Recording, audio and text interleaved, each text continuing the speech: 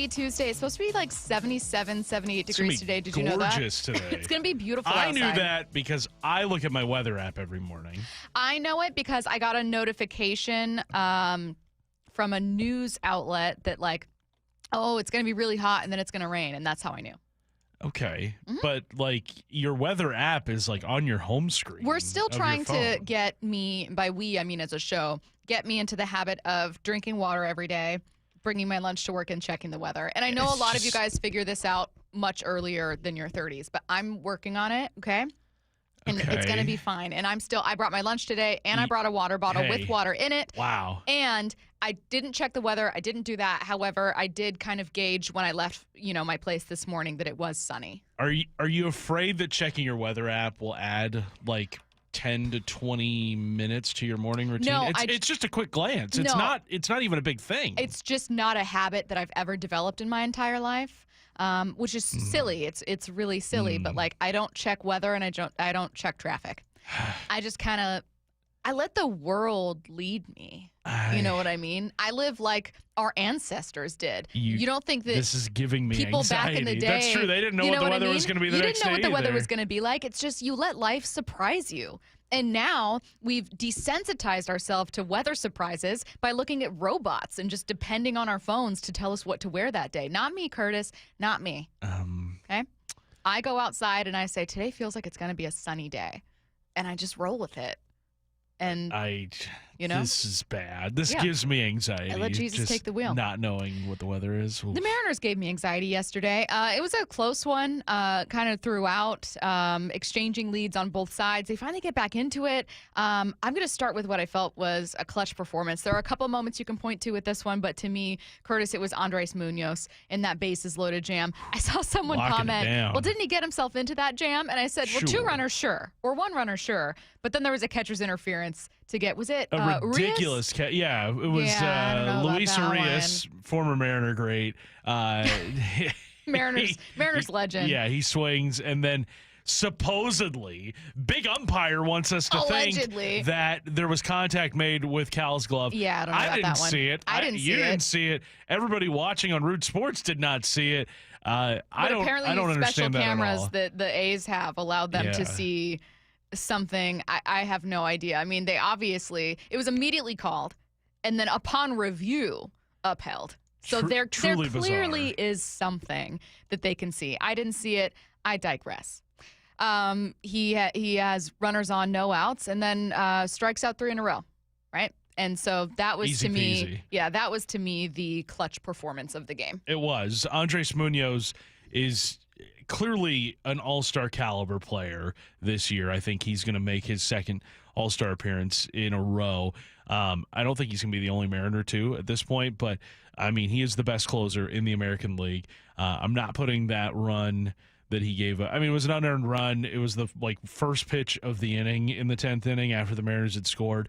I'm not going to be mad at Andres Munoz's performance last night, even though had he closed the game out, the Mariners would have won. But he is just so ridiculously good. I don't think we've ever seen him in a zone like this at any portion of his career. So great to have him lock things down after giving up the run that tied the ball game. But he's otherwise, what's the equivalent of raking as a reliever, as a closer? Just mowing people down. Yeah, mowing people down. Yeah. So I wrote a clutch performance, a weird decision, and a big question. Let's get to the weird decision. I'm guessing you're with me on this one. Yeah. You want to intro it? It's Dan Wilson intentionally walking 2 batters in a row to load the bases to get to Jacob Wilson of the A's. Jacob Wilson is one of the best contact hitters in all of baseball. This is a guy who does not strike out a lot, and you're putting him up in a position to where you almost have to strike him out or at least get some soft contact. Now, Dan Wilson has a lot more information at his disposal than you and I and everybody who is watching this game. But I think that makes it all the more confusing as to why he chose to go after Jacob Wilson instead of the 2 batters previous to him, especially in a situation where it's runners on the corners or something. But it was just very confusing to me to see the Mariners just go go after Wilson when it was like go after Jacob Wilson. It's hard to differentiate when Dan We'll Wilson just say was the Dan one, and Jacob. Yeah, we'll go when first name Jacob basis like we're all Wilson, friends here. Is the guy that you're going after, and he's got a batting average of what, like 340 this season? Yeah, he's hitting 341. Had 20 RBI. I think that might include obviously yesterday's. So let's say 19 prior. He was also, he had already had a walk-off win this year. Like he'd been in that situation. Obviously not with only two strikeouts. batters walked before. He has only struck out 6 times in 141 plate appearances this year. Dan was obviously asked about this decision after the game, took responsibility, but said this. I mean, Wilson pushed the ball on the ground, and we're hoping we get it on the ground, but we weren't. I mean, he put it on the ground, but able to get it through, that's on me, and that's a tough way to lose. Okay, so Jacob Wilson's more likely to hit ground balls. What do you make of Dan's explanation? In theory, yes, but in practice, it just did not seem like it was the right decision, especially with like how ridiculous Jacob Wilson is at making contact. And Jacob Wilson is somebody that is, this is not something new to him. This has been his profile his entire baseball career, is somebody that does not strike out. In a 337 career minor league plate appearances, he struck out 26 times and had a career minor league batting average of 401 in 337 plate appearances. 79 games he played between getting drafted and making his major league debut last year in 2024. This guy is elite at making contact, and I just did not see the vision last night. I didn't either. Let's say, though, that you do. Let's say that you, Curtis Rogers, are in that dugout, and Dan goes, I think that Jacob hits grounders. We can potentially get a double play. I kind of like the idea here. And you go, okay, yeah, Dan, I see the vision. I'm for it. Would you have played those infielders the same way? I don't think I would have. I think I would have probably played them in hopes of getting the double play ball. Playing in, I mean, it really tightens things up and makes sure that nothing gets by. It just, last night, it felt like Dan Wilson got outmanaged, especially in extra innings by Mark Kotsay. Mark Kotsay's he's been a manager for a while now. He's not the new guy anymore with the A's. So to me, and look, I will say this. I commend Dan Wilson for taking responsibility for the decisions made in extra innings, which, I got to be honest, I don't feel like we heard Scott Service take responsibility for a lot of decisions that were questionable over the years. I felt like Scott Service was a guy that very much just kind of pointed to the analytics, that pointed to this is how our scouting report said we were going to manage this situation. Or the Royal We, the coaching staff, this is how we were going to do it, and it didn't work out our way. There was never any that was on me. Like, I read the situation wrong. So props to Dan Wilson. But also, that's the first time the Mariners have lost consecutive games in a long time. I believe it was the Giants series, the last time they've lost consecutive games. So I can't be too mad at last night. And I mean, you're still 20-14 on the season. You're a game back of the pace that you were on last year when Dan Wilson took over. He was 21-13 in his first 34 games last year. His first 34 games this year, he's 20-14. So you're still winning at over a 600 win percentage since Dan Wilson has taken over. But I think last night was very much a learning opportunity for him and for this team when you're getting into these weird extra inning situations that you got to kind of manage things a little bit differently. I agree with you, Curtis. It was a learning opportunity for Dan and the team, and I think a reminder for fans and critics watching that rarely is there one reason for a team's success, and that it's also way too premature. Even if everyone, personally, I've never heard a bad thing about Dan, but even if everyone likes Dan, it's a little too premature to go, Dan Wilson is leading this team to this record right now. Now, if the season ended today, Dan Wilson would be AL Manager of the Year, no doubt in my mind, and it would be deserving, right? You could say that there's been maybe there's some culture changes. Maybe, people are lightening up. I don't know what it is, but you look at the results and you go, well, you can't say manager is having no impact at all. He's the manager. Right. He's got the most control in that room, or certainly the most power. But I think that sometimes we get a little too far ahead of ourselves in pointing to someone we like and saying, oh, he's clearly doing the right things. He's still figuring it out. And granted, that means you can't, bring the hammer down too hard. right? Because he is a new manager. So when you have a moment like last night, yeah, part of you goes, Dan, what are you doing, man? What are you doing? But you also got to recognize this isn't a tenured manager. This isn't a guy that's been doing this for 5, 6, 7, 8 seasons or certainly longer. And you're going, you should know better. This is a guy that is hopefully not going to make a similar mistake again. Certainly not this season. But I just felt when I put out that tweet or post, X-post, I'm not sure, on Saturday asking like, hey, what to you is the biggest reason the Mariners have won 8 series in a row by that time?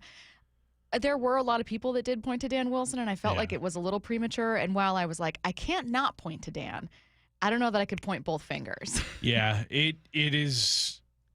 I mean, like you said, he is learning on the fly. Like he has never done this before, at least, over the course of a full 162. Last year took over in a weird spot through the majority of the season had been played, and at that point, it's like, what can you really do as a manager to kind of assert yourself and change things that late into the season, where you got an entire offseason now to establish yourself, to get to know your guys in your clubhouse.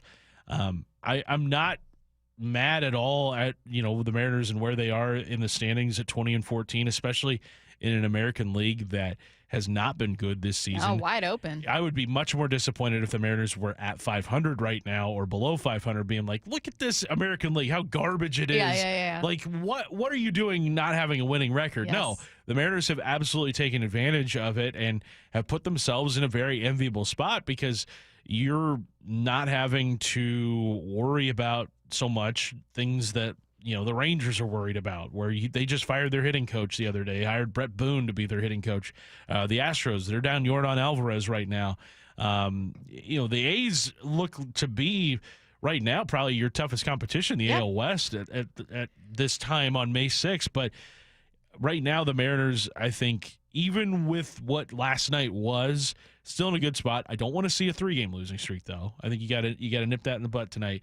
But all things being considered, last night was a tough loss, but it's been a long time since you have had a tough loss like that. Okay, so Mariners fall to A's. A clutch performance, Andres Munoz getting out of a bases-loaded jam in the 10th. A weird decision, Dan Wilson explaining his reasoning to intentionally walk 2 batters before pitching to Wilson, who obviously ended up driving in the winning run. Finally, a big question. The big question is not, is Bryce Miller okay? We know the answer to that. The answer is no. Bryce Miller's talked about it himself. The answer is, do you do something about it? Here's Bryce Miller after the game. I think I said it last week, frustrating start to the season. Today was the first day I didn't have any walks, which is surprising given how the game went. But, it took me 2 innings to get feel of the off-speed. I think the fastball was fine, throughout the game, but first 2 innings I had no feel of off speed, and just took too long to adjust. I mean, the third and the fourth inning, I think overall the pitches were better, but still, once again, had a lot of long at bats and threw too many pitches, didn't get deep enough into the game. Only able to get through 4. I think he had over 70 through 3. Ended up with the 94 pitches, correct, through 4. Miller said he may not be giving up many runs, 4 earned runs in this one, but he's not feeling like himself. This is now a few starts in a row where Bryce has complained about just kind of feeling funky out on the mound, having the back issues. It is concerning. I think it's very concerning to hear him say that start after start, and you can see the results. It's not as sharp as it has been the last couple of seasons. His walk rate is way up, even though he didn't walk anybody last night. Only had the 1 strikeout, which is very uncharacteristic of him.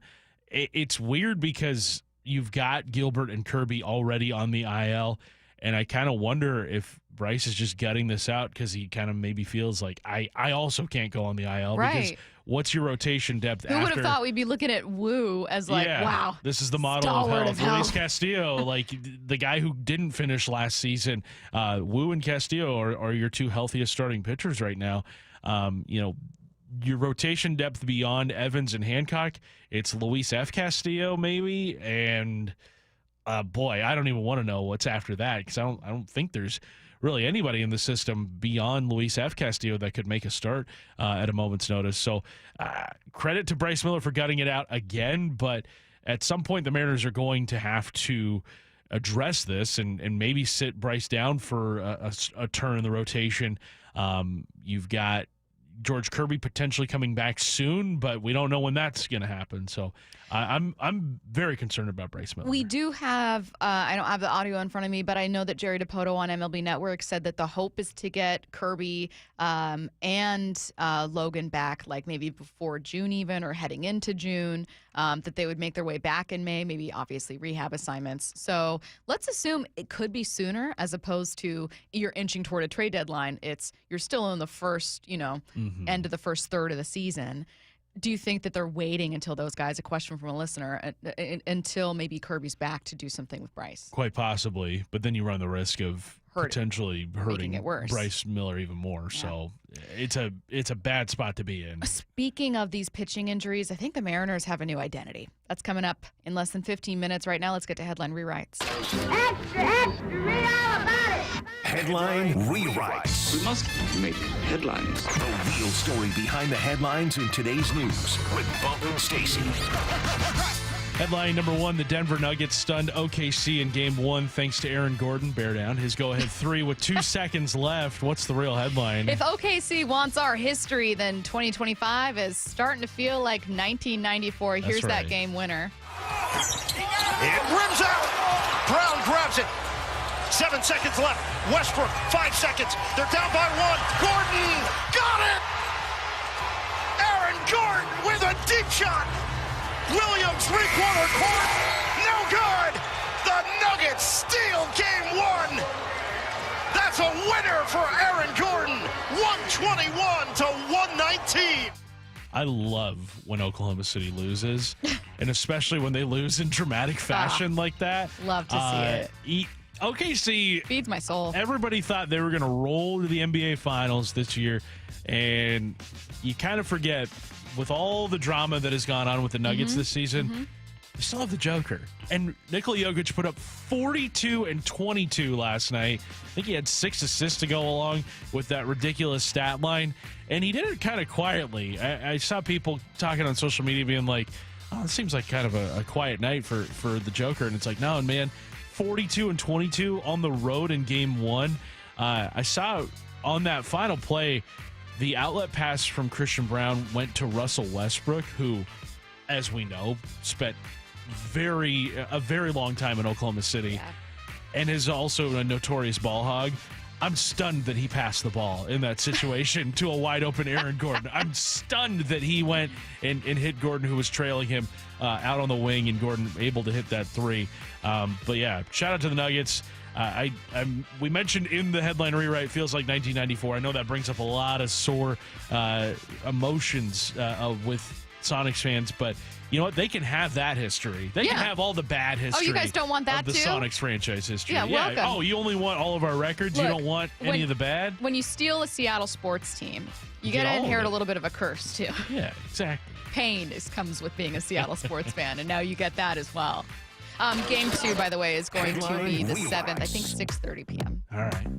Headline 2, the Kraken dropped 2 spots in the NHL draft lottery last night, and they'll end up picking number 8 overall. What's the real headline? The Kraken are so mid, they're actually picking from the middle of the lottery. I also do something sampled. Right, we can't even do something fail right. No, they can't.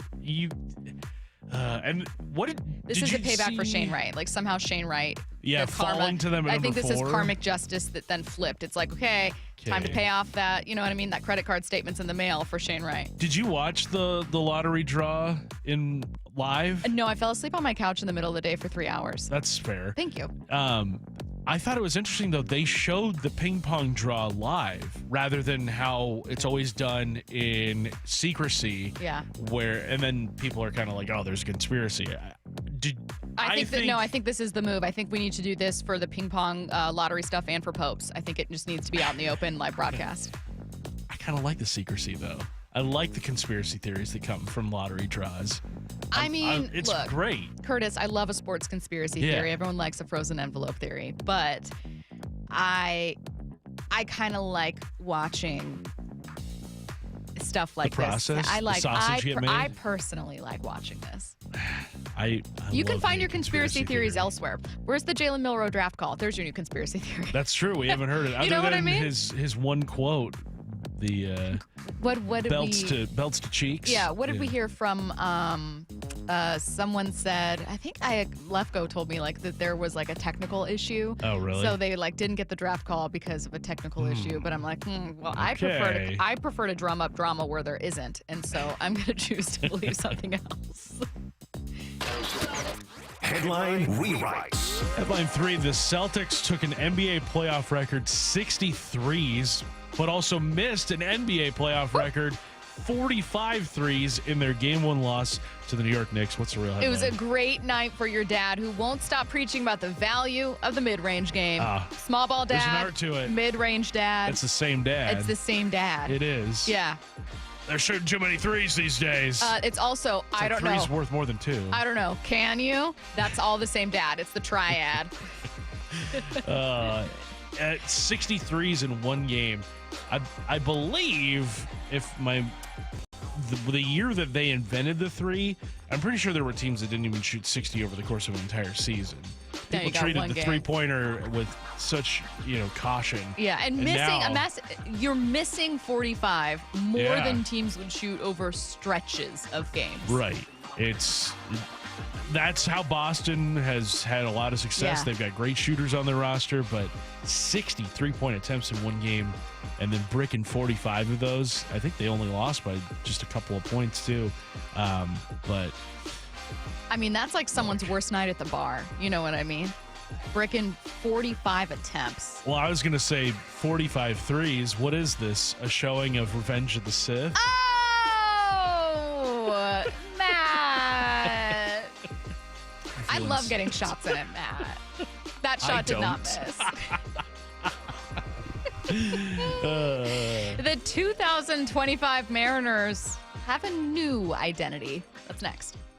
Wyman and Bob, afternoons 2 to 7. Nick Ebenwari is with us. Nick, how are you, man? Super blessed, super grateful, but yeah, I feel like I should have gone a little sooner, but I landed in the right spot ultimately. Had a great connection with them, so I'm glad I ended up going to the Seahawks. But in my notes, in my phone, like I kind of had like the NFL, it's personal list, so like it's a funny thing I for myself. Dave Wyman and Bob Stelton, afternoons 2 to 7 on Seattle Sports, the app, YouTube, and your smart speaker. This is a test of your emergency alert system.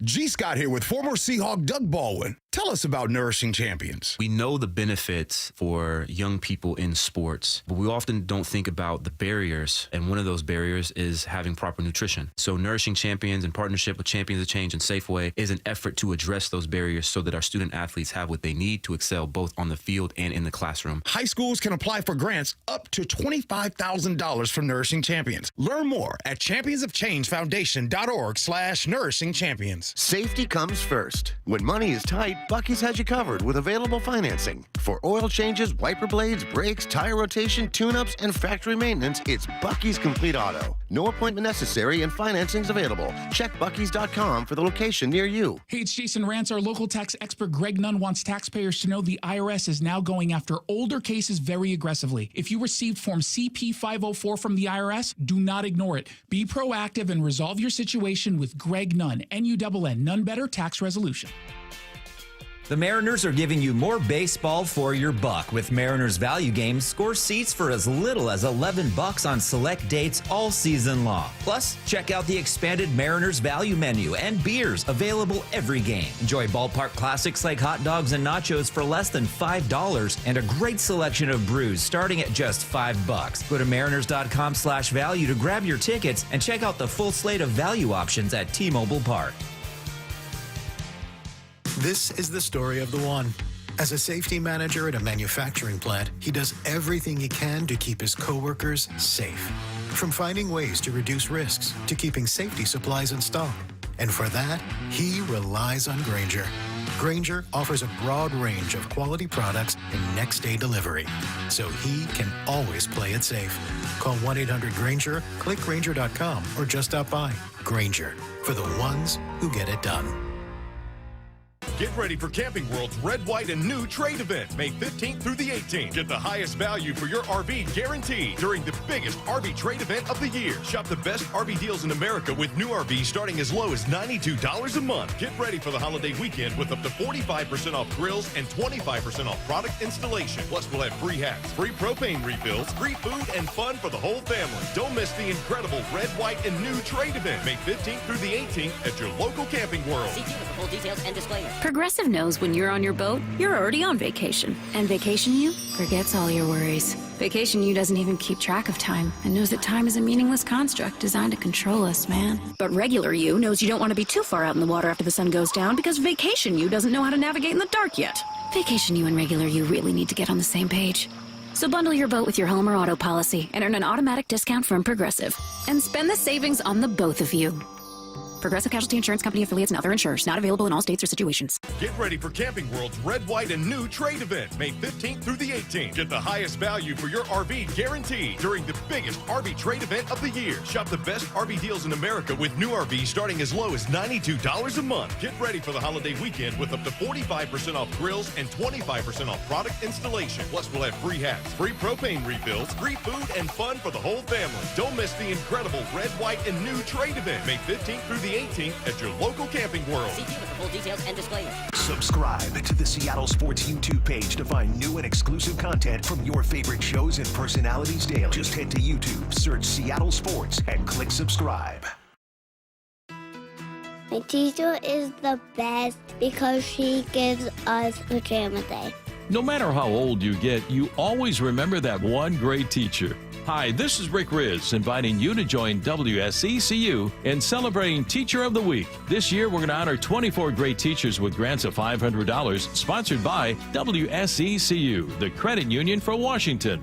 Nominate an exceptional teacher now at mynorthwest.com/teacher. Yeah, I have a ton of really memorable customers. So one of my favorite customers I've ever had, he came in and had a really bad experience with several different dealerships. He just lost his husband. His husband left him with a truck, and he was like, I don't need a truck. Like, this is so impractical for me. And it was a really emotional decision for him because it was one of the last things that he had, obviously husbands. We were like, it's no problem. Like, we're going to help you. And we did the process the same way that we always do the process. And we helped him trade in his truck for a beautiful new Rogue. And that was really cool. And he bought his second car from us. And I'm sure when he needs a third car, he'll come back and buy his third car from Nissan too. Afterwards, to thank us, he sent us this beautiful basket of like candies and fruits and stuff. Making a great day for the people around you is making a great day for yourself. The LJ way is the Lee Johnson Auto family. Mother's Day is Sunday, May 11th. Still need a gift for mom? Puyallup Chocolates will make you look thoughtful. Send mom a stunning gift box filled with premium chocolate treats. It's so beautiful, no wrapping is needed. Every box includes a handwritten card with your message. Order by May 7th to guarantee delivery in time for mom. Go to PuyallupChocolates.com and use code ESPN to get 20% off. A beautiful box, a sweet surprise, and a very happy mom. PuyallupChocolates.com. Order now. From the Quantum Fiber Studio. This is Bumpin' Stacy. Weekdays 10 to 2. On Seattle Sports and 97.3 FM HD2. Curtis, when the season ended last year with the Mariners, unfortunately not in the playoffs, we felt like we had a pretty good idea of what that team was and what their identity is. If I were to ask you, Curtis Rogers, in for Michael Bumpus, what were the 2024 Mariners? What would you tell me? Starting pitching. Right. And more starting pitching. And even more starting pitching after that. Exactly. The best starting rotation in all of baseball. A very good clarifier, because it wasn't just, their strength is pitching. It was not only is their strength pitching in a pitcher's park, they're the best pitching team in baseball. They may not have the Cy Young winner. They may not have, the absolute best pitcher, but 1 through 5, It's them. And No one's experts stacked up to them. around baseball know that. Jeff Passan knows that. Buster Olney, Schoenfeld, a bunch of guys would constantly mention this every time they joined us. We are May 6th, so over a month into the season. 34 games in. 34 games in. And if I were to say to you, what's the Mariners' identity? What would you tell me? It's offense. It's putting runs on the board. It's Call them hitting. gardeners because they're raking. It is. It's Jorge Polanco being the second most valuable bat in all of baseball behind Aaron Judge. I don't know how real that is, but I think the offense itself is much more believable here to start 2025 than it was to end 2024. I think everybody kind of looked at it as like, well, they're not going to the playoffs. Like, they don't have a lot to play for. They're playing a little looser. Okay, the offense is fixed. But you look at the stats that like Buster Olney put out last week, where it was 82 games into Dan Wilson's tenure as manager and 82 games with like Edgar Martinez's influence on the hitting, and they've got the second best offense in baseball. And I think that's a sample size that you can start to believe in is, half a season's worth. Like, that's a pretty real. With roughly the same team. I know there were some people critiquing only for mentioning stats from last year, but primarily it was because they weren't Mariners fans, so they didn't understand that it was for reason. But you look at, just this team is putting up offensive numbers to where you are overcoming what your pitching staff has given you this season. Their starting rotation, they have been good when healthy, but it has been few and far between those days when they have been healthy. Logan Gilbert, when he has pitched, has looked great. ERA at 2.37. Brian Wood 2.58. Luis Castillo has made 7 starts, just 3 quality starts out of those 7, but a 3.29 ERA. But Bryce Miller hasn't been very effective. You have not gotten a single start from George Kirby yet. You've had to make a bunch of starts with guys like Emerson Hancock and Logan Evans and Luis F. Castillo. And, even with the starting pitching not being as solid as it was a year ago, this team is still winning at a respectable rate to where you're kind of like, well, maybe this is an offensive team now. I will commend this front office for not dealing one of their arms during the offseason. They didn't need to add a starter. We would have thought that was a weird decision. And in fact, I know that if they were to add a starter, you would get people going, oh my God, why don't you add a bat? Can he hit 300? Like, what are you doing? Does he hit bombs? Why are you adding the starter? Like, I can already see what conversations would have been being had. For that matter, when we were talking about Roki Sasaki, or whenever we were having conversations about just potential signings, potential moves, there was, where is the bat? Understandably, fairly, more than fair. So I'll commend the front office for not dealing from that group and for saying this is our strength. Not only are we not going to deal from it, but we want to try to keep it together. We like these guys together, their chemistry, and we don't want to risk losing one of them. Like if we, deal Emerson, well, then Emerson isn't a backup anymore. If we, So thankfully that's paid dividends in that a group that has been hurt by injury is not hurting more, right? Like it could have been a lot worse. However, from the injuries that have been dealt to that starting rotation, I think we have new questions that we didn't think we would be having. The good news is the offense is performing, but now I'm wondering, do you add an arm? How long are some of these guys down? Do you lean into your new identity? What does that mean? Like I just find myself with a ton of new questions now because I don't know that this team's identity is going to make a sudden shift back to being not great offense and just elite pitching. Like that doesn't feel right around the corner. Right. You kind of wonder like how deep into this season is do we just come to the realization that this is who the 2025 Mariners are, an offensive first team that has a talented starting rotation. And it's not to say that the starting rotation is bad all of a sudden. It's they're not healthy and they just haven't been as effective as they were a year ago. I still believe in the talent of this rotation for sure. But we're starting to get to that point. And I think a lot of people kind of look at like Memorial Day as maybe a checkpoint into like, can I start believing in who this team is? We're 3 weeks away from Memorial Day. Maybe this is just who the 2025 Mariners are, a team that is going to get some really good at-bats in. You look at just the turnaround the offense has made this year. Obviously, Cal has done tremendous damage out of the catcher spot and out of the DH spot. I kind of wonder when he's going to get a day off. I don't think he's had one, or maybe he's had like one or two Well, this and a reminder season. for people who want to get rid of Garver that's why you don't do that. Exactly. Yeah, Mitch Garver's your backup catcher. Yeah. You don't have anybody else that can. I know that it can can be catch on this ball frustrating club. when someone feels like they're not performing. But Right, but it's not just him that has been carrying this. How about J.P. Crawford looking like 2023 J.P. Crawford, especially after last season when people are kind of like, I don't know. Yeah. I think maybe J.P. just had the 1 year that was good. No, what he has done here to start 2025 has been almost identical to how he finished 2023. Dylan Moore, when healthy, has been tremendous against left-handed pitching. Leo Rivas getting on base. Leo Rivas, how about that? Yeah. 341 batting average, a 471 on base right now. I mean, especially considering the role that Rivas has been occupying coming up after the Ryan Bliss injury. I was in the clubhouse that morning when the Bliss news came down, and you could see the looks on the guys' faces like, again, another injury? Like, they were just coming off the Victor Robles injury. And Rivas coming in as, kind of a career minor leaguer, but he has more than held his own, has come up with some pretty professional at-bats. So it hasn't been just like one guy. I know Raleigh and Polanco have gotten a lot of the headlines this season, but it has been JP. It has been Dylan Moore. Randy Rosarena has given you a lot of clutch at-bats this season too. So it is a much more well-rounded effort out of the offense. My question for you as we kind of, speaking of round off this segment, is let's say that the Mariners' identity is a bit different this year. Again, I know we're a little over a month into the season, and it's very easy to go, oh my God, I don't buy into the offense yet. And that's okay. But let's say that the identity has shifted just a bit from what we thought it would be. Does that mean anything? Like, does it have actual implications?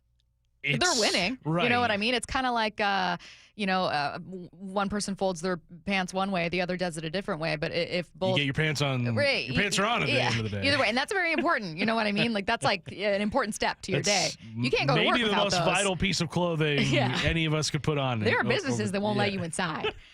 But, I mean, does it actually matter? Does it matter what their identity is to you? I think so, because the Mariners have told us one thing about this team, and it's turned out to be the other. Not to say that that's a bad thing, because the results have been maybe the same in terms of wins and losses. Does it make it feel like an accident or something? I mean, what? It does a little bit. Like it kind a of little feels bit of like like a they've oops. backed into having a really good offense. Oops, all hitters. Exactly. I just kind of wonder what this means for them going forward, like organizationally. Like, you've got all these hitters coming up, and the next pitcher beyond Logan Evans and Emerson Hancock that's coming, I mean, it's going to be years before we probably see like Jurangelo Sainja or Ryan Sloan. Yeah. But it's not to say that like you got to be thinking about that coming up here, but I mean, you invested so much in terms of like, we are hitching our wagon to these 5 starting pitchers. And if that's not going to be the case throughout the course of 162, then, like you said, do you go out and acquire a veteran starting pitcher? Can a veteran starting pitcher kind of assimilate himself to what the Mariners, want from him philosophically? Because the Mariners are very picky about starting pitchers that they are interested in. A couple of off seasons in a row, Blake Snell has been available, and him being a local guy, is obviously popular amongst the Mariners fan base. But the Mariners have looked at Blake Snell and have said that's a guy who gives up way too many walks for our liking, even though he is a multi-time Cy Young Award winner. So, like, if that's the kind of guys the Mariners are like, that doesn't interest us, I kind of wonder, like, how many guys truly would they be comfortable in adding? And would we see an issue like we saw during the winter, which is it's hard to trade prospects? I don't know. I think that, by the time you get to a trade deadline, it's a bit of a different market. But, yeah, and all really important questions. We are going to get back to the Mariners, but we're going to go back-to-back with some Seahawks football here. CBS Sports ranked the best and worst quarterback rooms in the NFL. I don't think you're going to like where Seattle ended up, but we'll hear them out on this one. That's next. Wyman and Bob, afternoons 2 to 7. Nick Ebenwari is with us. Nick, how are you, man?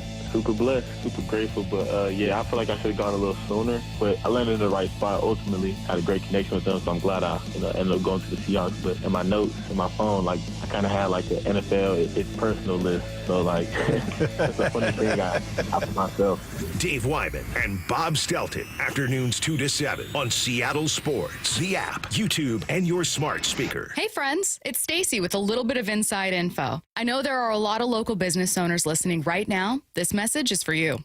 Wayscar Ford is running great pricing on all of their commercial vehicles, trucks, Super Duties, Isuzu FTRs, box trucks. The bigger, the better, and they have a ton of them. New and used models and a ton of 2025 models. I'm on their website right now. Here's one, $11,000 off. Another for $19,000 off. Wayscar Ford just expanded their heavy truck shop, and there are a ton of opportunities. They're looking for mechanics if anyone listening has heavy truck experience. Join a wonderful company at a dealership that's been in Auburn for 103 years. Take advantage of the amazing inventory and deals they have right now. Commercial sales and service for both Ford and Isuzu. A great option for people, a great option for families, and now business owners. I'm a proud customer. I know you will be too. Wayscar Ford, Isuzu in Auburn. WayscarFord.com. That's WayscarFord.com. Prescriptions require an online consultation with a healthcare provider who will determine if appropriate restrictions apply. See website for details and important safety information. Price varies based on product and subscription plan. Hey guys, let's talk ED because millions of men experience it. But not everyone can access or afford treatments like Viagra. Well, Hims can help. Through Hims.com, you can get a full range of treatment options for ED, including daily or as-needed meds through a 100% online process. It all starts with an online intake form. Get started at Hims.com/joy, and from there, a medical provider licensed in your state will determine if ED treatment is right for you. If prescribed, your medication is shipped to you for free. Find the ED treatment that fits your needs with options up to 95% less than the brand names. Millions of men experience ED, but Hims can help. To start your free online visit and save up to 95%, go to Hims.com/joy. That's Hims.com/joy for your free online visit. HIMS.com/JOY. The playoffs are in full swing, and you can get in on all the action at ESPN Bet Sportsbook. Go from tracking the latest game-changing moments to placing bets in just a few taps. Right now, new customers can get $100 in bonus bets when you make your first $10 wager. Download the ESPN Bet Sportsbook app and sign up with promo code JOEQ. That's JOEQ to get started today. Must be 21 plus. Gambling problem? Call 1-800-GAMBLER. Terms and conditions apply. See app for details. Offer not available in New York. Shopping with your parents can be embarrassing. Why would they sell jeans with holes in them? I'm going to speak to the manager. Mom! That hoodie is giving. You should get it. YOLO. Thanks to the Chase mobile app, your kid can shop independently while you keep an eye on their spending. So you can go from... We can be twinsies. ...to... How was shopping? Saw you stayed on budget. Thanks, Mom. Freedom for kids, control for parents. That's family banking from Chase. Account subject to approval. Chase mobile app is available for select mobile devices. Message and data rates may apply. JP Morgan Chase Bank N.A. member FDIC. It's the World Fighting Championships at Emerald Queen Casino Event Center. Saturday night, May 10th. Experience the thrill of live MMA, boxing, Muay Thai, and kickboxing. Tickets at emeraldqueen.com. Don't miss this exciting mixed martial arts event. The World Fighting Championships, May 10th at Emerald Queen Casino, the entertainment capital of the Northwest. 21 and older, need gambling help? Call 800-547-6133 or visit emeraldqueen.com. The Bump and Stacy Show is powered in part each day by the caring and compassionate team at Pendergast Law Personal Injury Lawyers. Go to pendergastlaw.com.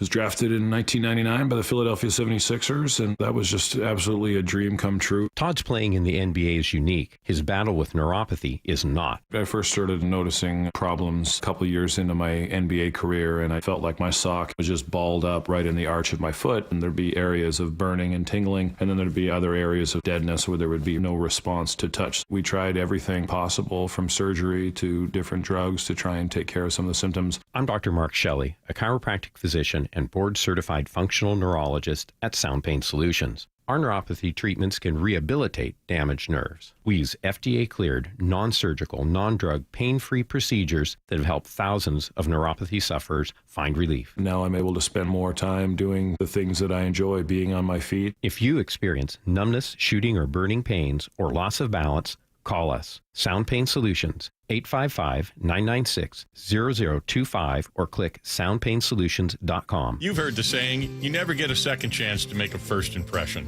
Since 1926, my family's been helping local businesses make great first, second, and long-term impressions. We know how to make your company look good with quality uniforms, logoed apparel, floor mats, linens, and more. If you're paying for linen service or doing it yourself, let's have the conversation. The information and quote are free, but the savings and service can really add up. Visit suplinen.com. Superior Linen Service. It's what we do.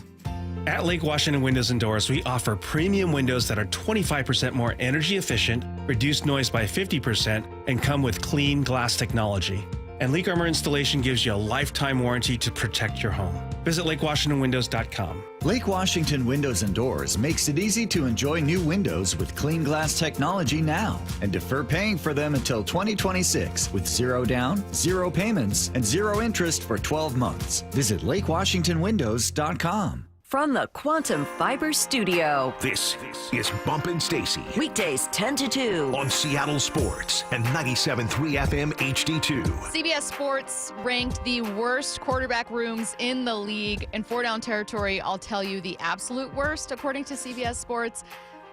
It was not the Seattle Seahawks, so that's good news. Hey, we did it. Hey! However, they do have them as the 10th worst quarterback room in the NFL. Curious as to what you guys think. You can join this conversation on the text line, 866-979-3776.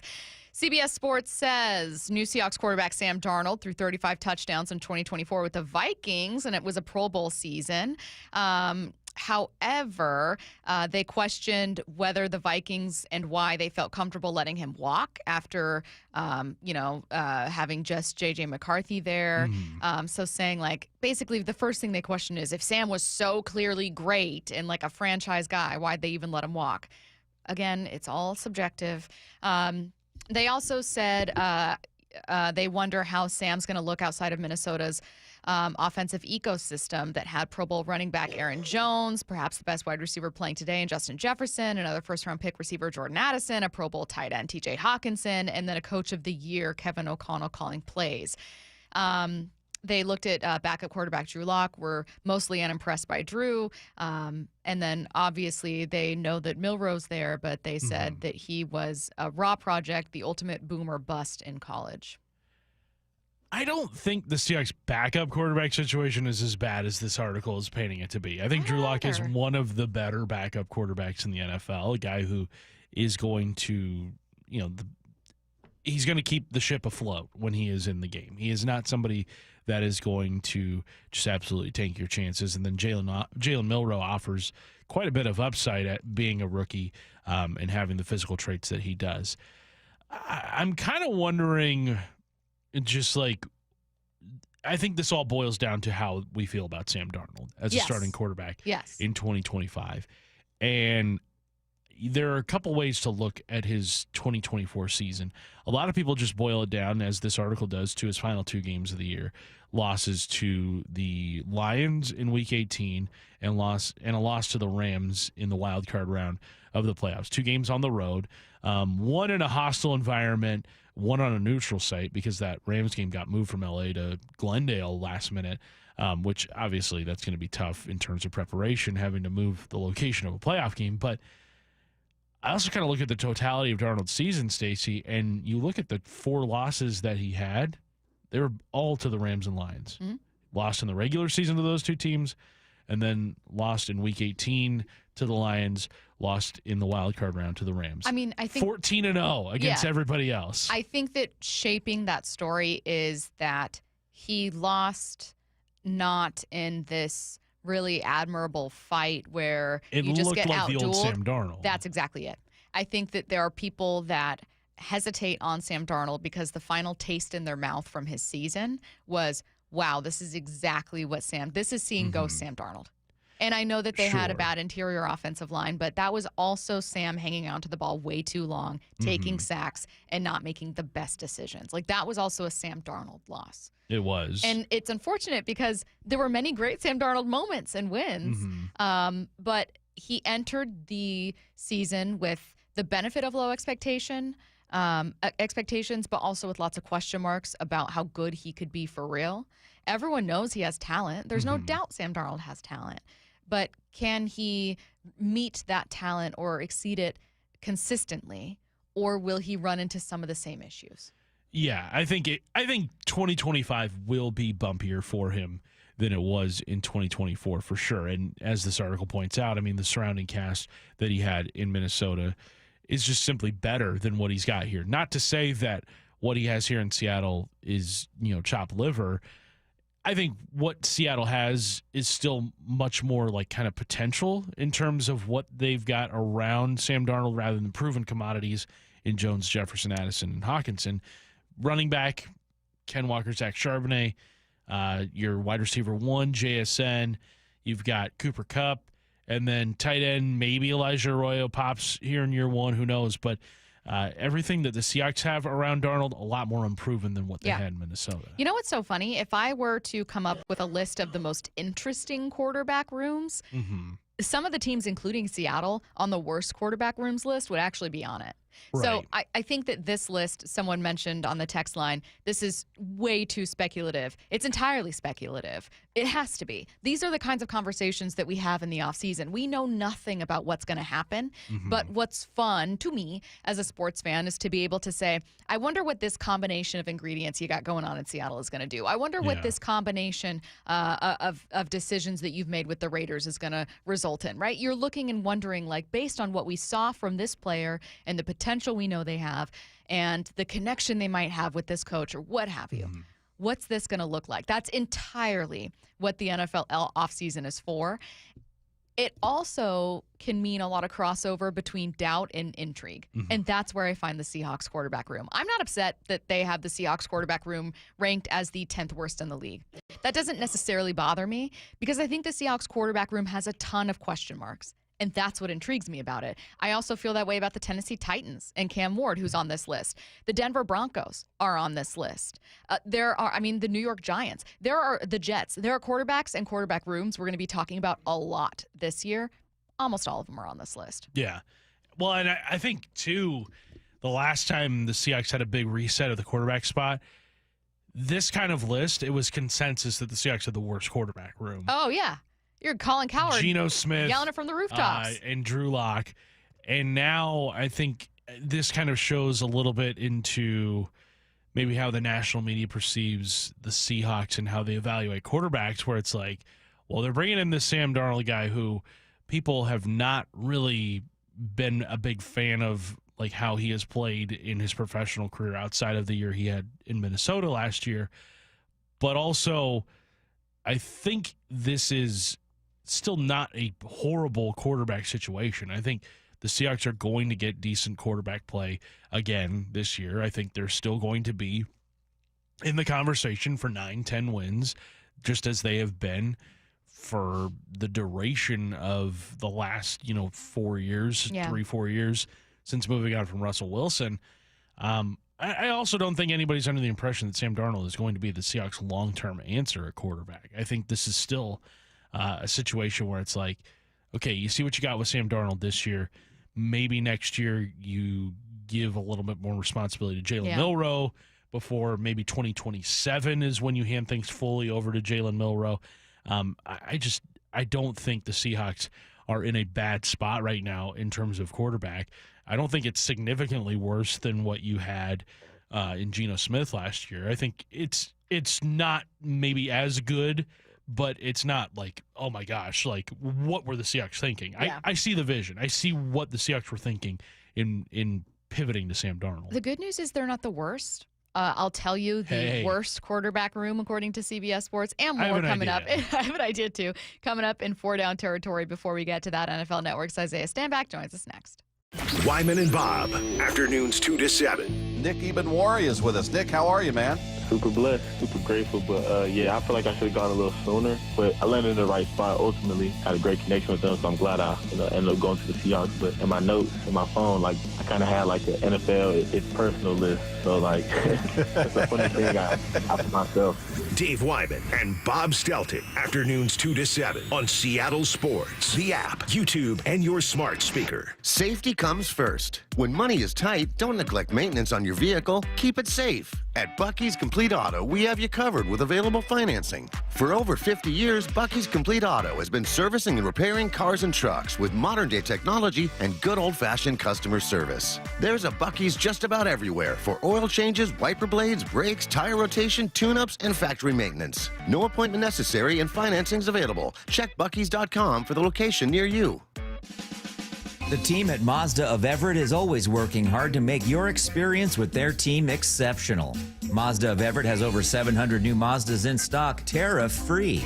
It's the perfect time to buy a new Mazda. Visit our friends at Mazda of Everett on Highway 99 in Everett or shop online at MazdaofEverett.com. Click the Mazda of Everett price where pre-tariff pricing still applies. Shop their tariff-free selection at Mazda of Everett. Jason Rance here with our local tax expert and advocate, Greg Nunn from None Better Tax Resolution. So, Greg, not all tax resolution companies are the same. There are some that are definitely not local. There are others that don't quite know what they're doing even. Well, I tell you, these ads that all of us hear, Fresh Start program, they make you feel like, hey, man, I can just easy peasy get my taxes written off. No. And I've had several clients actually come to me after going through that process, and they just get no response after a while. They're passed around from person to person. That doesn't happen at my firm. You are familiar with the cases that come in. You're working on them. I'm familiar with every case that comes into our office. And I know what's going on and have the ability to really advise our taxpayers very well on what to do. If you're having trouble with the IRS, then call Greg Nunn. None Better Tax Resolution, from stress to success with IRS Solutions. 425-947-1967 or Google NUNN. None Better Tax Resolution. This is the story of the one.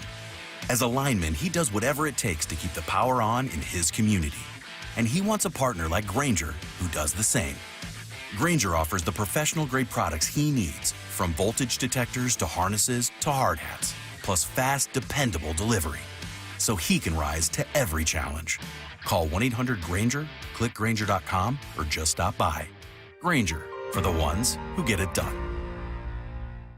Get in the zone, AutoZone. Welcome to AutoZone. What are you working on today? Worried about your battery and the heat? We get it. You don't want to get stranded somewhere with a car that feels like an oven. We've got you covered at AutoZone, America's #1 battery destination. Our free battery testing and charging service can help. And if you need a battery, we'll help you find a new one, no problem. Power through with free battery testing and charging at AutoZone. Get in the zone, AutoZone. Restrictions apply. When you switch to Progressive and bundle your home and auto, you could save hundreds, and that's a surprising amount of money. Whoa, that's like farmer's market money. That's like give me a gallon of that locally sourced raw honey money. That's certified organic heirloom tomatoes in every imaginable color except red money. That's let's get 2 pounds of pink oyster mushrooms money. I'm not even sure I like pink oyster mushrooms. Guess it's time to find out, because you could save hundreds when you switch to Progressive and bundle. Then the world is your pink oyster mushroom.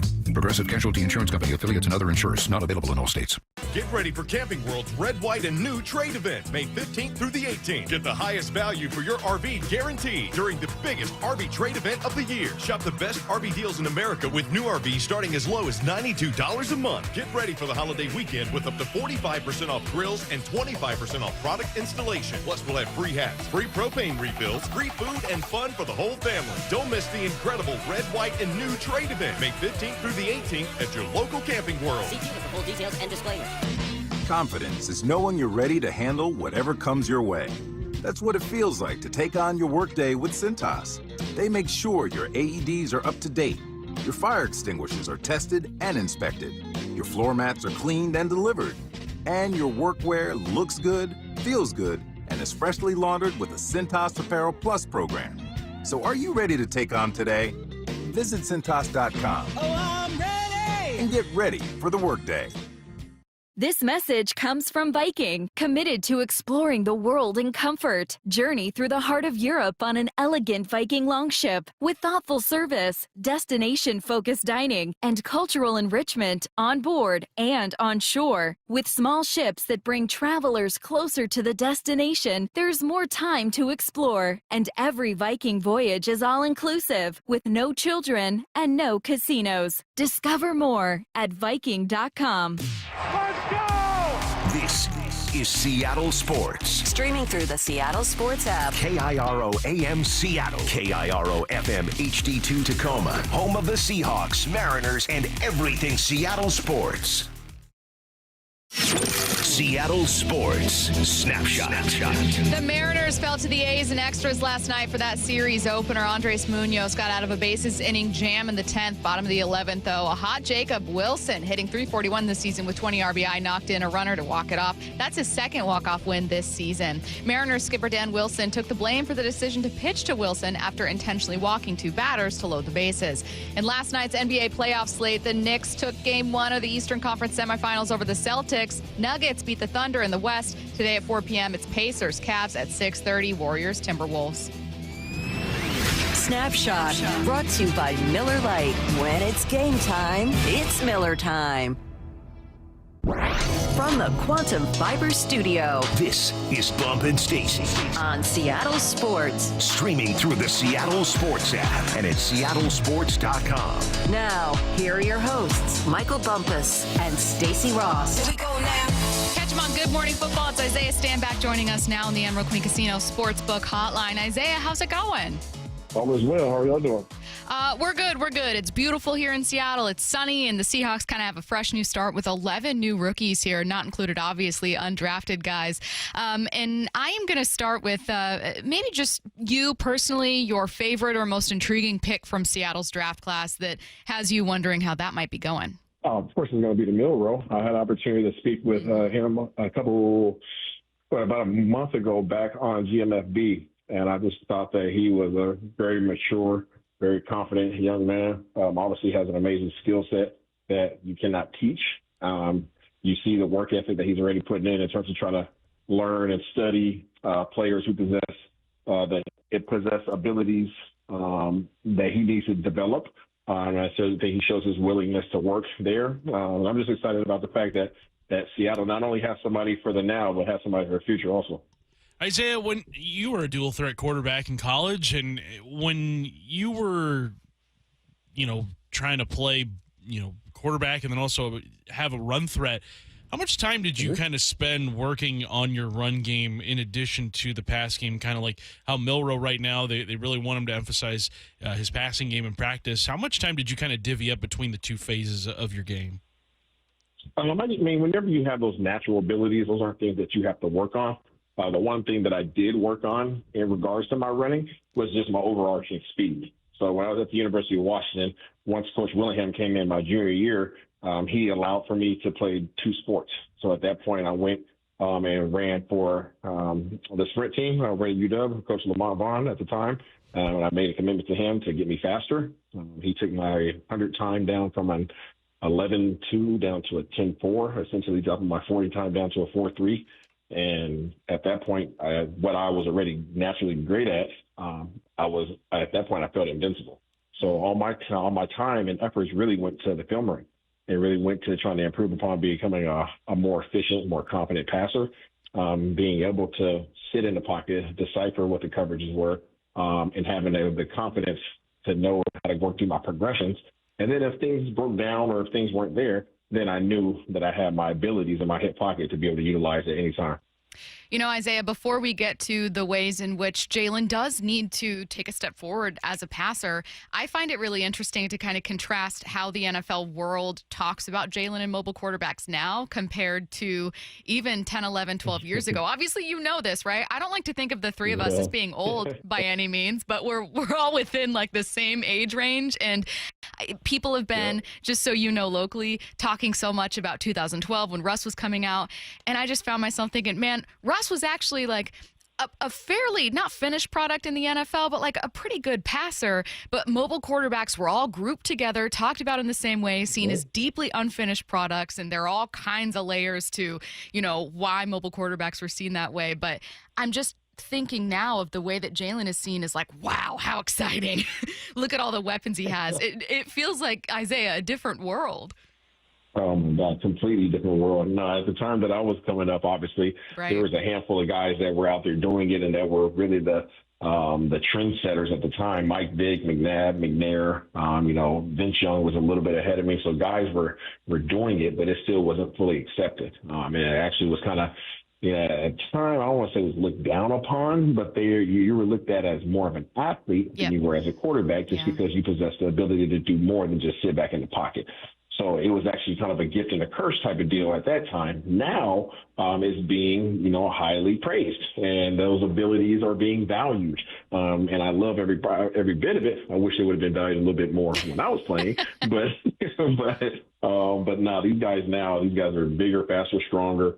Athleticism's out of this world. I just love the fact that organizations are now embracing the aspect of these gifts and talents that they're given. I do too, and we've seen such a great evolution of football and amazing play in general, from treating mobile quarterbacks as like, oh, it's just an extra skill set as opposed to purely a limitation. I think it's evolved the way that we just talk about players as well in such an awesome way. That being said, Jalen has gotten knocks as a passer, and I think was seen as maybe even taking a little step back towards the end of his career with Alabama. So from your point of view, Isaiah, where would you like to see him evolve in terms of just from the pocket? Yeah, just learn. I think the biggest thing when you get to the NFL, I know when I got drafted as a receiver to Dallas, but when I left Dallas, I actually got the call from Bill Belichick to go play quarterback in New England. So I was in the quarterback room with Tom Brady, and I was backing him up as a number 3 quarterback there. And I think the biggest thing that I took away from that was just preparation.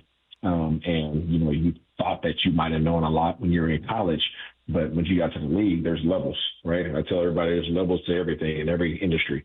And the NFL is so complex, and these defenses are so challenging. And you really have to understand every aspect of it, from the defensive fronts to the second level to the guys at the secondary, being able to identify where the safeties are. You start looking at little details like leverage. Is the cornerback inside? Is he head up? Is he fading inside? Like, what are all those alignments? Like, those are the things that are really going to tip you off to help you start really narrowing down what is the possibility of whatever coverage I may be facing on this particular play. And I think the more studying that you can do to give yourself that heads up and give yourself that advantage, the easier the game becomes, the easier it is to decipher things. And now all of a sudden you can start focusing on your guys instead of being so focused on what the other team is doing. Isaiah, the Seahawks have made a big change in philosophy on offense in this offseason, moving on from Ryan Grubb and then bringing in Clint Kubiak. They draft a fullback in the 5th round. They take a running back in the 7th. What do you make of the Seahawks' recommitment to the run under Mike Macdonald? It makes sense. I mean, Mike Macdonald's a defensive coach. So most defensive coaches like keeping the ball on the ground and cherishing the possession. Obviously, they were trying to do the, air it out type deal last year. That didn't work. So now you're getting to what most defensive coordinators really want to do, which is, hey, if we get the ball in the hands of our offense, run the clock off. I don't want my defense on the field. When they are on the field, I don't want them on the field for no more than 55, 60 snaps. Limit the opportunities that the opposing offense has. And the best way to do that is to win the time of possession. The most efficient way to win time of possession, run the ball. So that's what you're seeing now is a commitment to that. It's amazing that they were able to get Clint Kubiak because he is a very creative coordinator, obviously offensive coordinator. And I think that the commitment back to the offensive line is huge because the last time we saw the Seahawks in the limelight, obviously when we're going back-to-back Super Bowls was when they had the highest payroll for the offensive line. Mm-hmm. Their payroll was at the top of the league for that particular position group. So I like to see them now making that commitment with their pick this year in the 1st round. And hopefully they can piece this thing together and start winning some games. Hey, a related question to Curtis's about the Seahawks being kind of trying to lean as much as they can to the run. When I'm thinking back to like the 2017-18 version of the Seahawks, they were constantly critiqued for wanting to run the ball too much, and it made sense because we were seeing an explosion in pass games all over the league, right? You saw devaluation of running backs. You saw the Rams under Sean McVay take off. Granted, Todd Gurley was part of that, but I digress. And then last year, we saw a career year from Saquon. We saw Derrick Henry take off with the Ravens. And I'm finding, Isaiah, that there are two schools of thought with this. Either you're someone who thinks, oh, well, that's Derrick Henry, that's Saquon, they're different. Or you're someone who thinks, no, I think the league is kind of circling back and run games are mattering a bit more and teams are going to have to combat that. Where do you fall? You know what? I've always been the one who loves to have a solid run game because I feel like if you can control the line of scrimmage, you control the game. And I think there is no greater comparison to that than what we just saw in this year's Super Bowl. You know, going into the Super Bowl, I had no doubt in my mind that Philadelphia was going to win because Philadelphia had by far the best guys in the trenches. So when you start looking at where this game of football is actually played, if you win the trenches, you control not only the offensive line, but you control the defensive line. And as if you have a solid O-line, I can run the ball when I want to, and I can pass the ball when I want to. Right? It doesn't matter how many guys you have at the receiver position. If I can't protect, then I don't have time to get these guys the ball in their hand. If I can't get the ball in their hand, then there's no point even having these guys, which is why you saw you saw Seattle kind of go away from some of the guys that have been tried and true in Seattle for some years. Lockett, DK, those guys have been big play guys for the Seahawks for a number of years. But if you don't have time to get them the ball, then what's the point?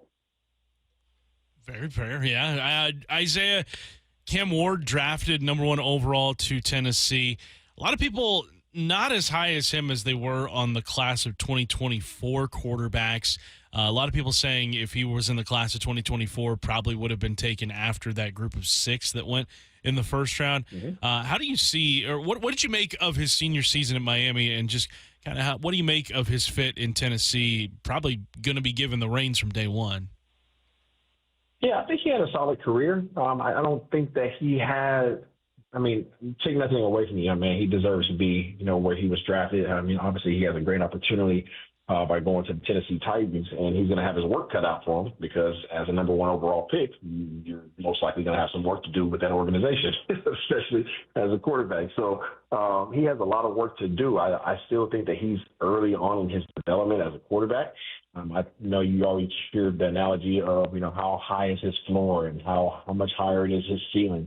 Nobody knows, right? I'm not going to sit up here and judge him on what he can and can't do, but I think that they're going to have to surround him with a solid running game to alleviate the pressure on him to be able to go out there and just have to throw it around all the time. Obviously, they have Tony Pollard down there, which is going to help him out extensively, but they're going to have to make him comfortable and confident early on to give him any kind of a chance, and then they got to give him time. Yeah. In regards to, where I felt like he was ranked in comparison to last year's draft, last year's draft was last year's draft. I mean, there's a reason why him and Shedeur and some of these other guys who were highly acclaimed this year did not come out last year.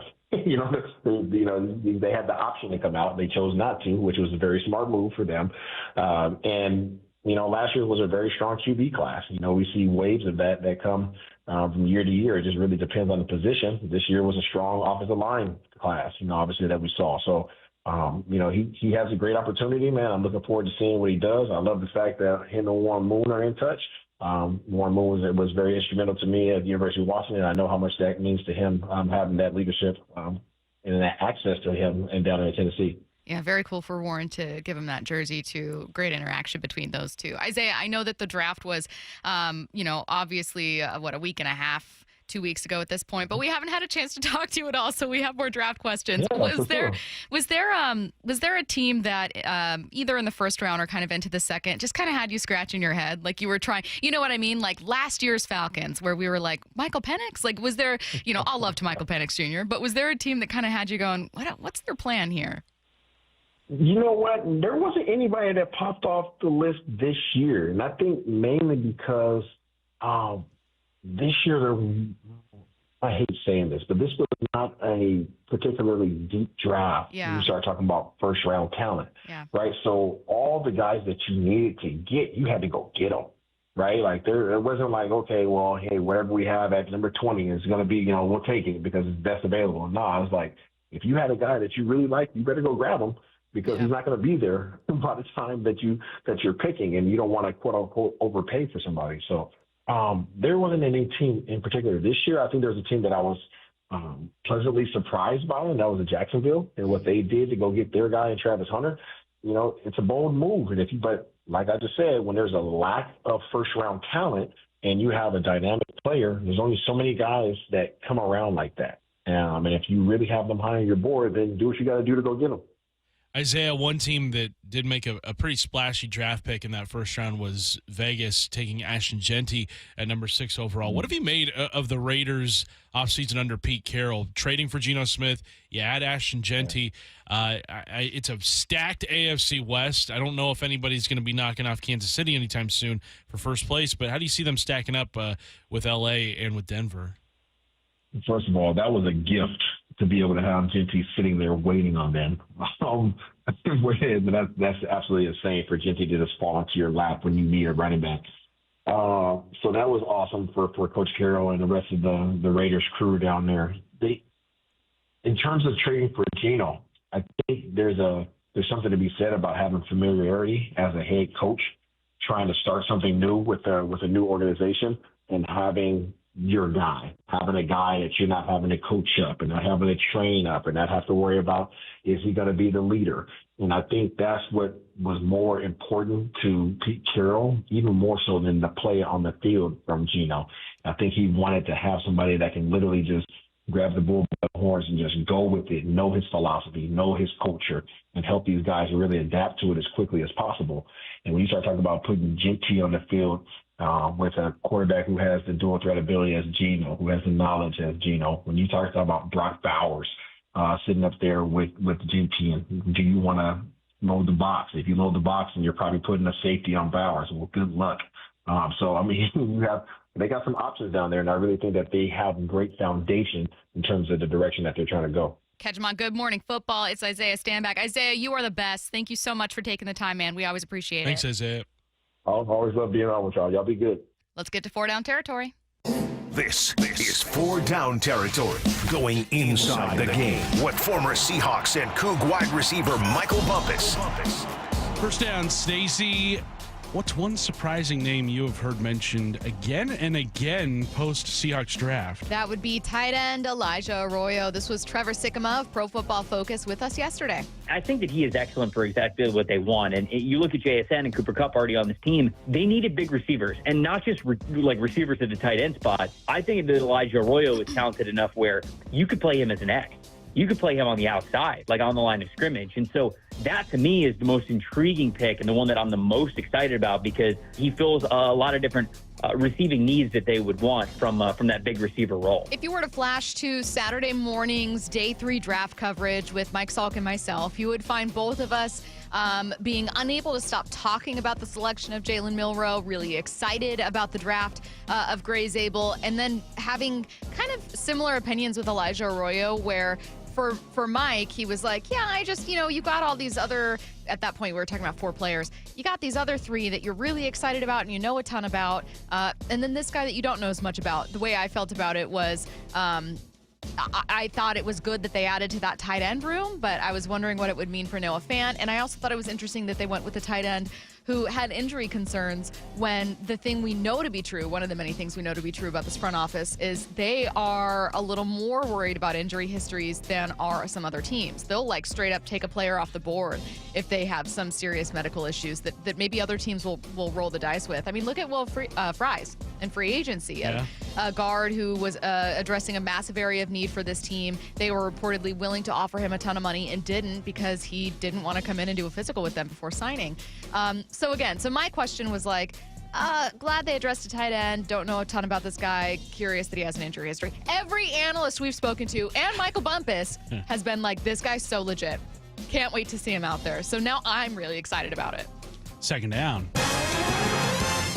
Stacy, conversely, there's a name we have not heard mentioned a ton that we finally talked about a little bit more yesterday. Who was it? Riley Mills. Here is former Fighting Irish player Mike Golick Jr. Him landing in the same room as Leonard Williams, to me, really fortuitous for him. Great guy and kind of a great comp of what he could potentially be. Maybe not as dynamic of a pass rusher, but I think very similar styles and a guy that he's going to benefit a lot from being, in that room and kind of mimic that style of play there. So it's certainly someone that I think can be a big factor when he gets healthy and gets back on the field. A lot of physical ability there, and I think still scratching the surface a bit on what he can be as a guy that affects you in both phases, defending the run and defending the pass. Now, as a station, you can hear more from Riley Mills because we had him on Seattle Sports, 7:10 a.m. He joined Wyman and Bob shortly in the days following the draft, I think like Monday or Tuesday, to talk about the experience. But otherwise, he's not a name that we've talked about a ton.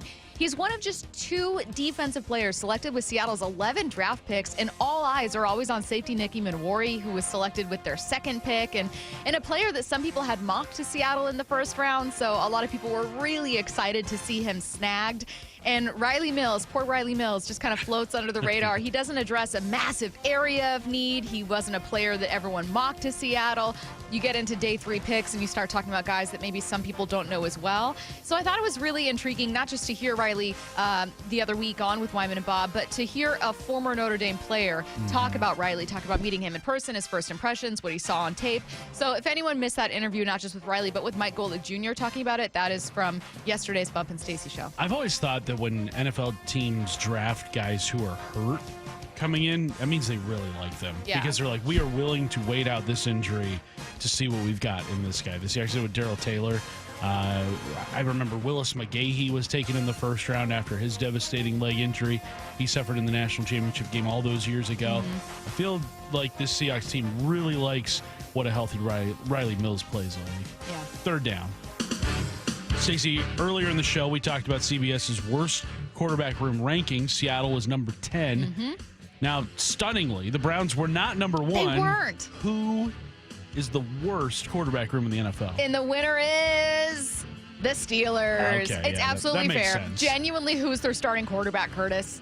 Who is the Steelers' starting quarterback? Mason Rudolph? Great thinking. I mean, that's who it's got to be now. So at least with the Browns, we know it'll be Joe Flacco unless Shedeur Sanders or Dylan Gabriel blow everyone away with their performance through training camp in the preseason. I don't know that that's going to happen, but the Browns are already in this weird place of like, you paid Deshaun. It's obviously never going to be Deshaun. He's kind of, not looking at all like the player that you gave up 3 first-round picks for and paid a ton of guaranteed money to. So it's going to be Joe Flacco season, when it comes to that quarterback room.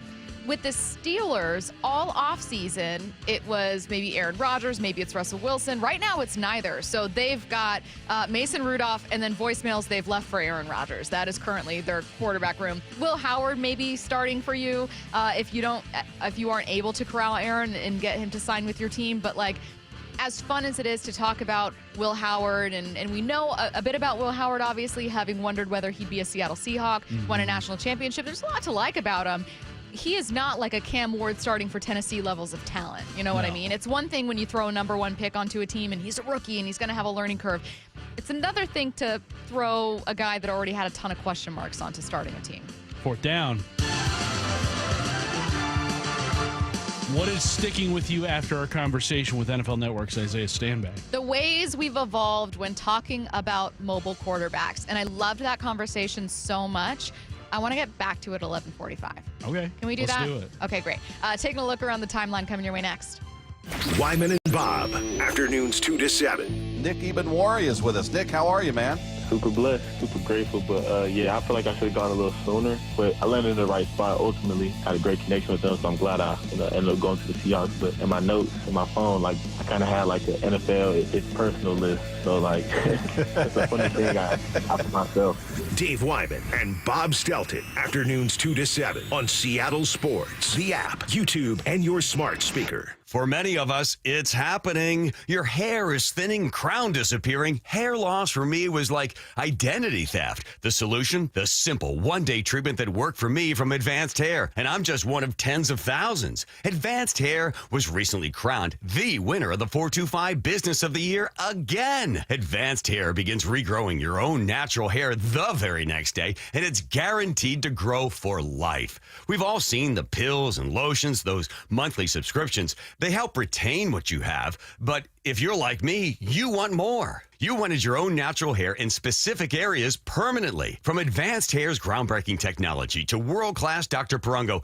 it's not maybe your hair will grow, it's guaranteed that your new hair will grow. For your free consultation, $250 off, 250 free hair grafts, call 425-449-8185. That's 425-449-8185 or advancedhair.com. G. Scott here with former Seahawk Doug Baldwin. Tell us about Nourishing Champions. We know the benefits for young people in sports, but we often don't think about the barriers, and one of those barriers is having proper nutrition. So Nourishing Champions, in partnership with Champions of Change and Safeway, is an effort to address those barriers so that our student athletes have what they need to excel both on the field and in the classroom. High schools can apply for grants up to $25,000 from Nourishing Champions. Learn more at championsofchangefoundation.org/Nourishing Champions. Hey, it's Jason Rance. I'm here with our local tax expert and advocate Greg Nunn of None Better Tax Resolution. When you're dealing with business owners and the idea that they owe money to the IRS and they feel like they might be letting their staff down, and it just spirals out of control. One thing I see with businesses, it's really tough because they have employees and maybe they're having a difficult time with the cash flow of the business. Then unfortunately, what a business often does is they quit making their payroll tax deposits, which is really about the worst thing you could be doing. I mean, it's a telltale sign if you're doing that. Hey, get someone that can help you kind of look at your business and see if things can be changed so that you can operate your business better and make those payroll tax deposits. Because let me tell you this, the IRS is on those right away. If you're having trouble with the IRS, you have to call Greg Nunn of None Better Tax Resolution. From stress to success with IRS Solutions. 425-947-1967 or Google NUNN, None Better Tax Resolution. You can't escape a traffic jam. Know what else you can't escape? Seasonal allergies. And you might think you can avoid that coffee stain until... Oh, really? You can't escape a lot of things in life, but you can escape prediabetes. Prediabetes captures 1 in 3 adults. There are usually no signs of prediabetes. In fact, most people don't even know they have it. But with early diagnosis, you can change the outcome and prevent or delay type 2 diabetes. Take action by taking the 1-minute risk test at doihaveprediabetes.org. You might not be able to escape having this song stuck in your head, but you can escape prediabetes. Go to doihaveprediabetes.org today. Brought to you by the Ad Council and the Centers for Disease Control and Prevention. 4 down territory, going inside the game with Michael Bumpus. I like this. More quarterbacks should start doing this. Every day at 11:15 and 1:15 on Bumpin' Stacy. This is Matt Coker from West Coast Men's Health. Has Viagra stopped working for you? Do you hate the side effects? If you've taken Viagra for any length of time, you already know that pills are not the solution to ED. Here at West Coast Men's Health, we have a better approach to ED. Acoustic wave therapy creates blood flow circulation by safely removing the plaque in your arteries and restoring function naturally. No pills, no shots, no surgery. We can also treat Peyronie's disease. Our non-invasive treatment for ED is painless and highly effective. We have treated thousands of men just like you. Stop living with this problem and do something about it.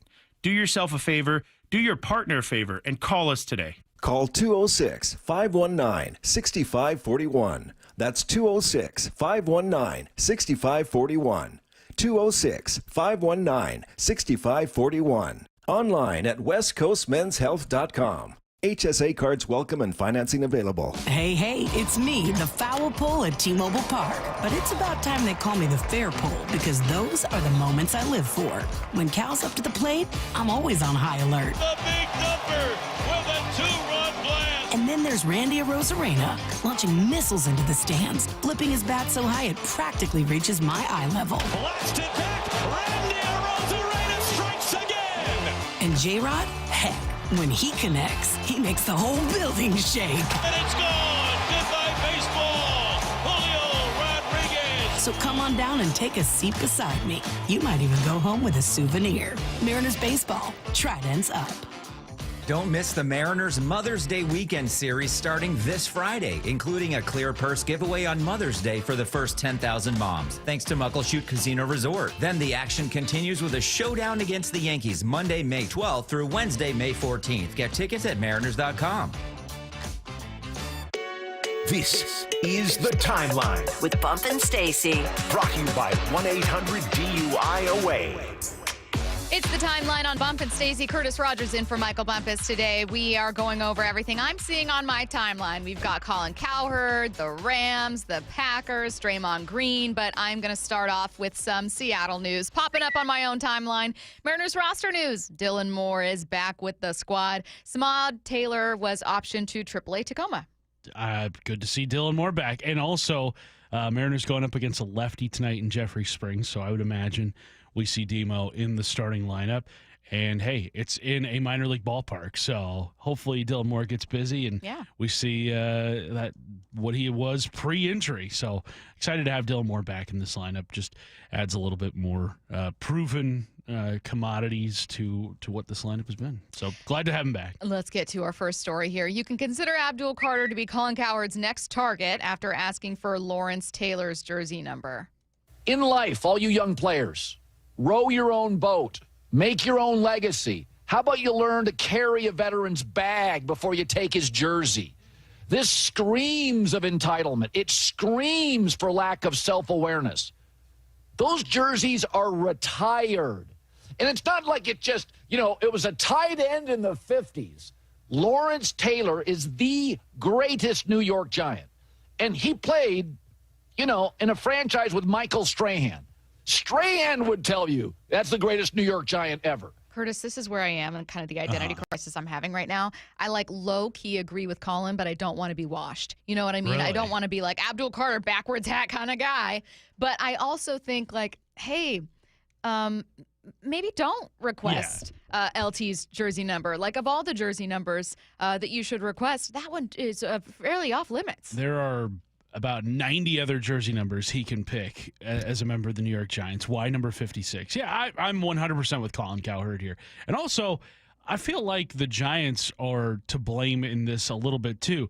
You retired that number. You said it is off limits for any other player that comes after Lawrence Taylor, and now you're putting the onus on Lawrence Taylor to say whether it's yes or no. That's not his. That should not be his responsibility. That should not be Phil Simms' responsibility. Because Carter asked for number 11 as well, and Phil Simms' family is like, no thanks, pal.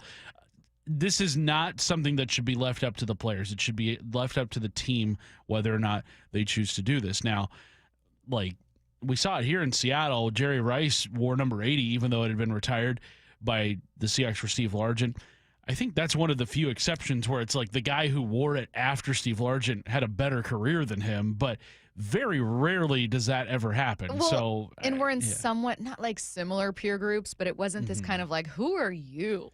You know what I mean? It was sure. It's Jerry Rice. He's the greatest receiver of all time. Why not? We're friends. Yeah. Go for it. But Abdul Carter, you're a rookie. You haven't set foot on an NFL field yet. And I just wouldn't want to set myself up for that. If you guys are anything like me, you set the bar real low for everything you do. You know what I mean? Set the bar really low and then surprise everyone when you're capable of tying your shoes. Just doing the bare minimum. That's what Abdul Carter needs to be doing. You know what I mean? Bringing your lunch to work. Okay, I did get a Diet Coke.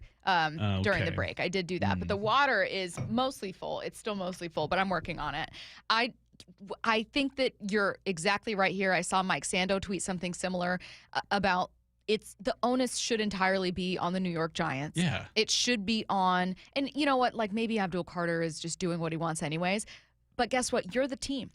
Someone in this PR department didn't do their job. Someone in this PR department needs to go up to Abdul, hey, no. You can't have this number. Sorry, I got to be the bad guy. You know what I mean? Yeah, it's completely off limits.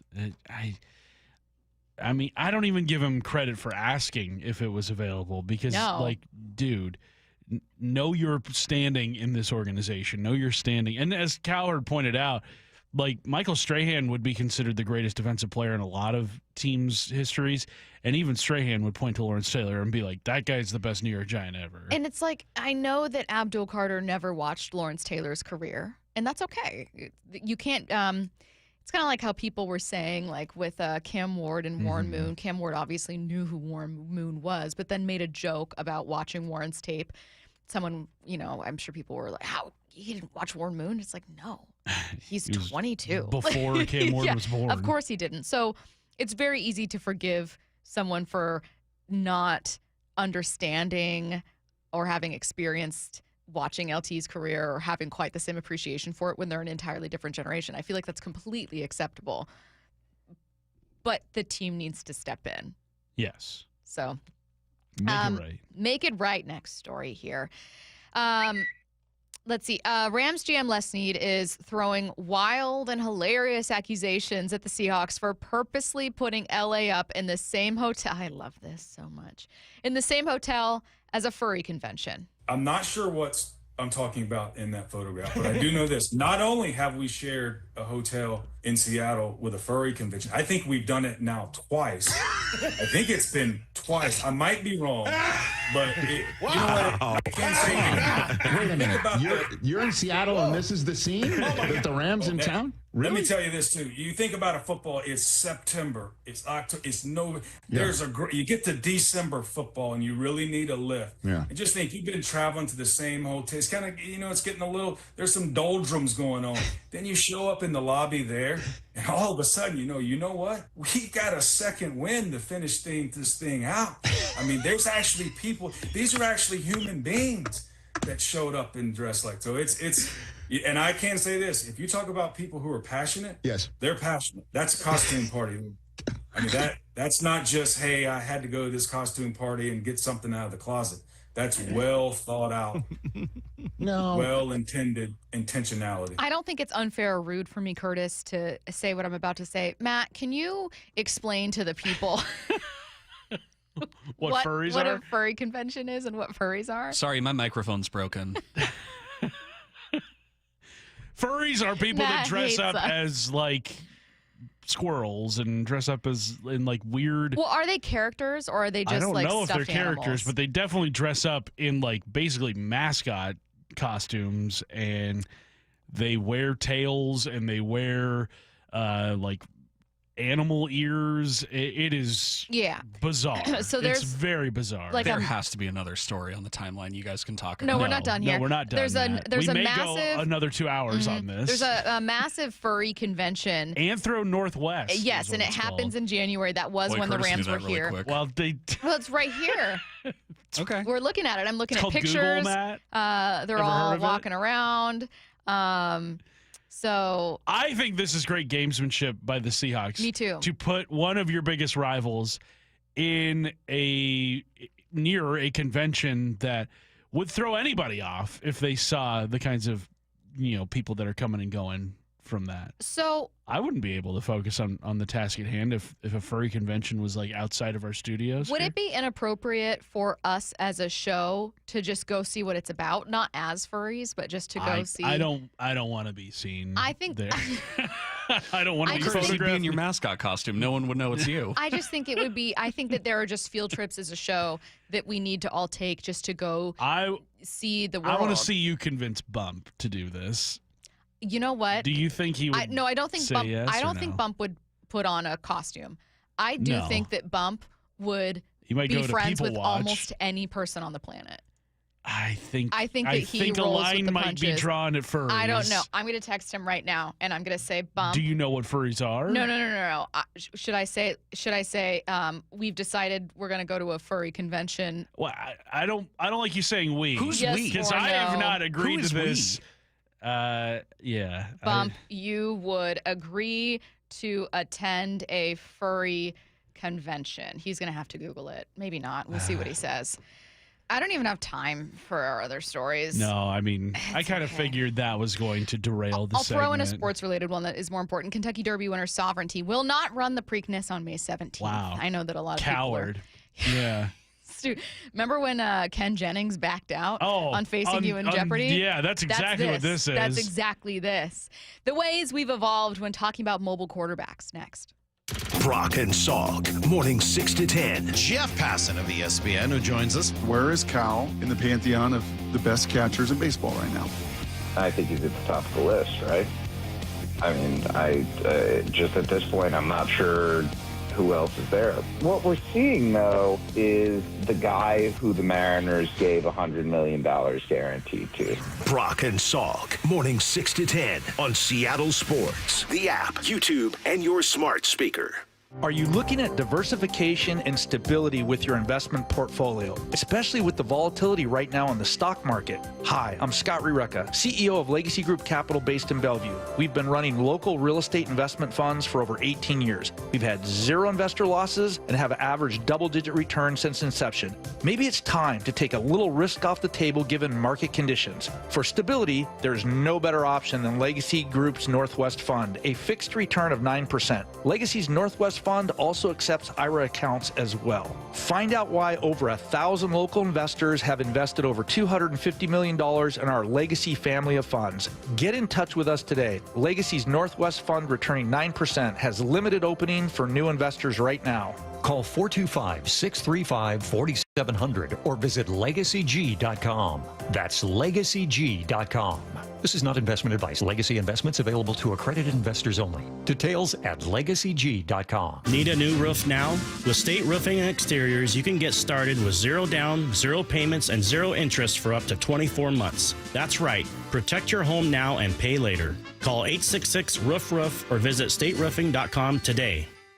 It's the World Fighting Championships at Emerald Queen Casino Event Center. Saturday night, May 10th. Experience the thrill of live MMA, boxing, Muay Thai, and kickboxing. Tickets at emeraldqueen.com. Don't miss this exciting mixed martial arts event. The World Fighting Championships, May 10th at Emerald Queen Casino, the entertainment capital of the Northwest.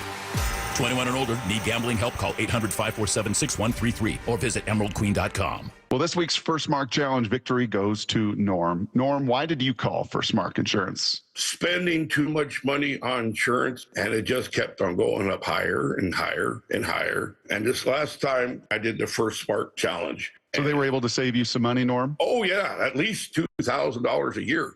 What? At least. Wow. You ever feel like, man, I wish I would have taken that First Mark Challenge earlier? Yes. I mean, $2,000 I could have saved a year, over probably 4 or 5 years. Wow. How would you describe their customer service? Fantastic.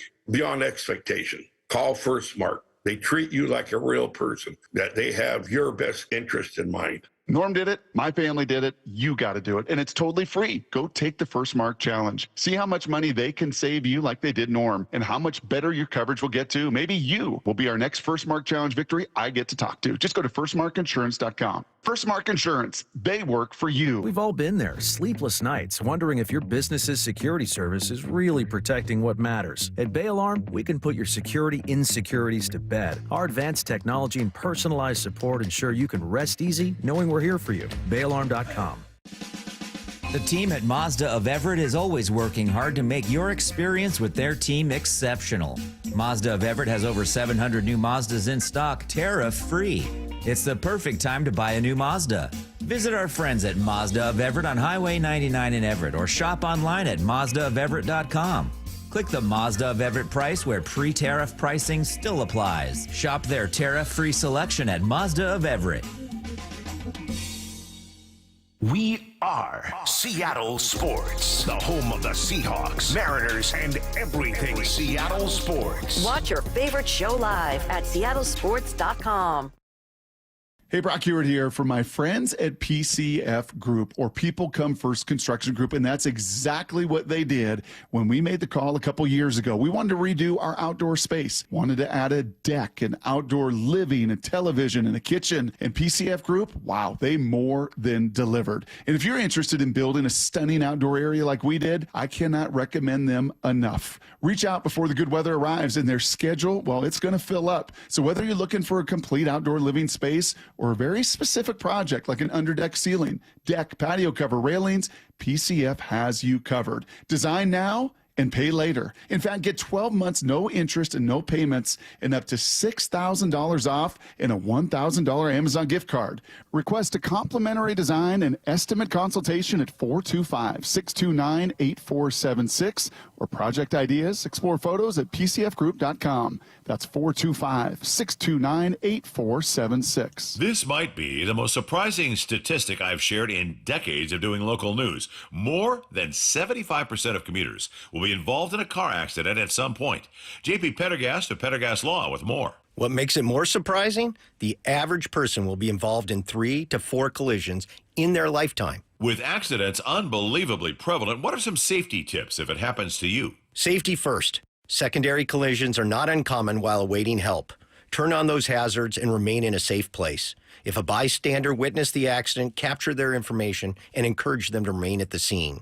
Seek medical attention immediately if needed, as delaying can be a costly mistake. Lastly, remember that statements made to police and insurance adjusters can affect your case. Collisions are more common than we'd like to think. If you find yourself in one, follow these helpful tips and then call my friends at Pendergast Law. If you or a loved one's injured in a car accident, call Pendergast Law. We can help. PendergastLaw.com. From the Quantum Fiber Studio. This is Bumpin' Stacy. Weekdays 10 to 2. On Seattle Sports and 97.3 FM HD2. What we're still waiting on with this Mariners team, that's a conversation we're going to have in 15 minutes. We will get back to baseball. We got some good sound from Buster Olney, who was on with us earlier this week, or excuse me, last week as well. I almost forgot what day it was. It's Tuesday. It's the dugout. Tuesday. Speaking of the dugout, Shannon Drayer, Mariners Insider, joining us at 1, Aaron Goldsmith at 1:30, Alex Mayer at 1:45. So all Mariners for the final hour, and then we're diving back into the Mariners at noon. Right now, I want to get back to a conversation that we were having with Isaiah Stanback, who joined us at 11 a.m., and we asked him, obviously, a ton about Jalen Milroe. Both you and I thought it was an interesting conversation to have with Isaiah as well, obviously with experience, having been seen as a mobile quarterback and the ways that he feels conversations about mobile quarterbacks have evolved. And it was not necessarily my favorite part of the interview. It's just a part of the interview I really liked. It's a conversation I really like because it was not that long ago that we were grouping, and the conversation predates 2012 and 13, but these were important years for Seattle because Russell Wilson was a rookie and then a second-year player.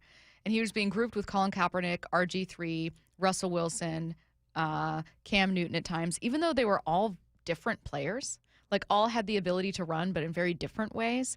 And that talking about mobile quarterbacks was you are run first, backyard football, maybe you don't have the football IQ to be a pocket passer, and that a pocket passer was the ideal prototype. And it was, well, if you're a mobile quarterback, you're going to get hurt. Eventually, you're going to need to evolve, right? Like a pitcher, you're going to need to eventually, become a pocket passer. Yeah, exactly. And so it was just such a fascinating conversation because it was not that long ago. We're talking 12 years ago, right? And I know that mobile quarterbacks, the concept of that long predates that, but I find it an interesting juxtaposition given how often Milroe's been compared to 2012 Russell Wilson. Yeah, and I think it's almost starting to become a prerequisite now of a decent starting quarterback in the NFL is to have some kind of scrambling ability. Look how far Shador fell. Obviously, that was in part because of character concerns that teams very clearly had, but he's a pocket passer. Yeah, he's not a burner. He's not somebody that's going to run for,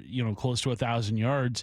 But, I mean, heck, Josh Allen, who I think in our mind we kind of see as a pocket passer because of his prolific passing numbers, but dude is consistently up near the league leaders in terms of rushing touchdowns. He is always extending plays with his legs. Lamar Jackson, probably the most prolific rushing quarterback ever. Is, I mean, 2-time MVP.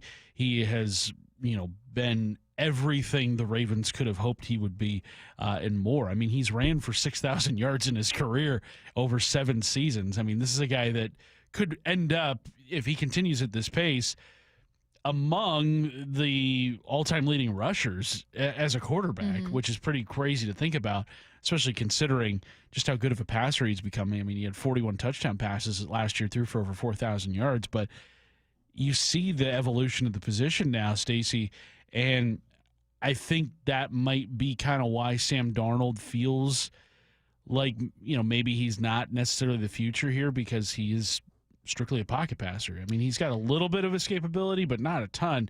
And people see Jalen Milroe and they see his skill set, and it's like, oh man, this is kind of where the NFL is going. I mean, Patrick Mahomes, it has escapability. He's got the ability to extend plays.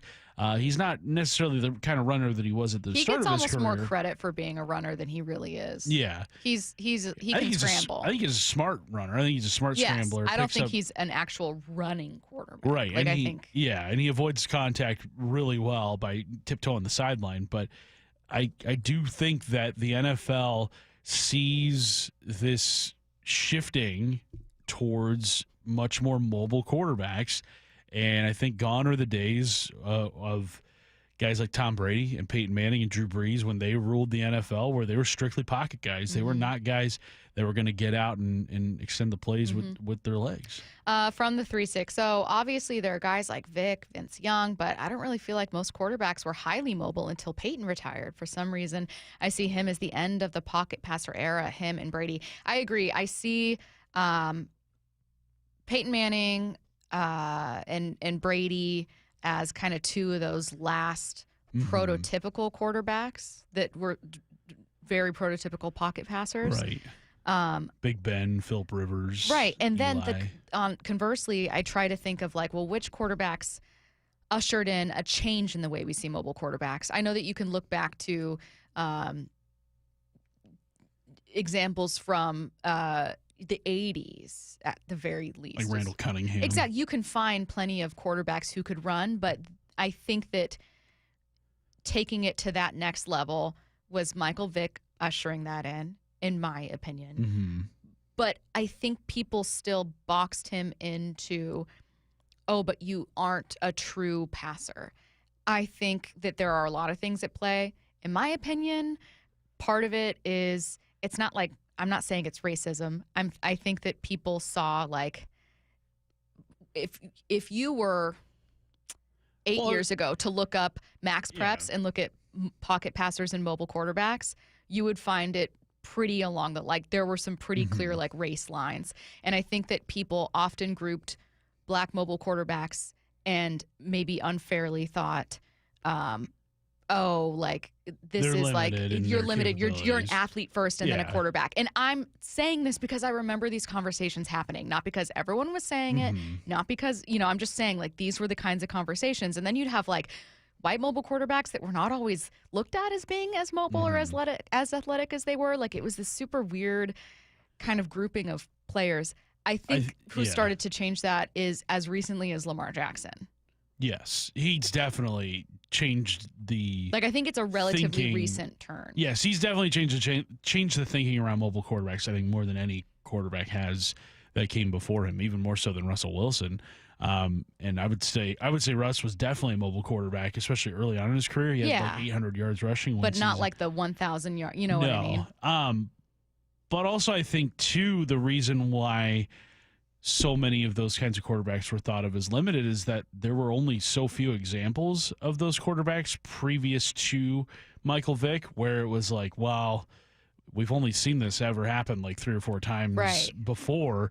And none of those guys were anything, super duper special. I know Steve McNair won an MVP and got the Titans to the Super Bowl one year, but Randall Cunningham, he made some flashy plays, but was never considered like a top 5 quarterback in the NFL. And there wasn't the longevity that more traditional pocket passers have. And so people were kind of like, well, I've only ever seen this happen 3 or 4 times, and every single time it's been a guy who is just, he's good, but maybe not great.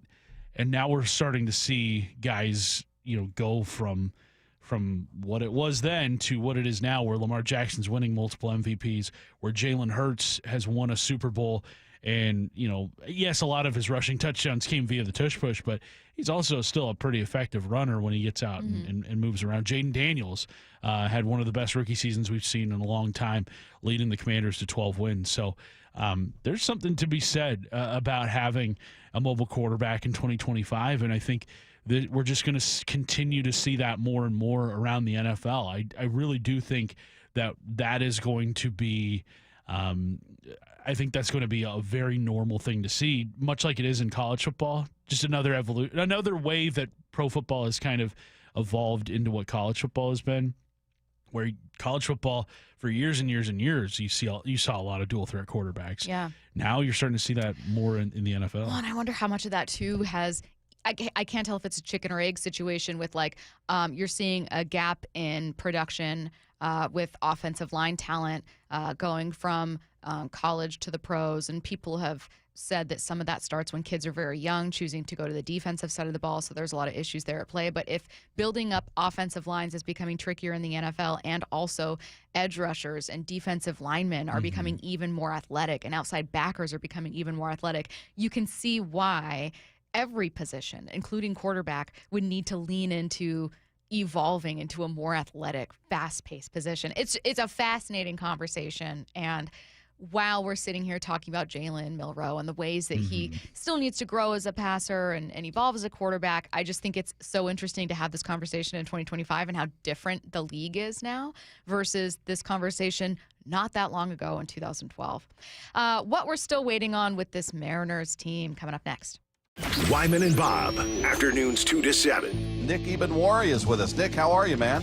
Super blessed, super grateful, but I feel like I should have gone a little sooner, but I landed in the right spot ultimately. Had a great connection with them, so I'm glad I ended up going to the Seahawks. But in my notes, in my phone, I kind of had the NFL, it's personal list, so it's a funny thing I for myself. Dave Wyman and Bob Stelton, afternoons 2 to 7 on Seattle Sports, the app, YouTube, and your smart speaker. When you have really good leaders, it makes it easy. Gia arrived at Lee Johnson after 10 years at another dealership. You know your job, but then you have people who you can rely on to help you with the big stuff that you need that support from. And I've gotten that every day with my service manager, with our assistant service manager, with even our GM and our GSM. The way that, we're now on the showroom together, we are so close-knit just as a department. My service manager here, he's always open to teach you whatever you want to know. He just wants everybody to do good around him, and if somebody wants to learn something, I'm here to do it. And I've never had a service manager like that before. They're really good at promoting from within. That's one thing that I've learned from working here. I see people start out as a lot porter, and people work their way all the way up to being a general manager. The LJ way is the Lee Johnson Auto family. You never get a second chance to make a first impression. Superior Linen Service will help your company with logoed apparel, uniforms, floor mats, linen, and more. Give us a call. We answer the phone. Superior Linen Service. It's what we do. Visit suplinen.com.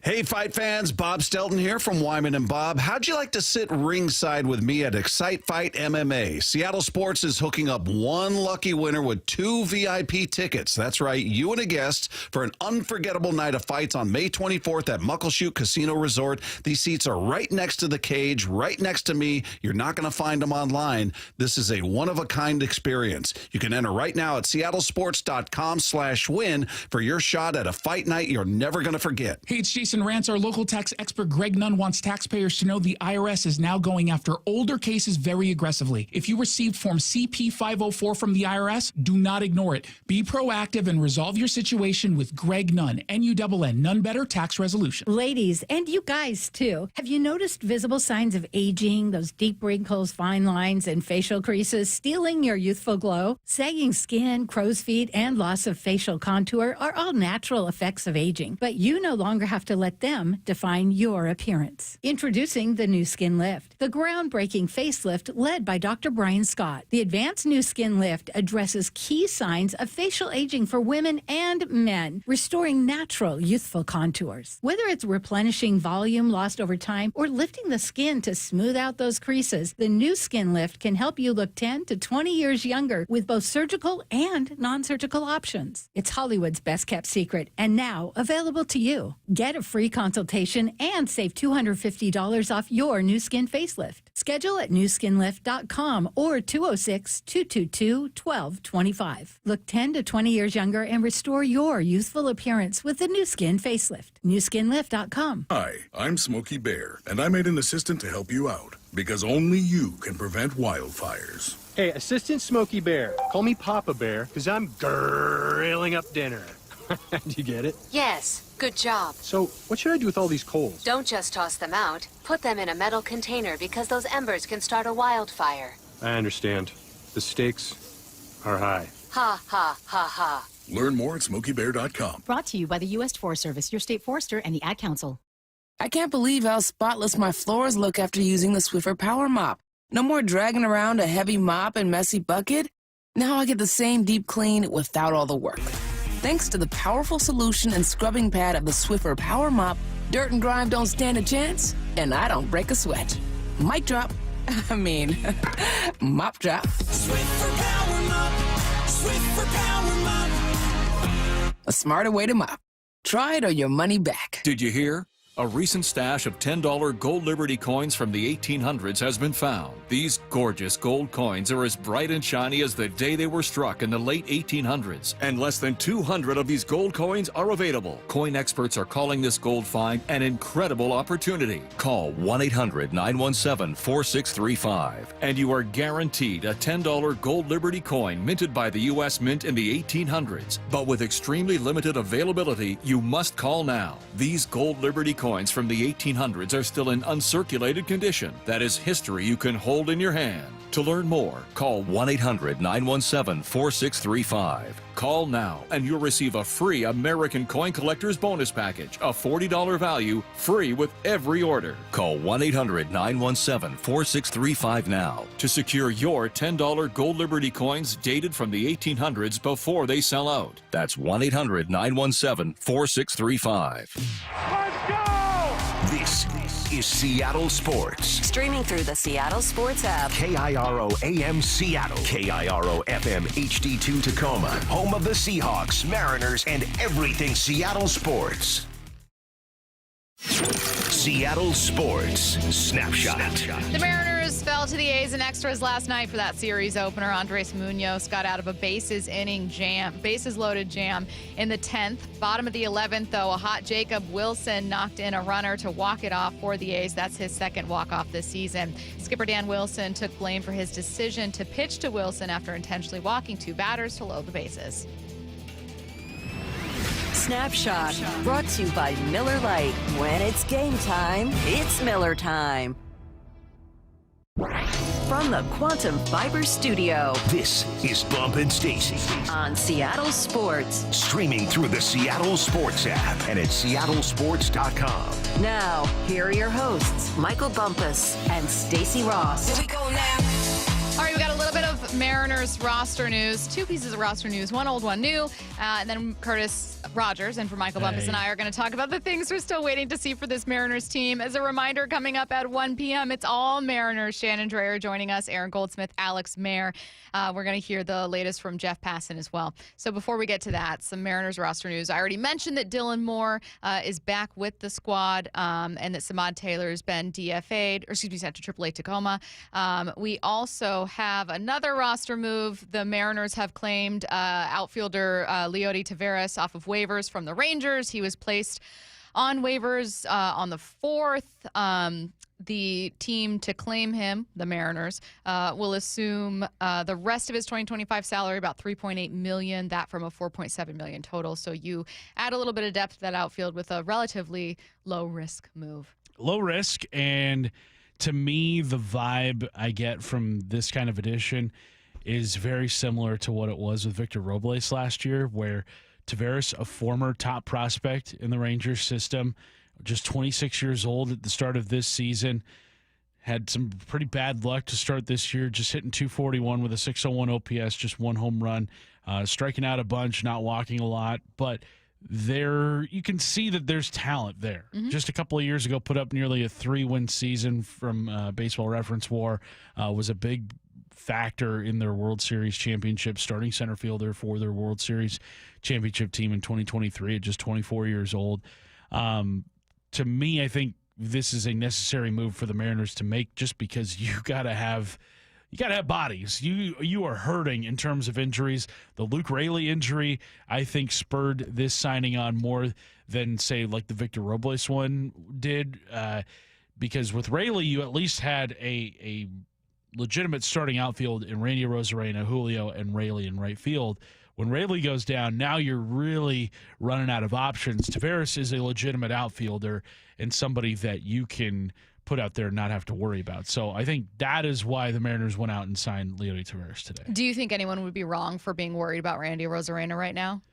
Potentially, but I don't think that is why they signed Taveras. I think they expect Arozarena back within, if it's not today, maybe within the next few days. Yeah. I know they've got a day off coming up on Thursday, so maybe you can finish out the rest of this A's series and then bring it back get him back, get him the day off on Thursday, and then when Friday comes, when they take on the Blue Jays, maybe you see Arozarena back in the lineup today. But hopefully Taveras is on his way to Sacramento soon so he can be with the big league ball club. But look, I think this is a very low-risk signing. I don't think this is one that is going to backfire on the Mariners in any way. They do assume the rest of his salary, which, as you said, was wasn't nothing. Million, yeah. But and as we know, this is a team that doesn't like to spend a whole lot. So adding $3.5 million to their books, it's not nothing. So I think that to me shows that this is a guy who they want on their big league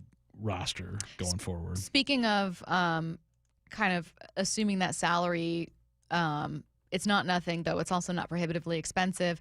We had wondered aloud, including with guests like Jordan Schusterman and Ryan Rowland-Smith last week with the news of Luke Raley going on the injured list, and also some remaining questions just with your lineup. We were all wondering, like, would they sign someone like JD Martinez? Would they look to some bigger name free agents if some of these guys might be down for a while, as it sounds like Raley could? And, Ryan Rowland-Smith and a few others were like, I don't know. I mean, I think that, even though JD is still available, it's because he can also have some leverage and command quite a bit for a team that's desperate. Yeah. The Mariners may not be in that spot right now, especially since they've been winning and they've managed to find ways to scrape by or sometimes fly by and still find ways to win despite being pretty banged up. They get Dylan Moore back, obviously. We've read you that news earlier in the day. This feels like a Mariners signing, and it also, Curtis, feels like it eliminates the possibility of adding one of those bigger name free agents. Yeah, I don't see JD Martinez signing here in Seattle unless there are issues with the Mariners DH spot, which there has not been, especially with Jorge Polanco hitting the way he has. Now, if Polanco continues to get healthier and healthier and you see him more at second base as the season goes along, maybe the Mariners do kind of entertain shoring up your DH spot on days when Polanco plays in the field. But I don't think the Mariners are in the JD Martinez market right now. I don't think that that is something that they are looking to add. I think Taveras is a much more a move that they're much more comfortable making at this point in the season, especially considering their needs. You need more outfield help right now, and I think you can get by with Polanco as your DH for the time being, especially with Dylan Moore back healthy now. It's all starting to come together a little bit, at least more so than it was heading into the road trip, where you just were kind of like, all right, you got a glove? Yeah. You got a glove? You want to go play? Yeah. All right, let's see it. All right, so that was our Mariners roster news. Let's get to the Mariners conversation that we wanted to have here. What we're still waiting on with this team, and I am starting with their highest paid name, the biggest name. The spotlight is always on him nationally, and yet we haven't been talking about him a ton locally. It's Julio Rodriguez. Curtis, this team is finding ways to win, including with some really solid offense, near the top of the league in home runs, a number of other categories. And Julio's not part of that conversation right now. Right. I find that very interesting. It is, and I thought maybe the home run in Texas was where he was going to kind of figure things out, but since then he just has 1 hit in 11 at-bats. I still think that he's still walking, I should throw in. Yes, he is. 17 walks to this point in the season, 33 strikeouts. I am kind of pleasantly surprised, though, because I believe this is the best he has looked really in his career through the first month. And yeah, most home runs for sure. Definitely. His career in the month of April, not good. And it has taken him a long, long time to get going over the course of his 4 seasons.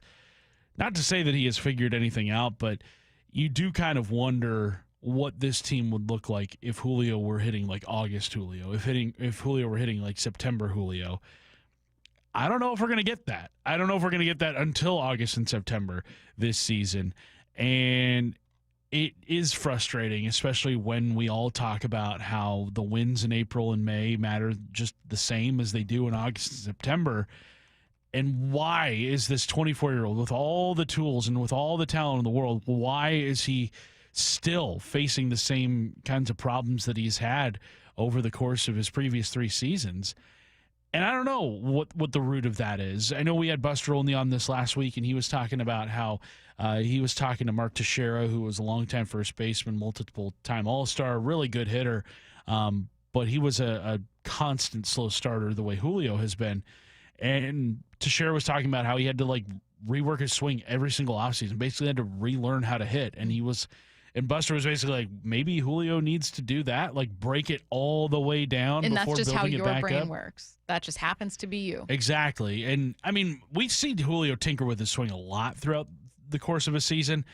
I don't know if he needs to tinker with it again, but yeah, it's to the point right now where we're kind of like, okay, it's May 6th. Where's this Julio? You played 34 games. When's it going to click? 253. He's also advanced a runner many times. Another 253 says it sounds crazy to say, but he's off to a hot start by his standards. You and Curtis are both right about that. That by Julio's own April metrics, it's actually pretty solid. I think that the reason I bring it up now is twofold. On the one hand, I tend to be quite a pessimist when it comes to sports, and I will admit that sometimes that is from a place of it is riskier to be optimistic because you worry you sound stupid, right? I think that some people feel like by being way more negative, you sound smarter. And sometimes it's completely fair to be negative, right? The Mariners have not had a history of making the playoffs. We all know that. They have not had a history of having elite offensive production. We all know that. So a very smart baseball fan would say, yeah, I have lots of questions about the Mariners offense, even when they're hot. Completely fair. Most people would. But I also am trying to challenge myself to think, well, what if this offense this year, by virtue of being healthier, on a hot streak, what have you, is better than I'm expecting, and then they get a hotter Julio. And then as a team, they get a return of Kirby and Logan. Well, now we're talking about a team whose ceiling is so much higher than I thought it could be. Right. And that is a fun conversation that right now, until I'm proven wrong, I want to let myself wonder. And it's fair to wonder because Buster Olney with us on Friday said at full health, this Mariners team is the one he'd buy the most stock in of any team in the AL West. The Rangers thought coming into this year that they were really going to hit. Jack Peterson went 21 days without a hit. Marcus Semien has been dropped into the middle of the lineup. We saw the Houston Astros in Sunday Night Baseball 2 weeks ago. Guys, it's not the same team because there's no Correa, no Springer. Yordan Alvarez doesn't have nearly the sort of support around him. So absolutely, if you're the Mariners, when healthy, they probably have the best starting pitching in the league. Their offense is, at the very least, comparable to some of the teams that they're going up against. And if they continue this production, if this is a sign of what's to come, Julio gets hot, yeah, you can paint a reasonable path into October and through October. When fully healthy, though? When does that ever happen in baseball? When are you ever at full strength? And that's the really tough part about this is that I totally see what Buster's thinking right there. Yes, I agree with him that this Mariners team at full strength is the best team in the AL West, especially based off of what we have seen to start this season. The Rangers don't scare me. The Astros don't scare me right now. I mean, who knows? It is the Astros. Maybe they have some devil magic. But that they can again, work. if you were only isolating this season, right? If you weren't isolating this season, you wouldn't fear the Mariners at all because you know that they've blown it. Exactly. But if you were only isolating There's a this lot of season, history. yeah, if you were only isolating this season and these rosters, like if you told a little chat GPT bot to just analyze this year's rosters, they'd tell you what you're saying right now. Exactly. And I mean, the A's, I think, have a pretty decent lineup, especially with, the emergence of Wilson. Butler is really good. Brent Rooker's really good. Langoliers is really good. I just don't think they have the pitching to stay with the Mariners long term over the course of a full season. But yeah, I think this Mariners team, when fully healthy, is the best in the American League West. And I just hope that we get to see the guys that are currently on the shelf. I just hope we get to see them for the majority of the rest of the season rather than maybe, kind of in spurts here and there. Like if you got a final, 3.5, 4 months out of George Kirby to the year, same with Logan Gilbert, like that's going to be really good for you. Yes. That's going to be really good for your starting rotation. But if you're getting those guys once every few months, like that's going to be really tough to replicate. I want to get to the text line quickly for a little bit of feedback. 360, we were talking about Julio and his streaky starts and slow starts for the year. Maybe this is all Julio can be expected to be. Remember Kelnick, the most talented hitter Dipoto had ever seen? It's a fair question from the 360, but I do want to start to create a bit of a divide and a separation in the way that we analyze Jared Kelnick and Julio Rodriguez. Jared Kelnick is a prospect who only in like lightning flashes looked like the talented person that we knew he could be. Julio has sometimes for extended periods, and by that I mean a few weeks, a couple months, half a season, looked like the five-tool player, the unreal talent we know he can be. And the frustrating thing is that he does it so inconsistently and does not manage to do it in clutch moments. So both really frustrating, both all kinds of talent, but two very different things. We've seen Julio meet it. Like we've seen Julio look like the on-paper prospect that people think he can. We haven't seen it from Jared. And if you were to only isolate their career stats, right? Julio, career WAR, 17.1. He's got 508 hits to 283 for Kelnick. He's got 85 home runs to 49 for Kelnick. He's a 272 career hitter compared to 211 for Kelnick. Like, this is someone who has had a significantly more productive season. One of them is in the majors, one of them is in the minors. Exactly. 91 stolen bases to 31 in Curtis, the ultimate point. One is a major league ball player, and one is in AAA. Yeah. So, again, it's a completely fair point because the idea was the Mariners rested so much of their future and bet so much of their future on these two players. One isn't here and the other one is just not showing up in a way that's so frustrating. But I think what keeps people saying Julio can be a superstar is that he's looked like it at times. Yes. So you've seen it. Yes. It's not something you're waiting on still. Right. He has been that kind of player before. He has had those kinds of moments in his career where it's like, oh my gosh, this is one of the most talented baseball players I've ever seen. Yeah, if all we were talking about was potential, it'd be a different thing. But instead, we're saying, like, but you were just this guy yesterday. Exactly. You were this guy in August and September. Why can't you be this guy in April? What do you mean? Again, it's not saying it's not frustrating. And it may be that his ceiling is lower than we thought by virtue of not being able to be consistent. But there's a difference between showing up sometimes and not at all. And he has shown up. He's shown up a lot more regularly than Jared Kelnick has. And he's shown up in ways that has benefited this team more often than not. You brought up his career WAR, which is over 17. Like that in three seasons and some change, that's not nothing. Like I know it is not the 8, 9, 10 WAR seasons that we see out of these, Bobby Witt Jr.'s and that's obviously Aaron Judge. Sure. But exactly. But no one's doing what Judge is doing right now. No, exactly. He's hitting 430 and could be the right-handed version of Barry Bonds. Well, I was going to say, and you could be, pointing at Jorge Polanco going, but look at Polanco, but Judge has been hitting like this for 162. Yeah, it's been ridiculous. Like he basically had a bad month to start last season and then became like the best hitter on earth. Yeah. Wish it was that easy. I know. Let's see. Do you want to stick with Mariners for just a little bit longer, or do let's see, headline hype We got Hype Train. Oh, I want to get to Hype Train. Let's It's get fun. to Let's Hype get to Hype Train. Matt's just so concerned. What do you mean? I'm ready with the okay, sorry, Matt. I'm sorry. The Mariners, we'll start with the glaring at Mariners us for Hype through the Train. I know. glass. Matt, I'm sorry. It's already been a day. It's been a great day. Just the three of us having No, fun. Matt's mad because it's beautiful outside and he's in a windowless room. Yeah. Well, that I am mad about. I know. It's so beautiful out there. A windowless room that has windows to it. We just can't see them. There are windows there. They're What? just covered by drywall. Are you serious? You didn't know that? Stacey, No, look I at didn't the know outside that. of this building. Wait, on the other side of that solid wall are windows? Yes. Why don't we have them? Great question. One of these Great days, question. I'm going to lose it, and I'm going to come in with a sledgehammer, and we're going to get natural light in I've this worked room. here for like how many? I've worked here for like 8 years, and I didn't know that. Yeah. Wow. How often do you look at the facade of our building? Oh, It's the covered second in that I windows. go in public, I look at my phone. So I could not tell you what the street looks like outside of this place. First Hype Train into the station, the Mariners will win their series against the A's. That means a win today or during a matinee tomorrow. So this is kind of the run they've been on with all these road series. Lose the first one, win the next two. You've got Emerson Hancock going tonight against Jeffrey Springs.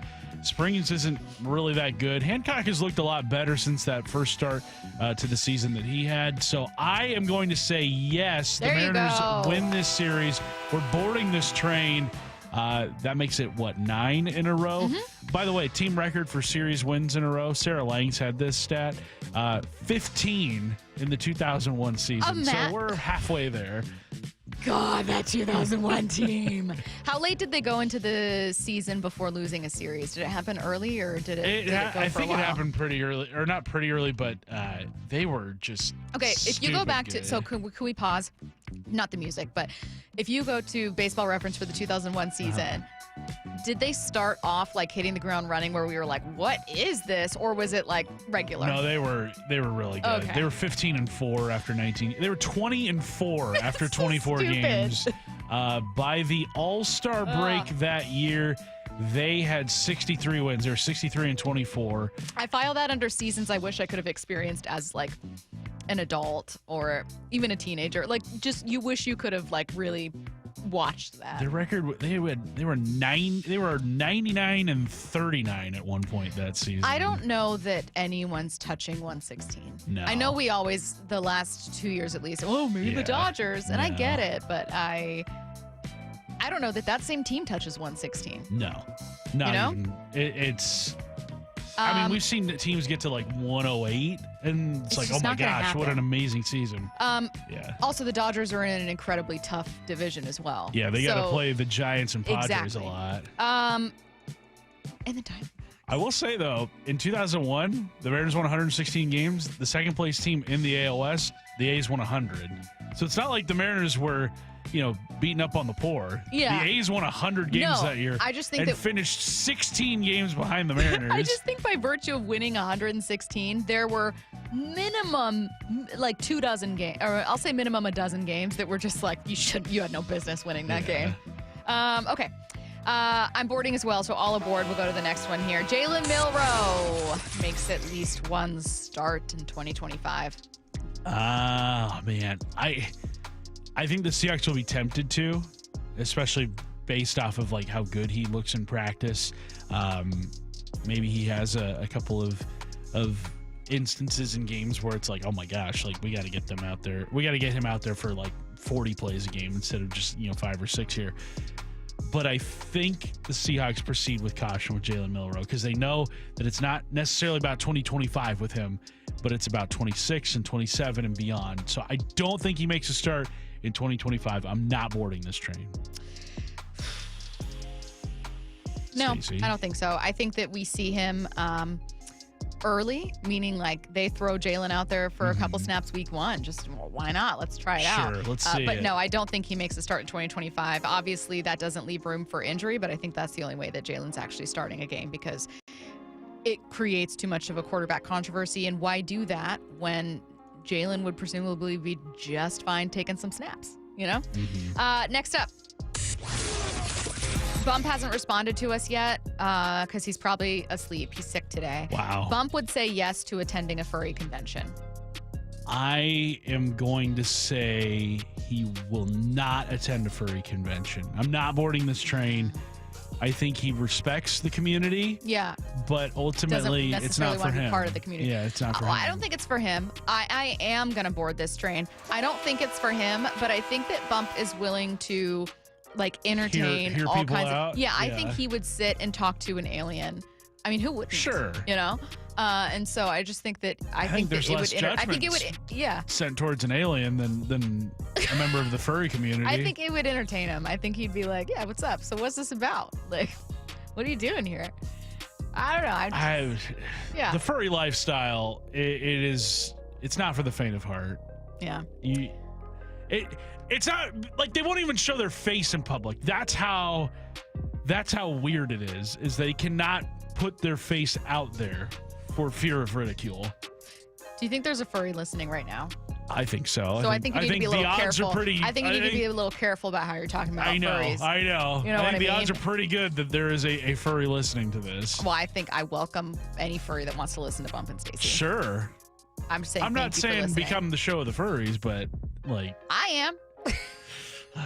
Let's see what's on tonight, Matt. So What's this on is tonight getting work with Matt. Rob and Stacy, brought to you by Like Caesars Sportsbook at Muckleshoot. Now, here's what's on tonight. The Mariners take on the A's tonight, 7:05 p.m. Pregame starts at 6 right here on Seattle Sports, 7:10 a.m. Taking a look around the NFL next. Brock.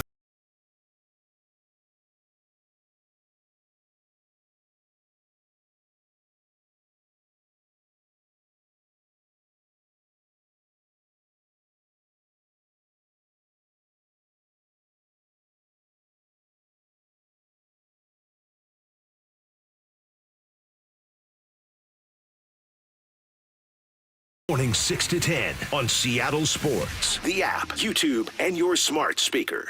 Hey friends, it's Stacy with a little bit of inside info. I know there's a lot of local business owners listening right now. This message is for you. Wayscar Ford right now is running great pricing on all of their commercial vehicles, trucks, Super Duties, Isuzu FTRs, box trucks. The bigger the better, and they have a ton of them. New and used models, a ton of 2025 models. I'm on their website right now. Here's one, $11,000 off. Another one right here, $19,000 off. Wayscar Ford just expanded their heavy truck shop, and there are a ton of opportunities. They're looking for mechanics, so if anyone listening has heavy truck experience, join a wonderful company at a dealership that's been in Auburn for 103 years. Take advantage of the amazing inventory and deals they have right now. Commercial sales and service for both Ford and Isuzu. It's a great option for people, for families, and now business owners. I'm a proud customer, and I know you will be too. Wayscar Ford Isuzu in Auburn, wayscarford.com. Comcast Business is celebrating Small Business Month by giving you a $1,000 small business bonus when you switch to a qualifying gig speed package from the company with over 99.99% network reliability. Just imagine the thousands of possibilities of a $1,000 prepaid card. Like possibility number 1, company merch for staff. Styling. Or possibility number 24, the latest software. Upgrade. Or possibility number 192, new equipment powered by gig speeds. Or possibility number 555, a 3D printer. Rapid prototyping, anyone? Switch to Comcast Business for over 99.99% network reliability, advanced cybersecurity, and now get started with a $1,000 small business bonus. Comcast Business, powering possibilities. In 6/22/25, new customers only with 2-year agreement. Other restrictions apply. What is that sound?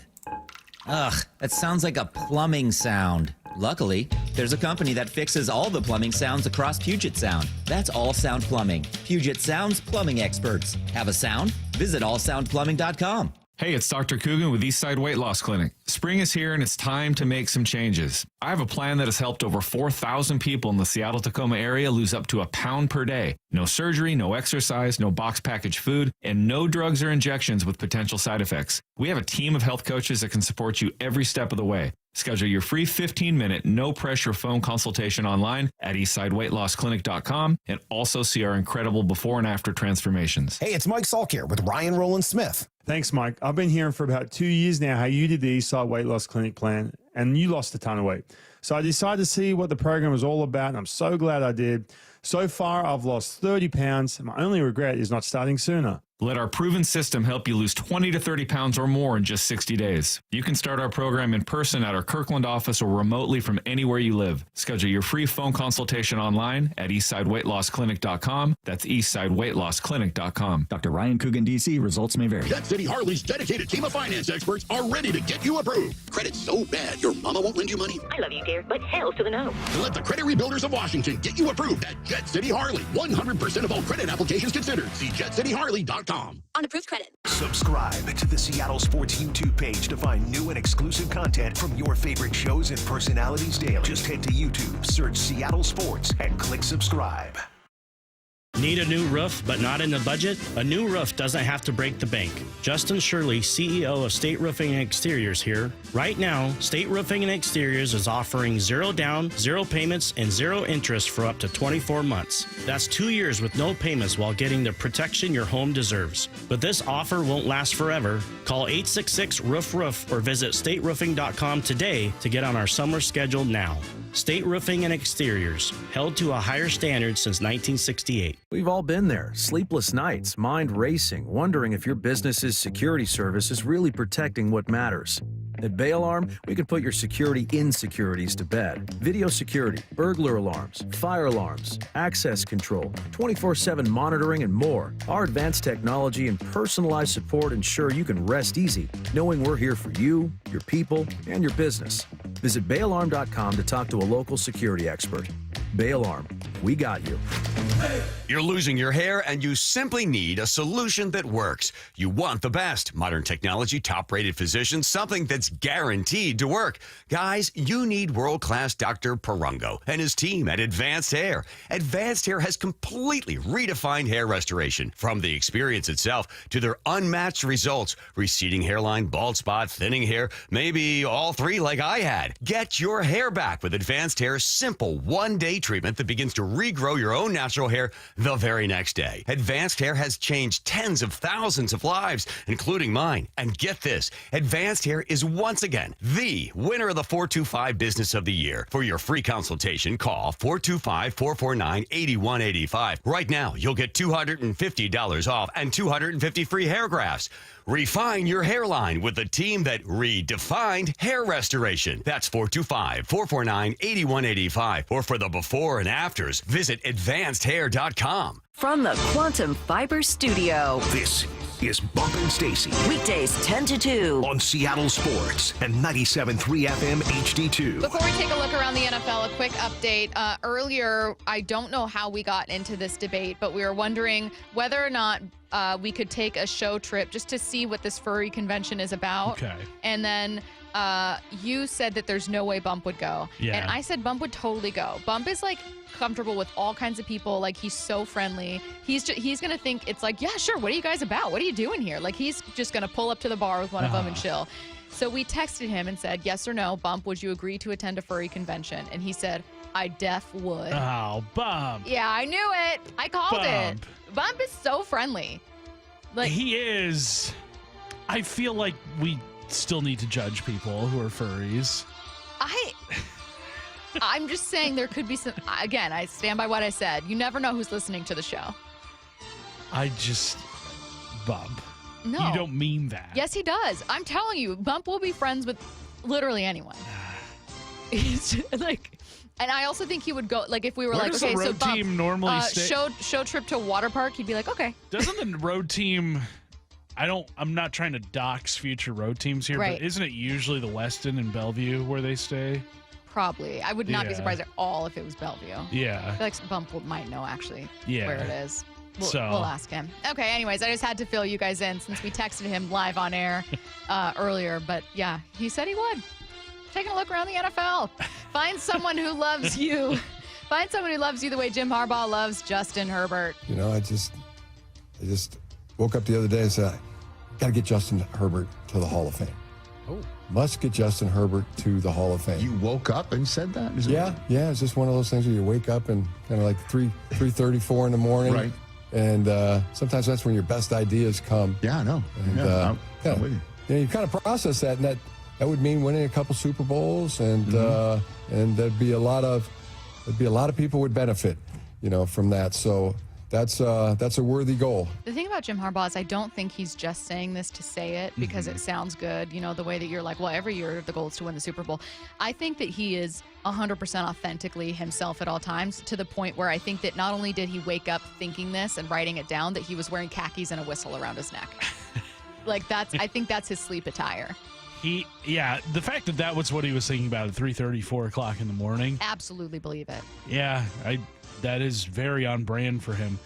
I do like his reasoning, though, because, if Justin Herbert does have a Hall of Fame career, it probably means the Chargers are winning a lot of games. It means that they are going to Super Bowls. The problem is that Herbert's career is going to absolutely coincide with the duration of Patrick Mahomes' career, and you're in the same division. And not only that, you're in the same conference as Josh Allen, as Joe Burrow, as Lamar Jackson.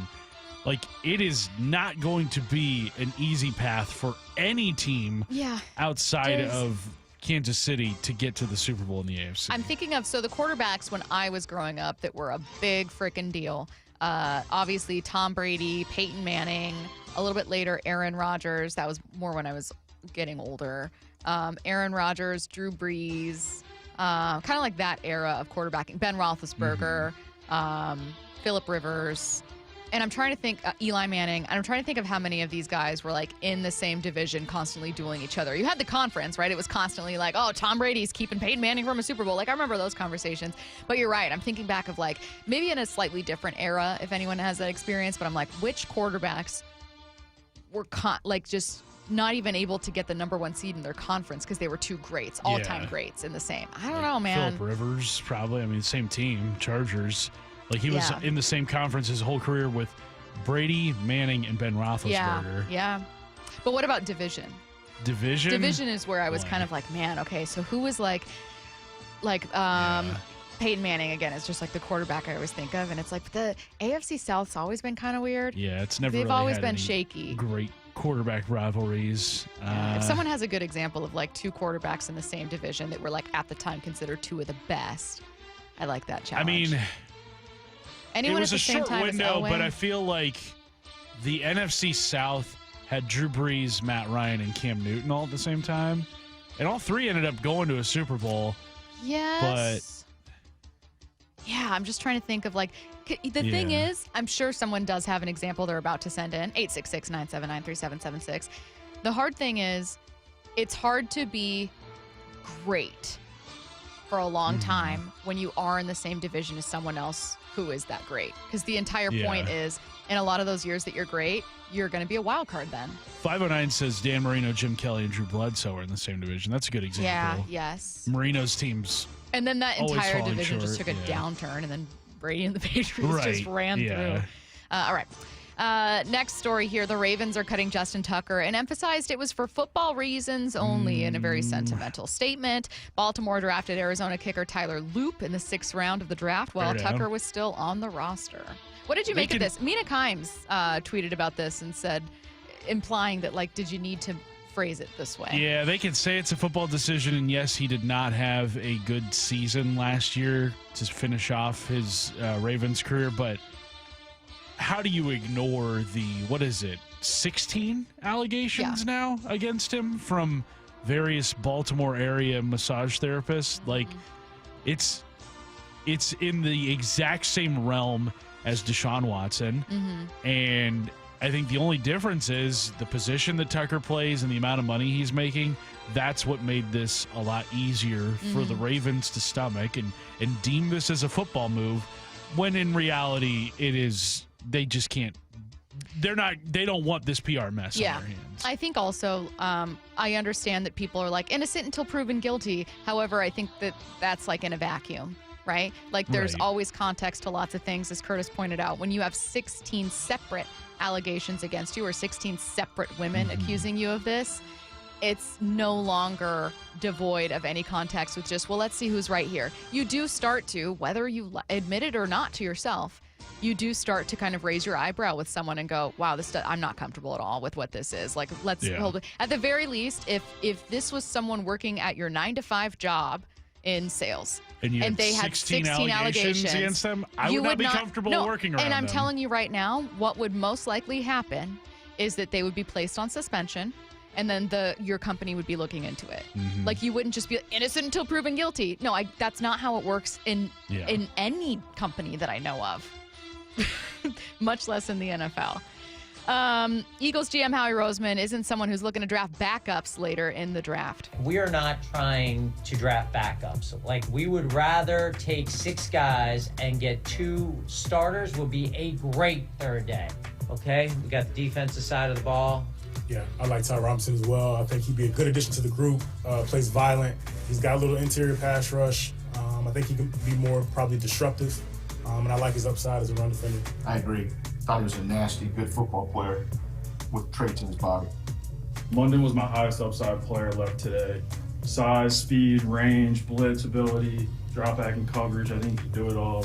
3-down starter. All right, centers. I like Drew Kendall. Drew is a smart guy that takes angles, that we know that position requires the ability to do those things. I think that guy can come in and help us. I'd love to sit in on that war room. They've done really, really great things as a front office. Secondly, did he say with traits in his body? Did I hear that right? I think so. I think he said with traits in his body, but that can't be true. I didn't know those were something you could have inside of you. I thought there was just kind of like concepts. He's a great guy with traits in his body. Do you have hustle inside of you? No, actually, I do not have that dog in me at all. Not even a little bit. Like, if you do like a workout and they're like, you've got 2 more in you, let's go. No, I don't. Nope. No, I don't. Nope. I do not. Get your questions in for What I Need to Know, 866-979-3776. Brock and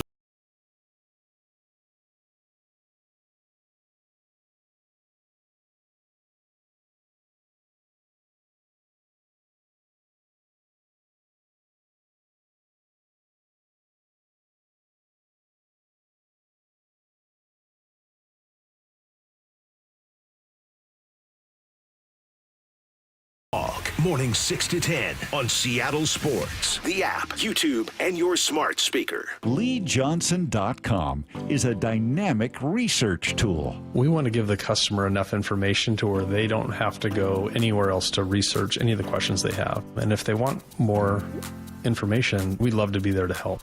We don't want them to feel like they're dependent on emailing us or texting us or calling us just to get the information they need. So we put it all out there. We call them digital retailing tools, big fancy calculators where you can get in there and change the terms and change the payments and change the cash down. And it'll give you a disclosure of, hey, when you do this, this means here. And a consumer can get on there and do a lot of this themselves. And then if they choose to get us involved, we can actually get involved on the backside of it and help them along the way. We want to give the consumer the same tools that we have and let them understand what we understand. Yup, that's pretty much what you'd expect. The LJ way is the Lee Johnson Auto family. Get in the zone, AutoZone. Welcome to AutoZone. What are you working on today? Worried about your battery and the heat? We get it. You don't want to get stranded somewhere with a car that feels like an oven. We've got you covered at AutoZone, America's #1 battery destination. Our free battery testing and charging service can help. And if you need a battery, we'll help you find a new one, no problem. Power through with free battery testing and charging at AutoZone. Get in the zone, AutoZone. Restrictions apply. Wesley Financial Group is not a law firm. Do you find yourself stuck in a timeshare? Get the real facts about the timeshare industry and your options for cancellation. Chuck McDowell, founder of Wesley Financial Group, has put together a free information guide that reveals the secrets the timeshare industry doesn't want you to know, including the 5 ways to get rid of your timeshare. Call now and get this timeshare cancellation guide absolutely free. Call 800-838-6161. That's 800-838-6161. 800-838-6161.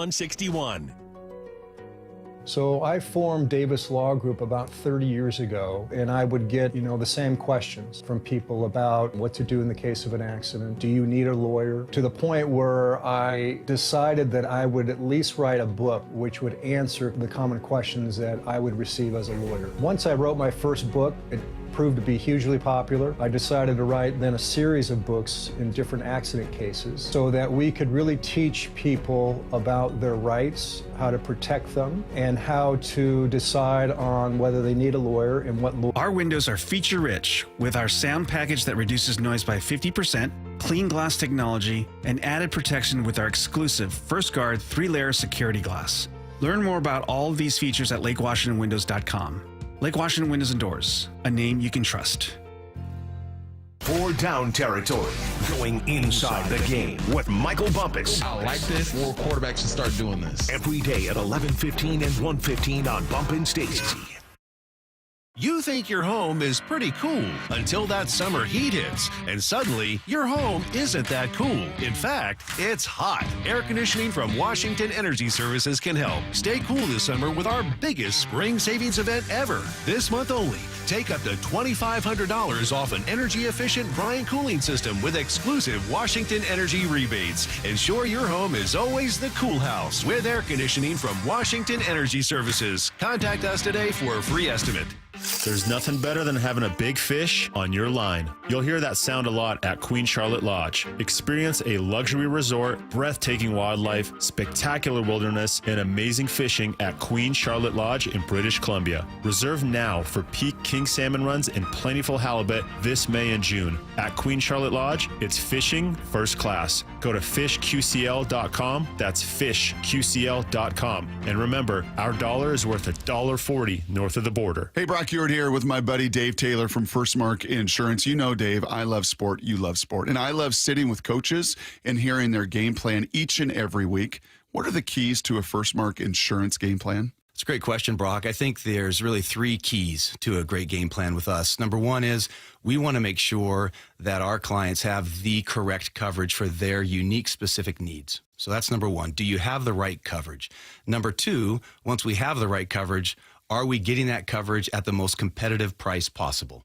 And then last and not least would be, once we have the right coverage at the most competitive price, are we providing world-class service to those customers so that when they need it, they have someone there that's got their back? Those are the 3 keys to a First Mark Challenge victory. And man, am I so glad Molly and I took the challenge.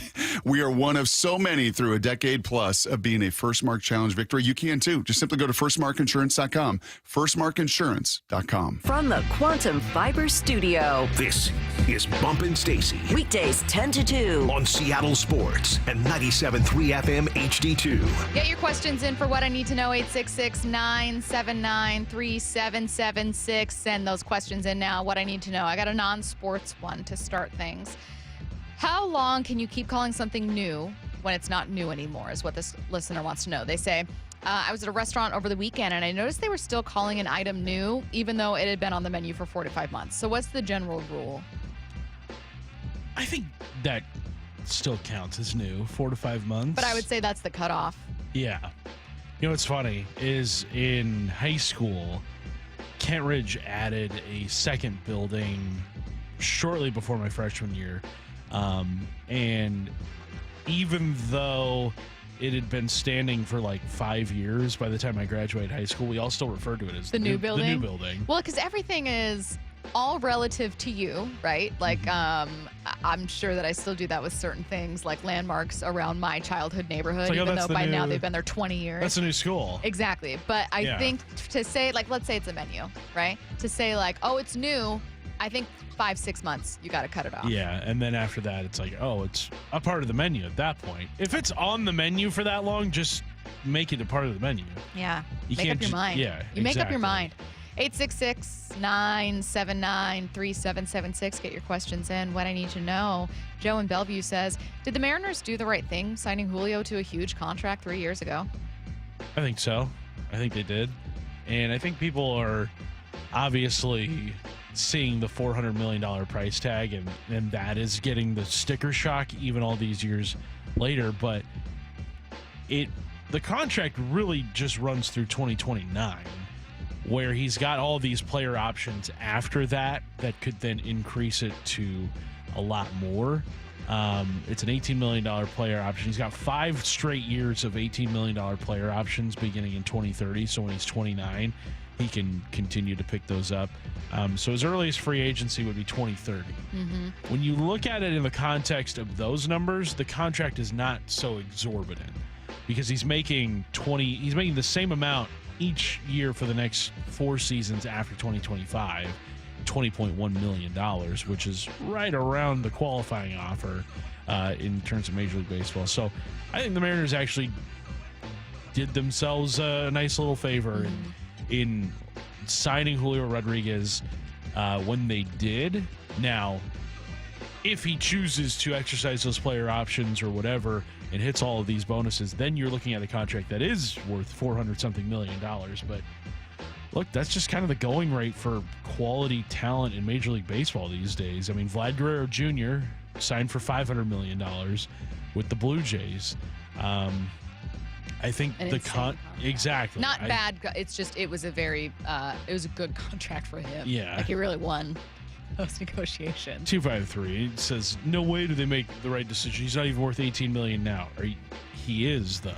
Like he is very much. That's the going rate for just a good average baseball player. This reminds me of when you've pointed out when Seattle gets the NBA back, the gap between the early aughts, 2005, 6, 7, 8, versus now what contracts are is going to be sticker shock to a lot of people. Like there is many a player in baseball in the NBA that are getting contracts that are eye-popping because they're like a B player or like a B plus player, and like that's just what happens. That's never mind in the NBA Supermax deals, or never mind the kind of deal that you pointed out that like Vlad got. Like there's a lot of money in pro sports, yes, and a lot of guaranteed money in baseball in the NBA, yes, and that's just. I know that we want to think, well, Julio, surely he must first play like A-Rod in order to deserve this contract, but that's not how it works. You bring up the NBA. I tell people this all the time. I've told you and Bump this, that when the NBA comes back, people are not going to be ready for the kinds of contract numbers we see in that league. No. You're having players sign deals that at the end of their contracts are going to make like $73 million a year. I think Damian Lillard is on the hook for $73 million in the final year of his contract. And that's now. That's 2025. And do you know how much time he's going to spend recovering from the surgery he's about to have? When the Sonics come back, which will probably, I would guess, within the next 3 to 4 years, you're looking at guys who will be making roughly $100 million per season. Yeah. What I need to know. Strap in. Like, NBA contracts you're not ready for.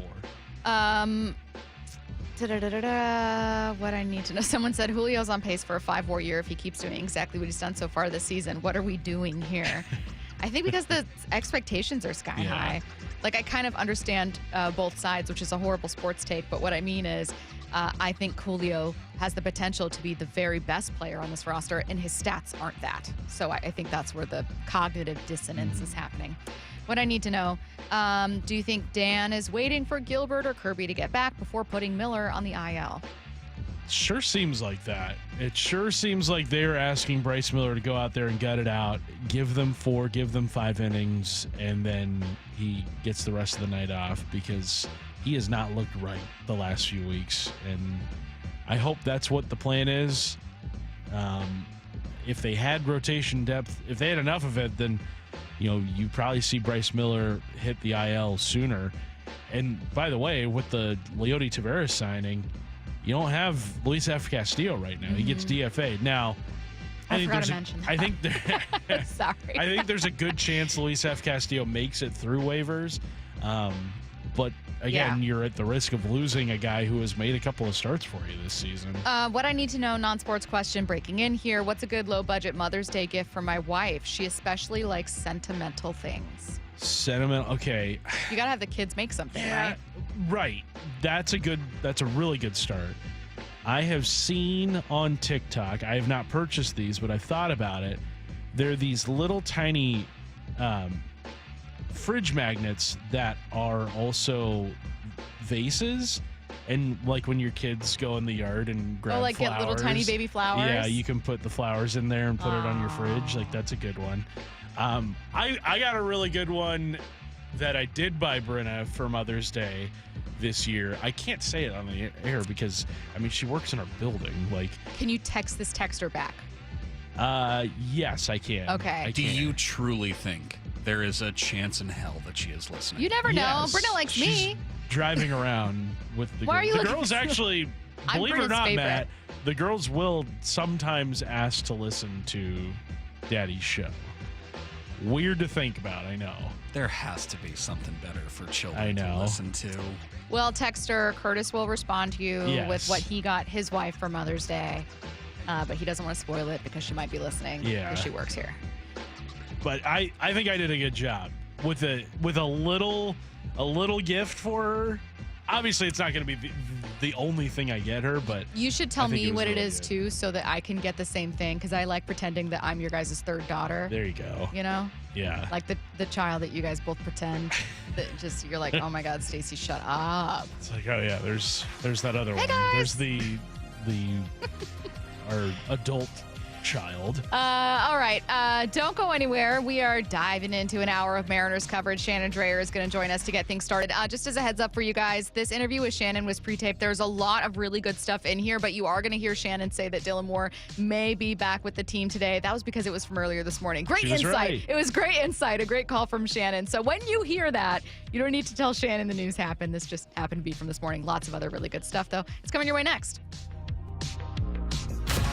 Blue 88 on Brock and Salk. Nicky Manwari, how do you see them using him? I think they'd love to put him at that second level. Does it allow them a little freedom, Salk, to put Spoon back outside a corner, right? Where you can have some real strength with Reek and him and this dude around the line of scrimmage, cleaning stuff up on aisle 9. Yeah, man, there's a lot of excitement about just molding that kind of talent. Blue 88 every day at 7:45. Answering 3 football questions as only Brock Heward can. Mike Salk here, and luxury awaits at Snoqualmie Casino and Hotel, where comfort meets elegance. And this summer, you can experience the breathtaking Cascade views, the world-class dining and entertainment, and elevate your next getaway by combining effortless style with the utmost relaxation. Plus, Snoqualmie Casino and Hotel's award-winning outdoor summer concert series is back with amazing artists like Hanson, Austin Jenks, Melanie Fiona, and POD. This summer, overlooking the beautiful Snoqualmie Valley, snocasino.com for tickets. Seattle's closest is now Snoqualmie Casino and Hotel. For many of us, it's happening. Your hair is thinning, crown disappearing. Hair loss for me was like identity theft. The solution? The simple one-day treatment that worked for me from Advanced Hair. And I'm just one of tens of thousands. Advanced Hair was recently crowned the winner of the 425 Business of the Year again. Advanced Hair begins regrowing your own natural hair the very next day, and it's guaranteed to grow for life. We've all seen the pills and lotions, those monthly subscriptions. They help retain what you have, but if you're like me, you want more. You wanted your own natural hair in specific areas permanently. From Advanced Hair's groundbreaking technology to world-class Dr. Perungo, it's not maybe your hair will grow, it's guaranteed that your new hair will grow. For your free consultation, $250 off, 250 free hair grafts, call 425-449-8185. That's 425-449-8185 or advancedhair.com. We at 3 Tree Roofing understand that your home is your castle. That's why our certified technicians use state-of-the-art installation methods to deliver the highest warranties available. Check out our hundreds of online reviews and schedule a free estimate to see for yourself. 3 Tree Roofing, your Puget Sound roofing experts. Patrick was way behind on his IRS taxes. I was in way over my head. The total amount ended up being somewhere just over $30,000. $30,000. Then the IRS came to collect. Started getting letter after letter. A lien had been filed against me. They were going to basically hang me completely out to dry. He had to do something. That's when I reached out to Optima Tax Relief. Patrick's life quickly got a lot easier. It was very easy, pretty much hands off. They picked up the ball and ran with it. And how'd it go? I couldn't believe it. I had to ask 2 or 3 times. I saved an incredible amount of money. How does Patrick feel about Optima? Couldn't be happier. They definitely helped me. Optima Tax Relief, the best place to call. They're the best in the business. Do what Patrick did and call Optima Tax Relief for a free consultation. Call 800-343-6460. 800-343-6460. 800-343-6460. Optima Tax Relief. Testimonial from an actual client. Some restrictions apply. For complete details, please visit OptimaTaxRelief.com. Thanks for calling Discover. This is Nia. Hi, Nia. It's Jennifer. Did you know that Discover automatically doubles all the cash back you've earned at the end of your first year? Yeah, I work here. Okay. I was just double checking. Get it? Because Discover automatically doubles all the cash back you've earned at the end of your first year? Oh, you get me, Nia. You could say that I double get you. I guess we've taken it too far. You earn, we match. Discover Cashback Match. See terms at discover.com/creditcard. Why choose a Sleep Number smart bed? Can I make my side softer? Can I make my side firmer? Can we sleep cooler? Sleep Number does that. Cools up to 8 times faster and lets you choose your ideal comfort on either side. Your Sleep Number setting. It's the Sleep Number Everything Smart Bed sale. Every smart bed and base are on sale during our Memorial Day event. Up to 50% off, plus free home delivery. Limited time. Exclusively to Sleep Number store near you. Learn more at sleepnumber.com. What is that sound? Ugh, that sounds like a plumbing sound. Luckily, there's a company that fixes all the plumbing sounds across Puget Sound. That's All Sound Plumbing. Puget Sound's plumbing experts. Have a sound? Visit allsoundplumbing.com.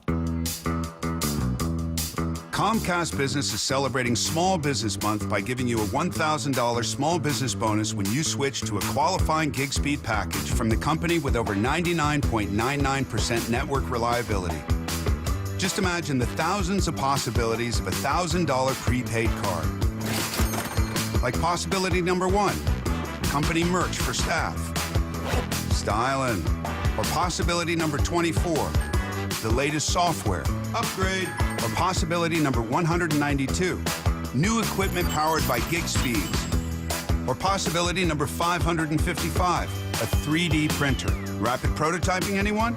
Switch to Comcast Business for over 99.99% network reliability, advanced cybersecurity, and now get started with a $1,000 small business bonus. Comcast Business, powering possibilities. In 62225, new customers only with 2-year agreement. Other restrictions apply.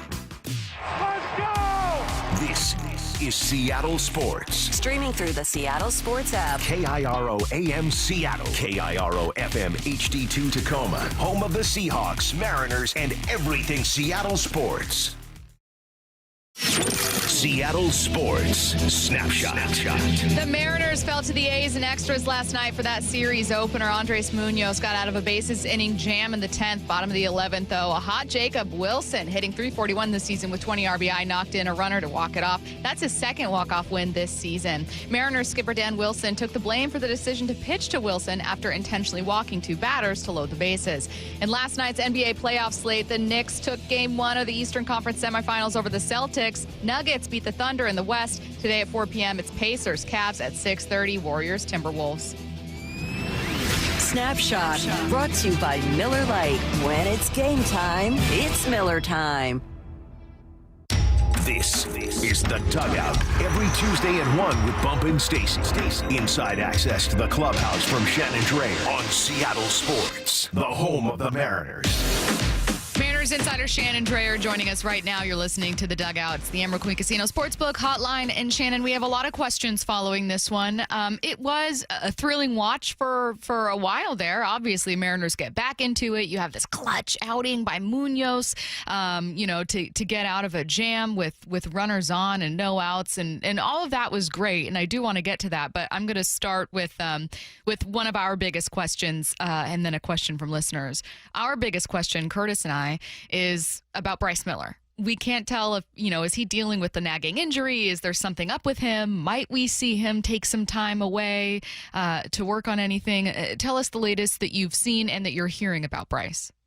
Yeah, it's been a bit of a puzzle. I think if you break down what he has done so far this season, I mean, obviously the results have not been there, but the more concerning thing has been that after every outing, he's talked about something not feeling right. You expect at this point for things to be put together, and it was really kind of unexpected because in spring training, everything seemed to be absolutely fine, and in his off-season work, everything seemed to be fine. He attacked the off-season like he did the previous year, and it just is not coming together for him right now. And he has dealt with everything from, there was one time when his arm felt a little sore. There was a time when his back felt sore. There was a time when he had the crud that has been going around the club, since 2 weeks into spring training. It's still going around the club. It's been a lot of everything, and it's been hard to really kind of pinpoint anything other than he can't get ahead in counts right now. Last night, his fastball command was just, it wasn't there. And so that kind of does not set him up well getting into an at-bat. And when you look at him throwing 94 pitches in 4 innings with 1 strikeout and no walks, I mean, that's a puzzle. That's just guys getting so deep in there. But, it's probably an interesting at-bat because it's either in the strike zone or it is well out of the strike zone. So I think, he had a slow start last year, but I think what's a little bit more concerning this year is just kind of how you've seen the frustration mount with him. They don't have a choice right now. And so I think that, some of those questions will be answered once you get George Kirby back. And hopefully it doesn't go to the point of when you get Logan Gilbert back. Hopefully this is something that he is able to figure out. But by, all indications and all reports, it's not a true health concern. Everything that I just listed were all little nagging things that can bother you throughout the year, and perhaps they're just all hitting him at the very start of the year, and then it just kind of snowballs. So I will be curious to see what happens when George Kirby gets back, if that is a decision that they make, that, maybe they need to shut him down for just a little bit, or maybe they need him, to send him down and just work on some things away from the pressures and kind of the spotlight that you have at this level. It's something I never would have expected we'd be saying at any point this season. And I really don't know how much, that is an option. I think they would really prefer to have him in the rotation and work through these things. And we've seen him pull out of struggles before. We saw that last year. We saw him really flip a switch and, kind of turn a page about 7 weeks into the season last year. So, it is a little bit of a mystery, not why some of these things are happening, but why he hasn't been able to get out of them. Shannon, your first taste of baseball in Sacramento last night, how'd you feel the ballpark played? Because, this is a PCL ballpark at its core, and as we know, the PCL is a league that has some pretty ridiculous offense. Last night, 7-6. How'd you feel the ballpark played last night? It was strange because it didn't play at all the way that we thought it would. We'd heard that it's just a launch pad here, and then throughout the day, just tremendous wind in Sacramento. And the question wasn't, the question was, which way is it going to blow? And, it could have been blowing balls out of left field, right field. It could have been, pop flies or balls that looked like they were going to go foul up in the air, may have been blown back onto the field. That was the situation we were looking at right up until about game time. And then after that, that really wasn't a factor. Everything kind of, it didn't completely stop, but it did at times stop. So it didn't play that way at all. So really, really hard to tell. But yeah, it is going to play bigger. It is completely different than a major league stadium where you have second decks, where there's a lot more protection and a lot more established kind of wind patterns and what's going to happen if the wind blows. So I can't really tell you. It kind of played not like we would expect to, and that it seemed to play just kind of like a park, kind of neutral last night. What did Dan Wilson say and tell you guys about his decision last night? Obviously a controversial into that one in the 11th to intentionally walk to and get to Wilson. Not a ton. He said it was on him, and they got into that inning and they had to get 2 outs.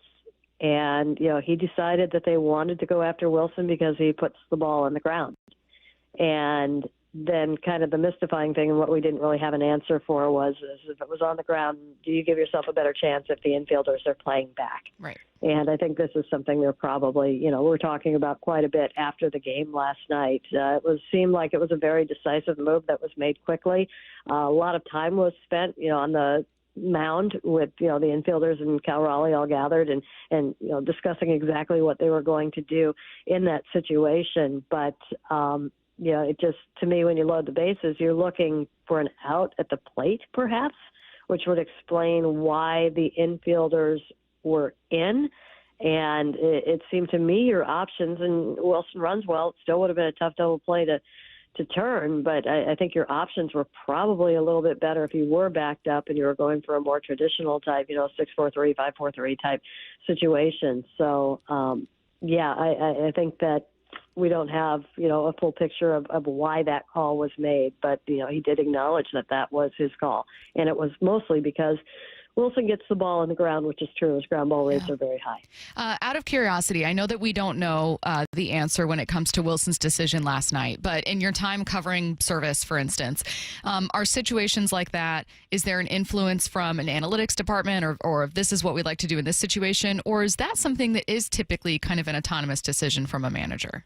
I mean, nothing is in the moment from outside. That at that point is definitely coming from a manager. And I believe that Service was very by the book, and he would have something, for every situation, for every hitter, and how you are going to get that hitter out. So I don't think he would stray from that. He was very rigid in what he determined before the game was the plan that they were going to roll with once it began.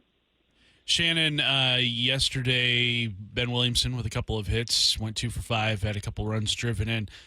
We saw him get off to that hot start to his big league career, cooled off a little bit yesterday with the multi-hit game. Have you noticed teams maybe approaching him differently than they had when he first came up, especially with how little experience he had at the big league level, and now we're starting to see maybe teams adjust to him a bit more here? Yeah, I think so. And I think I've seen actually kind of a couple of different adjustments made pretty early on with his approach, too. So I think that he's kind of hanging with it right now. You're going to see it with every player out there. It's absolutely typical that you're going to see them kind of, attack him one way to start and get a little bit more of a book and then move on from there. And I think what is impressive is when he first came up, we weren't really seeing what we were expecting to. We were expecting more of a small game from him, and perhaps he was taking a little bit of an advantage of that. And now I think we're seeing more like, okay, these at-bats are getting a little tougher. They are pitching me a little tougher. I'm not seeing as many fastballs, things like that. I'm going to find a way to do things. And I think that we've seen that a little bit more in the last week in particular. So I think that, we're seeing somebody who ultimately is very comfortable where he's at. I think he's shown that he can make adjustments. He's not putting a ton of pressure on himself from what I can tell, and really kind of focused on what we're seeing in particular from the bottom of the lineup in whatever it takes. And he has shown, he's got a good enough eye. He's got enough good bat-to-ball skills to show that he can do that. And he's been able to make that adjustment, I think, on the fly. Kind of wanted to do a quick health check-in, that being with, in this case, Randy Rosarena. I know that we're expecting Dylan Moore back for this home series coming up against Toronto, so I'm assuming that's still in play. Correct us if not. Randy Rosarena, obviously not in the lineup, dealing with that hamstring injury from Sunday, but given how close this was, particularly getting into extras, I wondered if they would put him in there. Is this a slightly more serious hamstring injury than we initially thought, or was it just, look, under no circumstances are we putting Randy in there? He's not feeling great. We'll find out today. I mean, sometimes, and we've seen it with this group quite a bit, is that basically when they're ready to go, they give them one more day. Okay. And I think that might have been the case with the Rosarena last night. If he's not in the lineup, then you've got some questions at that point. And you hope it's something that's not lingering and you're looking at an IL stint. I think we could see Dylan Moore today. He's eligible today, and he kind of had that off day yesterday. So, and he's been very optimistic that he could get out there as soon as eligible. So I think there's a good chance he's in there tonight, especially with a lefty on the hill. Shannon, last one for me. What the heck was the explanation for Cal Raleigh's catcher's interference call? I did not see any contact You didn't made. see those strings? No, I didn't see anything. What did you hear why they decided to confirm that? I thought it would have been just simply like there was no conclusive evidence to overturn, but no, they were like, yeah, there was catcher's interference. It was crazy to see on the TV. Yeah, and the thing that we have to understand is we don't get all the angles, so maybe it wasn't, but it did take a long time to get to that call. I did notice Cal kind of, tightening up the strings on his glove as he walked back after the confirmation was made. So that, kind of got into my head even before we had a chance to ask that it was the strings, but I'm not so sure about that. And I haven't had time to check it yet because you're going to have to go back and really kind of take a good look at the tape and find it and whatnot. But on the Oakland side, they said that they did have a shot of it, and it actually hit, everybody's saying, a strap on his glove. I don't know if that's the strap that goes over the top of the hand or what, but I want to take a closer look at that because everything that we saw, I did not see any indication that it hit anything. The fact that the umpire saw whatever it was, and we can't see it, and he couldn't see it. clear ball count, and Andres Munoz up there earlier, is just beyond me. And this is something I got a little heated about on the post-game show because clearly it had no effect. Cal didn't know. The player didn't know. He didn't interfere. It was beyond ridiculous. So I do want to take a closer look and just see what it is that they had on the Oakland feed that made it so clear, apparently, to those watching that. Please let us know what you see because like Curtis, and I'm sure everyone listening felt the same way, where you saw home plate immediate reaction, immediate call, and you're thinking, well, this must be obvious. You're rewatching all the angles we can see in Seattle, and you're going, yeah, by the book, if any part of the glove is touching, technically it's interference, but you can't see it. You can't see it anywhere. And I almost wondered when I was watching, like, is it just that Cal's like a little bit too close and so he thinks that this is happening? But yeah, I don't know, Shannon. Let us know what you find. If nothing else, we're taping the Cal Raleigh show today, so I will definitely get the answer from Cal himself. Something tells me Cal's going to be like, nothing happened. Yeah. We can't wait to listen to the Cal Raleigh show either. These have been great interviews, Shannon. You're doing an amazing job with Cal. You can tell he just feels so comfortable, and it's like seeing a different side to him, which is really cool. And we have so many more to look forward to. It is only May. She is Mariners insider Shannon Drayer, kind enough to join us on the dugout. As Shannon said, by the way, we may get some good news on Dylan Moore, so keep an eye on Shannon's work at x.com at Shannon Drayer. Thanks, Shannon. You got it, guys. More Mariners news next on the dugout.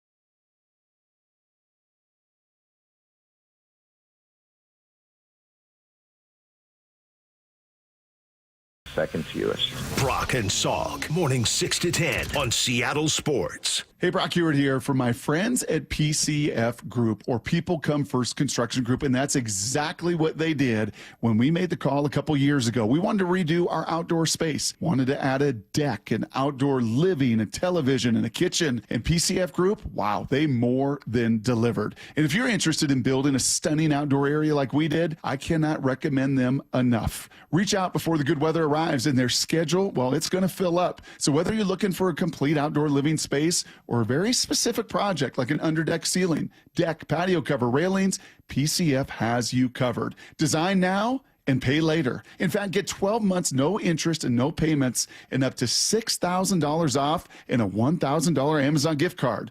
Request a complimentary design and estimate consultation at 425-629-8476 or project ideas. Explore photos at pcfgroup.com. That's 425-629-8476. Yeah, I have a ton of really memorable customers.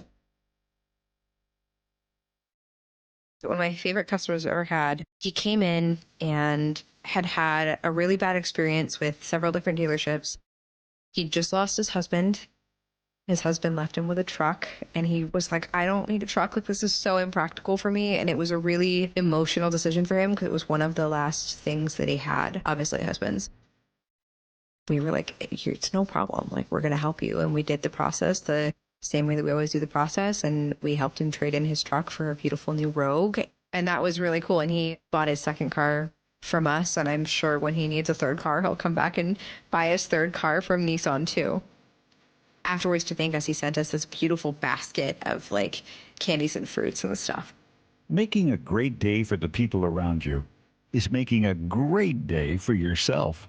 The LJ way is the Lee Johnson Auto family. Hey, Green Gobbler here. So you've got a clogged drain in your bathroom. Water in the sink's overstaying its welcome. You're spitting today's toothpaste on top of yesterday's toothpaste. You hope that it go away. Yeah, clogs don't just go away. I make them go away. I'm Green Gobbler, the only clog dissolver you need. I'm bleach-free, safe for your pipes, and I work. Guaranteed or your money back. Because I never met a clog that was going to unclog itself. Green Gobbler. Let the gobbler get it. Get ready for Camping World's Red, White, and New Trade event, May 15th through the 18th. Get the highest value for your RV guaranteed during the biggest RV trade event of the year. Shop the best RV deals in America with new RVs starting as low as $92 a month. Get ready for the holiday weekend with up to 45% off grills and 25% off product installation. Plus, we'll have free hats, free propane refills, free food, and fun for the whole family. Don't miss the incredible Red, White, and New Trade event, May 15th through the 18th at your local Camping World. See dealer for full details and disclaimer. You're listening to The Dugout every Tuesday at 1 with Bump and Stacy on Seattle Sports, the home of the Mariners. ESPN MLB insider Jeff Passan was on with Brock and Salk this morning talking about the Mariners offense, small ball, and Bryce Miller. So, Curtis, let's get to it. We're going to start with Jeff's overall takeaway of the Mariners through now 34 games. They're good. I know I'm not telling you guys anything you don't know already, but this is a team that's 17-6 since it started 3-7. To me, the biggest number, though, and the one that matters the most, this is a game that, because of the offensive environment, guys, is going to be based around how many home runs you can hit and how many home runs you can prevent. And over the last calendar month, since they bottomed out at 3-7, Seattle Mariners hitters have hit the most home runs in all of Major League Baseball, and Seattle Mariners starters have allowed the second fewest. And that right there is how you go on a 17 wins in 23 games run. Curtis, I found the most encouraging part of that to be what the Mariners defense/pitchers have limited, because it's just felt like injury after injury, concern after concern, question mark after question mark for a group that we have and should have so much faith in. So hearing the second fewest home runs allowed since that first 10 games of the season, great news. Yeah, that's very encouraging, especially with how much we've talked today about our concerns with where the starting rotation is at, to know that they are still, in some aspects, still producing the way that we have become used to. I think that's very encouraging, especially going forward. And I mean, I don't know if it's necessarily just kind of boils down to home runs hit versus home runs allowed, but I do think the way that Passan presents that, you can kind of see what he's cooking up there. The Mariners offense, has been really good. And it's funny, too, because you look at this offense, Stacy, and the number of power hitters and the number of home runs that they've hit this season, I don't think you look at this lineup and say that there's a traditional number of power hitters. No, and can I tack on the next bit of sound that I'm going to have here? It's two cuts back to back. I'm so glad you said that, because one of the most prevalent things I've heard about this team is they're playing small ball. And I think that the reason a lot of people are saying that is, one, the idea or maybe assumption, I don't know, is that Dan Wilson prefers a more old school approach. Small ball is kind of this old school mentality. Secondly, they have successfully stolen a lot of bases and they are drawing some walks. So I think that people are looking at that and they're moving base runners along. This is small ball. That's what we're doing. Jeff Passan isn't really having it. Not small ball, no.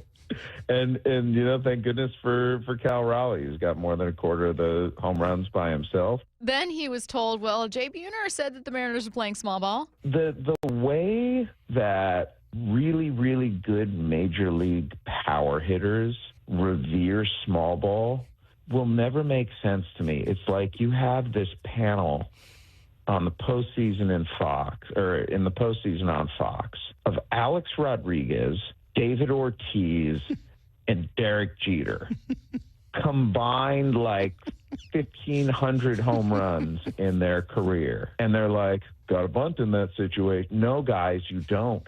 You hit the ball over the fence, and that is how you win games. If you are bunting to try and score, you stink.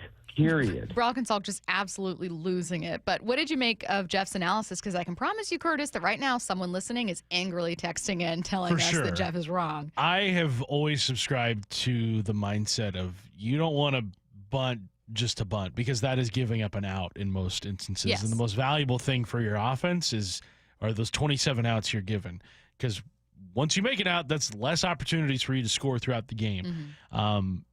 I think a much better way of getting the game in motion rather than bunting is via the stolen base. And that is what the Mariners have been really good at this season. They're still top 5 in Major League Baseball in total stolen bases.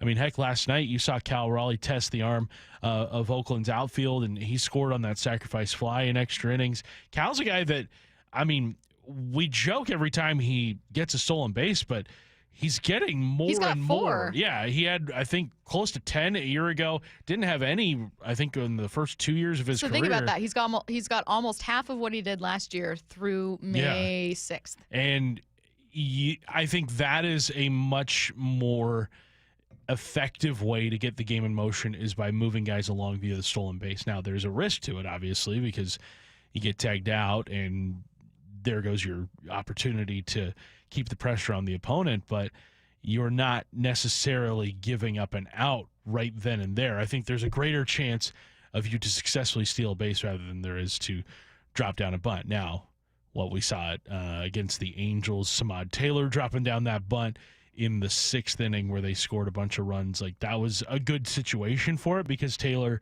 has the speed in order to get down to first base, but you don't want guys like Cal dropping down bunts. You don't want guys like Julio dropping down bunts or Rowdy Tellez or anything like that. Like you're in that spot, you are definitely not helping yourself out. I kind of think of it as, and again, I'm no baseball expert, but like you don't want or certainly need every player to have the same toolkit. Mm-hmm. So that type of approach is fantastic. Like maybe you can, try to have Samad Taylor bunt. Or maybe with Leo Rivas, you're like, you don't need to hit a home run, Leo.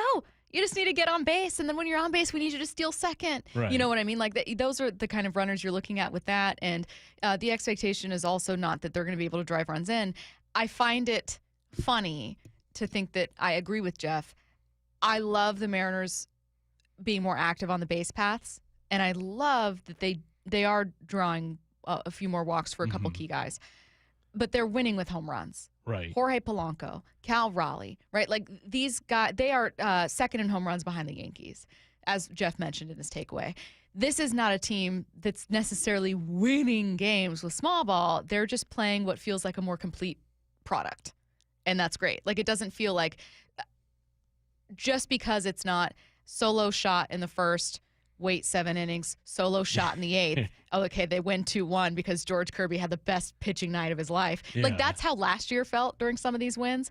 This Definitely. Is, hey, you're getting a runner on, maybe you draw a walk, 3-run bomb, 2 innings later, you get a runner on, steals a base, maybe an RBI single, and then then that's the out. But all of a sudden, you've got 4 runs, and you're going, "Wow, that felt like so much activity." Yeah, last night they had that 4th spot in the 3rd inning after falling down 2-0. And it was exactly like that. Yeah, it was an inning where you drove the starting pitcher to drink. I mean, he was not able to finish that inning off as comfortably as he started, and so. And it's not the first time we've seen them do that. Just within the last week, you saw them in that game against Texas when they scored 13 runs. Yeah, Cal's grand slam really, blew that game open. But even after that, they still managed to score 8 more runs in that game beyond just the 4 they got off of Cal's grand slam. That big inning against the Angels. Like this is something we have seen not just last night, not just against Texas on Friday, but this has been a consistent thing we have seen from this offense over the course of the last 3 weeks here. Okay, let's see. Do I have time for some more things? I think we got to hit break. I think we got to go. Okay, well, the latest from Jeff Passan is on the Brock and Salk podcast page. He had some stuff on Bryce Miller that I didn't get to that you guys are going to want to take a listen to. Coming up next, Aaron Goldsmith. Wyman and Bob, afternoons 2 to 7. Nick Ebenwari is with us. Nick, how are you, man? Super blessed, super grateful, but I feel like I should have gone a little sooner, but I landed in the right spot ultimately. Had a great connection with them, so I'm glad I ended up going to the Seahawks. But in my notes, in my phone, like I kind of had like the NFL, it's personal list, so like it's a funny thing I for myself. Dave Wyman and Bob Stelton, afternoons 2 to 7 on Seattle Sports, the app, YouTube, and your smart speaker. Live MMA takes over Muckleshoot Event Center, Saturday, May 24th. Witness the heart-pounding action as the fiercest fighters step into the cage for an unforgettable night of stunning knockouts, merciless submissions, and pure adrenaline. You don't want to miss it. Get your tickets now at MuckleshootCasino.com. Muckleshoot. Are you trying to buy a new home, or are you a local real estate agent seeking financing for a client? We're all tired of dealing with banks, credit unions, and endless guidelines. Wouldn't it be nice to go back in time when we had common sense lending? Hi, I'm Scott Rireka, CEO of Legacy Group Capital based in Bellevue. We are one of the largest local private portfolio lenders in Washington. We've helped thousands of home buyers and real estate investors reach their financial goals by leveraging the Legacy Common Sense borrowing platform. What that means is we lend our own money, we make our own decisions. If your deal makes sense, we'll get it done. Whether you're purchasing a new piece of real estate or refinancing an existing loan, bridge loans, construction, or regular home loan, it doesn't have to be as difficult as banks and lenders make it. If you're trying to grow wealth through real estate acquisition, come talk to the experts in private lending. Call 425-635-4700 or LegacyG.com. Legacy Group Capital, your common sense lender. LegacyG.com.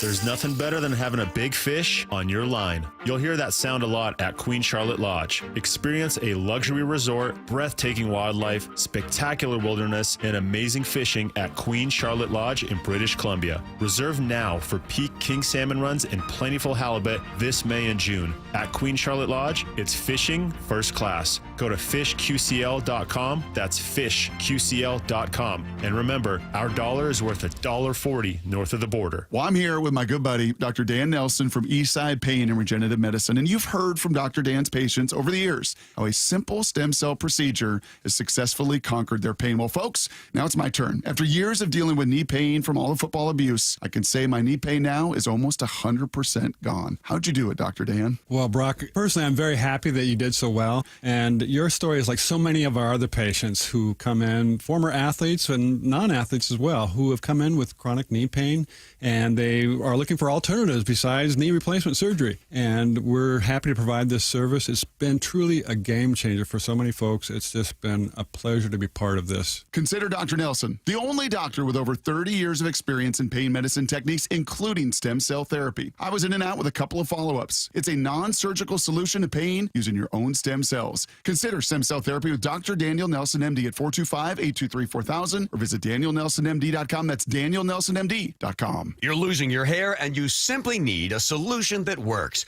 You want the best. Modern technology, top-rated physicians, something that's guaranteed to work. Guys, you need world-class Dr. Perungo and his team at Advanced Hair. Advanced Hair has completely redefined hair restoration. From the experience itself to their unmatched results, receding hairline, bald spot, thinning hair, maybe all three like I had. Get your hair back with Advanced Hair's simple one-day treatment that begins to regrow your own natural hair the very next day. Advanced Hair has changed tens of thousands of lives, including mine. And get this, Advanced Hair is once again the winner of the 425 Business of the Year. For your free consultation, call 425-449-8185. Right now, you'll get $250 off and 250 free hair grafts. Refine your hairline with the team that redefined hair restoration. That's 425-449-8185. Or for the before and afters, visit advancedhair.com. You're listening to The Dugout every Tuesday at 1 with Bump and Stacy on Seattle Sports, the home of the Mariners. Aaron Goldsmith joining us now on the Emerald Queen Casino Sportsbook Hotline. Hey, Goldie, how's it going? Stacy, it's wonderful. How are you doing? I'm great. Happy to have you. I'm so sorry that you had to deal with Matt calling you and even getting you on the line. That was quite the journey that you had to take to go through him to join us. So I'm grateful to have you here. You know, we are still in the aftermath of May 4th. I'm surprised that he is in any condition to even come into work on a day like this. He's got one of those rare 48-hour hangovers from May 4th. He keeps sighing, so I'm not sure if that's related. It's just he seems so frustrated. He brought his lightsaber in yesterday. Yeah. He never knew where to put it. I'm so happy to hear. I'm happy to hear that he's upright and doing well. I know that's a fairly heavy day for him. Yeah, well, we didn't say he's doing well. Don't get ahead of yourself, Aaron. That's true. Well, yeah, that's a good point. I'm going to start with a conversation that Curtis and I were just having. We listened to some sound from ESPN's Jeff Passan, who was on with Brock and Salk and kind of scoffed at the idea that the Mariners are playing small ball. Aaron, this is something that I've actually seen a lot of from Mariners fans who are really appreciating the walks that the Mariners are drawing and the bases that they're stealing. How would you characterize the type of baseball they're playing right now? I think this is, I don't know how this misconception started. And everybody kind of watches baseball differently, and that's great. But I would say that the Mariners' factors of making them a top 5 offense in baseball, the small ball element is a very small piece of the pie. Like, let's not overlook the major factors here. They walk and they hit tanks. Like, they've almost hit 50 home runs this year. They've been a top 5 home run hitting team since day one this year. And they're even hitting home runs at T-Mobile Park when we've always thought you can't homer there, especially early in the season, or at least not homer consistently. And the Mariners have done exactly the opposite. I mean, they've homered everywhere. It is worth noting the Mariners are doing the quote-unquote little things better than they have in years past. There's no question. The ball is in play more. They are swinging and missing less. But the big thing is the home runs. I mean, like, let's not overlook it. If you're Kevin Seitzer and Edgar Martinez, like, you are relishing in the ball flying over the fence as much as it is. The funny thing is, and I looked these numbers up recently, the number of balls in play this year compared to last year isn't that extremely different. I mean, the Mariners last year were last in baseball in putting the ball in play, and this year they're about middle of the pack. So you're thinking, like, wow, that's an enormous improvement. It's a difference of about 2 additional balls in play each game. Like, not huge. What is different is they are slugging out of their minds. Now, last year the question was, okay, if the Mariners are going to strike out this much, they have to hit for power. And if they don't hit for power, they have to put the ball in play more, right? It's like one of those two things had to happen. And the Mariners did do a better job of striking out less in the tail end of last season. This year, the Mariners are doing an even better job of striking out less while dramatically improving their slug. Like, they should receive credit for both of these things, for both doing the little things and the major things. But in my mind, it's the home runs. They are pulling the ball with extreme authority, and it's going over the fence. It's been a beautiful thing to watch, and it's a large part of why they are where they are right now in the standings. Aaron, Mariners make a move today, shoring up that outfield depth by signing Leody Taveras, coming over from the Rangers organization. What was your first thought when you saw the Mariners bringing in Taveras? Yeah, that's great news. I mean, this is a guy who debuted very young. It was 20 or 21 when he first broke in with the Rangers. When he turned pro and was signed by the Rangers internationally, he was one of the most highly coveted international prospects at the time that the Rangers landed. Switch hitter, a very good defender, and has had good seasons offensively in the big leagues. It hasn't been great this year for Taveras. Obviously, they moved on from him, but it hasn't been awful. And he has a track record of being a productive player, I think, is the bottom line. And he has tools that can help you win a game. Maybe this is the classic change of scenery can help Taveras. We've seen a lot of him over the years. Obviously, you can win a World Series with Leody Taveras on your roster. The Rangers did exactly that a couple of years ago, and that was probably his best season. So the Mariners are certainly in a position of need with the injury to Luke Raley. I mean, this is, in my mind, like, this couldn't have been a better situation of circumstances for him to be put on waivers with the Mariners having this drastic need that they have right now in the outfield. So this is, I think, a huge win for the M's.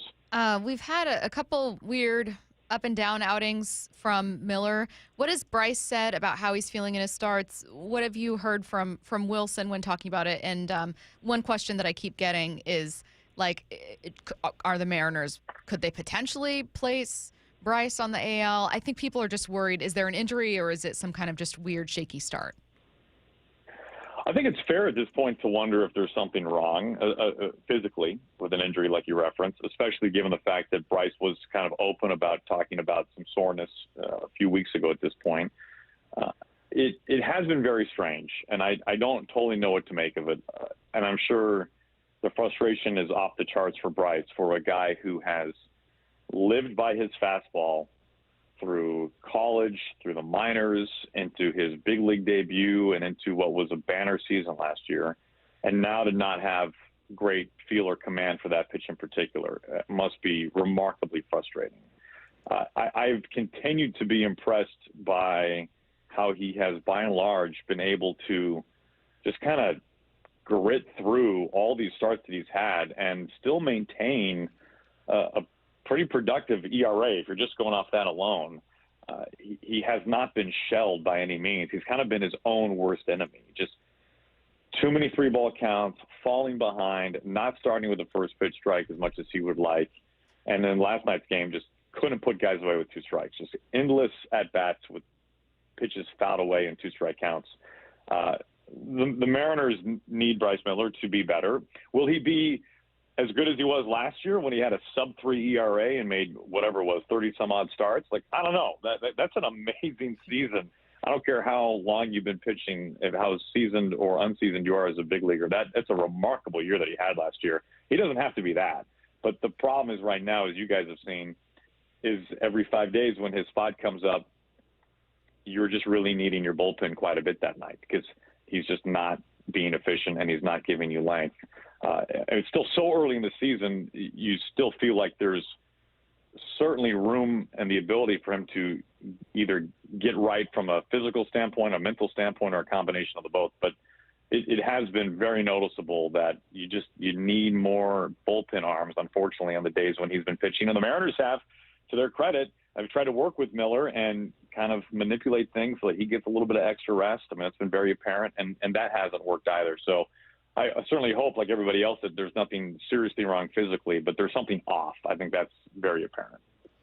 Aaron, you spend your time jet setting from some of the great culinary cities in our United States. You're in Sacramento right now, which I don't think has ever been mentioned in the same breath as like New York or Boston or LA. So how's the heart of government in California treating you these last 24 hours? Well, Curtis, I think you're judging without actually taking in the culinary scene here. And on behalf of everyone in Sacramento, I take that personally. And I think you owe everyone an apology, Curtis. How dare you? No, I will not apologize. I will say it is very sunny and is remarkably warm. It's 83 degrees here today. It's a beautiful day in Sacramento. So what it might lack in your hoity-toity food scale, Curtis, okay? Yes. Sorry, they don't have I understand Uncrustables, Curtis. Curtis, I know you come from a family of means, so I know that you have higher standards. But for the rest of us, I think we're just enjoying the sun. And that'll be good enough for us for the next couple of days. Aaron, did Curtis ever tell you about when I went to... Oh, yeah, Stacy's experience in Sacramento. As a freshman in college, was obviously not from and had never been to California, and we thought Sacramento would be like L.A., so we took a spring break to Sacramento. So if you can imagine a group of girls. You went on a bus, right? A group of 18-year-old girls going, Cali! And we packed bathing suits and shorts in April to go to Sacramento. And let me tell you what, Aaron, that was my first time getting to Sacramento. There are a lot of strip malls. Just not. Was like, Stacy, like, this is a serious question. Like, was the internet not available to you? I'm not sure. You know what it is? The internet. It's a great question, Aaron. It's a great, important question that I ask myself all the time in hindsight because it was also a 16-hour bus ride. There were a lot of bad decisions made. We decided to save like maybe $120 and take a 16-hour Greyhound bus ride instead of a flight. Like there were 18-year-old decisions made where it was like, yeah, the weather might be bad, but like, it's California, so it'll be great, right? Like, we had resources to have a better trip. We just did not utilize them. So, he is Aaron Goldsmith, kind enough to join us for the dugout. Thanks, Goldie. Hey, this hard-hitting stuff is what this show's all about. I like to think so. All right, coming up next, Alex Mayer says the Mariners just made a pretty fun addition. He's going to tell us why next.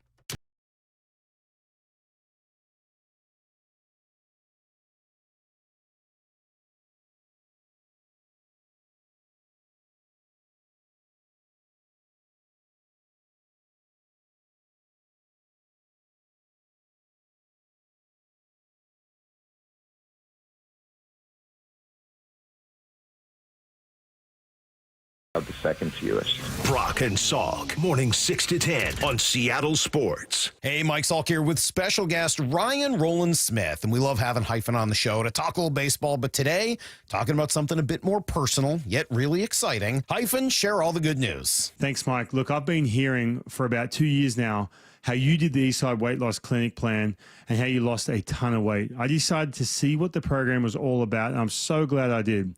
So far, I've lost 30 pounds in just 60 days, and my only regret is not starting sooner. Well, I'm happy for you. What's been the best part of the program so far? Honestly, how simple it's been. There's no crazy exercises, no counting calories or scary shots or injections, no side effects or any of that stuff. I feel healthier, I'm sleeping better, I'm eating delicious meals, and the accountability plus communication from the Eastside Weight Loss Clinic team has made it fun. Man, that is awesome, buddy. Would you recommend it? Yes. To anyone listening, I was in your shoes. Just schedule a 15-minute consult at Eastside Weight Loss Clinic. It's all you have to do to start. Dr. Ryan Coogan, D.C. Results may vary. It's the World Fighting Championships at Emerald Queen Casino Event Center. Saturday night, May 10th. Experience the thrill of live MMA, boxing, Muay Thai, and kickboxing. Tickets at emeraldqueen.com. Don't miss this exciting mixed martial arts event. The World Fighting Championships, May 10th at Emerald Queen Casino, the entertainment capital of the Northwest. 21 and older, need gambling help? Call 800-547-6133 or visit emeraldqueen.com. Ladies and gentlemen, this is for you too. Stubborn fat is really hard to get rid of, and then there's all those gimmicky lasers, fat freezing methods, and prescriptions.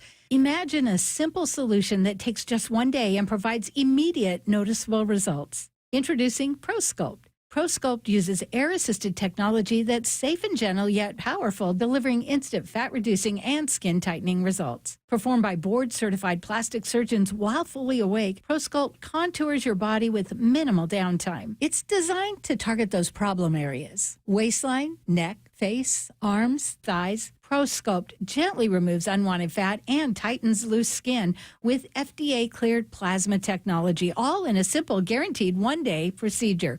ProSculpt is one and done. Schedule your free consultation at prosculpt.com for $250 off. For powerful permanent fat removal and skin tightening that works for ladies and you men, it's prosculpt.com. Pacific Power Batteries understands batteries for golfers, batteries for your car, your golf cart, and your bag's electric cart. We also sell good, used, 5-year-old E-Z-Go and Yamaha golf carts with a written satisfaction guarantee starting as low as $17.99. Located in Everett, Marysville, Mount Vernon, Bellingham, Monroe, and Wenatchee, you'll find our staff is well-trained in batteries and the latest charging technology. Pacific Power Batteries, with batteries for golfers. Hope springs eternal during the start of the season, but unfortunately, so do spring allergies.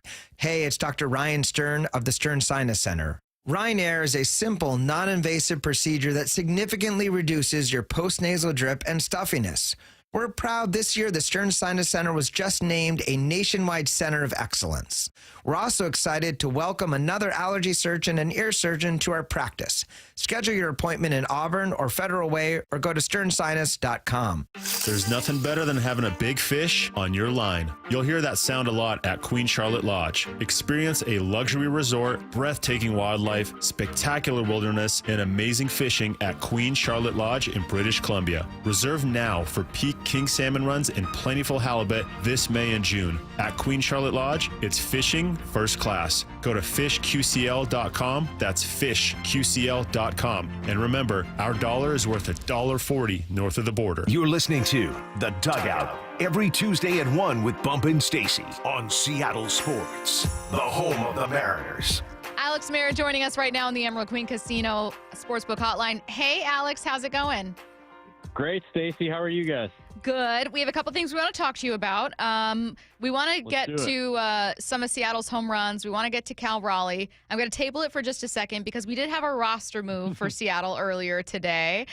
This one with Leody Taveras. Tell us what we need to know. Yeah, I'm excited that we got Leody today. I know a lot of people were joking on social, like, "Oh, this is such a Mariners fit" and stuff. And then when the news dropped this morning, it fulfilled the prophecy. But no, I'm excited for Leody. He's been a really solid outfielder for the Rangers. He was actually their starting center fielder when they won it all a couple years ago. provides speed. He's a switch hitter, and obviously we've had two of the most productive switch hitters in the big leagues this year with Polo and Cal, so he'll fit right in. I'm excited about him. Like I said, good fielder, some on base, has 72 career stolen bases in just over 5 years, so it's an exciting addition. How similar does it feel like this is to the Victor Robles pickup last year? I've seen a lot of people kind of comparing the two. So what do you remember, I guess, about the Robles pickup last year and what Taveras is bringing here in 2025? Yeah, it's a great comp, Curtis. I mean, both Robles and Taveras were kind of one team outfielders for their whole career. Maybe we're having down years with their previous team, but could use a change of scenery kind of thing. Both starting outfielders on World Series champs too. So with Robles with the Nationals and then Taveras with the Rangers, like I mentioned. So I don't know if it's totally fair to expect Leote to come in here and hit 320 like Vic did last year. I think it's fair. I think it's more than fair. Yeah. Well, if you guys say so, yeah. But yeah, like I definitely think spark pluggy type of player, can do a lot of different things on the field. So definitely excited for him like we were for Victor last year. The context in which Leote is coming here is also really important because this is a team that's been so banged up to start the season, and yet you look at the win-loss record, you look at the production, particularly offensively, and you wouldn't guess it. And that is wild. Alex, if you were to tell me, like, let's say it's February 1st, we're getting ready to dive into, in 2 weeks, some, spring training coverage. If you were like, hey, so on May 6th, you're going to be short Dylan Moore, who thankfully is also back today. Logan Gilbert's going to be hurt. George Kirby isn't with the team. You've got some, like Matt Brash just came back. Exactly. I'd be like, oh my God, we're in the basement. This is horrible. And they've managed to power through. Yeah. I mean, obviously Mariners have been going super well last month or so, have lost back-to-back games, but it's the first time in literally a month that they've lost back-to-back games. You got to go all the way back to that San Francisco series, but still in the mix for a 9th straight series win. If we can, pull off these next 2 games like we've done so well during the streak. But yeah, like you mentioned, it's just been really impressive. The Mariners have actually used 40 players in a game for them this year, which is most in the big leagues, ranking ahead of the Braves, Mets, and White Sox with 39 apiece. I mean, they've just consistently found ways to get things done despite going through a plethora of bullpen arms, kind of like that last bench spot has been rotated through with all the injuries, but just the resiliency. Dan Wilson talks about it all the time. It's been nothing short of remarkable, honestly.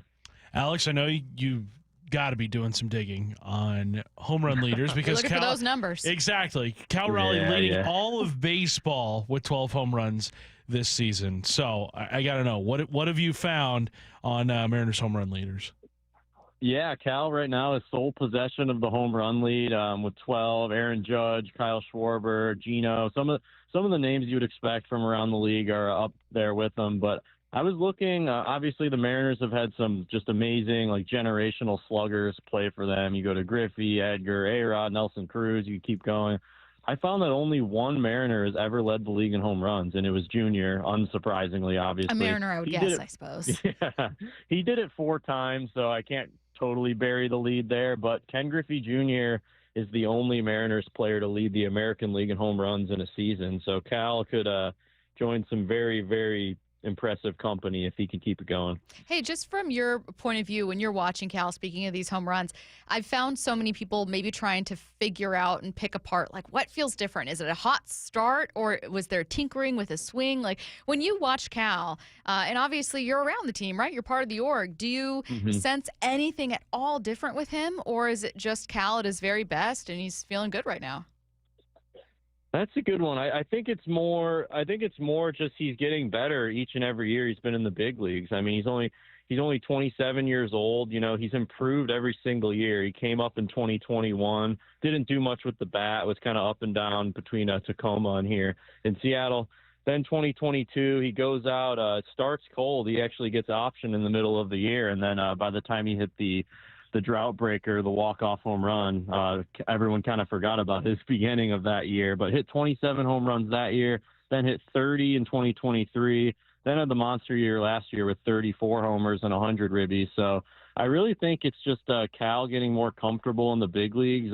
Kind of, it's a league of adjustments, like we always say. The pitching adjusts to him. And on the flip side, he's an intelligent baseball player. He's adjusted to the pitching himself. So I don't know if I would chalk it up to anything more than he's just a really, really good player, and he keeps improving. Do you think? I mean, you're around him more than we are. Do you think he would? Sure. Do you think he would entertain doing the home run derby? Oh gosh, I have no idea. I haven't talked to Cal about that, nor do I know anyone who's kind of asked him. But I will say, the All-Star Game festivities this year are in Atlanta. Cal obviously is from North Carolina, has a lot of family in that area. So if he were to put on a show anywhere, I feel like it might be Atlanta, honestly. So what you're saying is Cal will do the home run derby. No, you heard it here first. Please do not break that. No. Okay. No, having a media relations guy on a radio show every week is already, Matt, you know what to do. You got to go back in and you got to find the words that makes Alex say Cal will do the home run derby. we can work some editing magic. No, never. That's amazing. All right, let's see. We're heading back here. A series that I can't wait to see what kind of findings you come up with is a little bit of a couple days wait here, and that's the Yankees. Obviously, with what Aaron Judge is doing and has done for essentially a full season, finishing out this month is just absolutely unreal. In addition to that, Alex, I'm curious to see how long the Mariners' offense stays hot. It wasn't production that I was expecting. I guess I'm just going to ask you a question, and I don't mean to put you on the spot. I'm just going to ask you a question about what Curtis and I were discussing earlier. Does it feel like the Mariners have more of an offensive identity that could stick around that maybe you weren't expecting? Yeah, I think so. And you can always put me on the spot. I love it. I mean, we have 10 hitters with at least 40 plate appearances and an OPS plus of 100 or better, so that's better than league average. And those 10 hitters are actually most in the majors. So it's been up and down the lineup. I mean, it's been the Cals, it's been the Polos, but it's also been the Leo Rivas's. Like Ben Williamson has been really solid. I do think it's more of an identity. I mean, Mariners lead the major leagues in walks. They're stealing bases where they rank top 5. Obviously, it's been well documented, that T-Mobile Park hasn't been the most hitter-friendly ballpark, but sample size is up there, and we've done extraordinary at hitting in home games. So I do think you're starting to see an identity that could be consistent throughout 162 games. So, Alex, I've got some homework for you. This is something that I've been chewing on because the Mariners are in Sacramento right now, home to the Sacramento River Cats and also the A's this season. What's the major league record for minor league ballparks played in this season? Because the Mariners will play in Tampa this year, which is home to the Tampa Tarpons, which is the Yankees single-A team. And then they also have the Little League Classic later this season in Williamsport, Pennsylvania. Baseball freak. I'm sorry to encroach on your territory here, Alex. Sitting with two nerds. No, I very much enjoy it when you do, especially when you brought up how A's closer Mason Miller, his first and his last name are two of the oldest professions. I had a very big smile on my face when I came across that one. So nicely done. Thank you. I was cooking last night. Yeah, you really were. Right, yeah. He is Alex Mayer, kind enough to join us on the Emerald Queen Casino Sportsbook Hotline. Thanks, Alex. Thank you both. Thank you. Bye. Alex is the best. He really is. Him and I, we geek out all the time when we're in the press box. It's the best. I can't imagine. If anyone could think of that, the bit of, when guys just sit in a garage and say names of baseball players back and forth. But you guys, I mean, that would be never ending. Oh, and we'd have a blast doing it. Just guys being dudes. The world record. Yeah.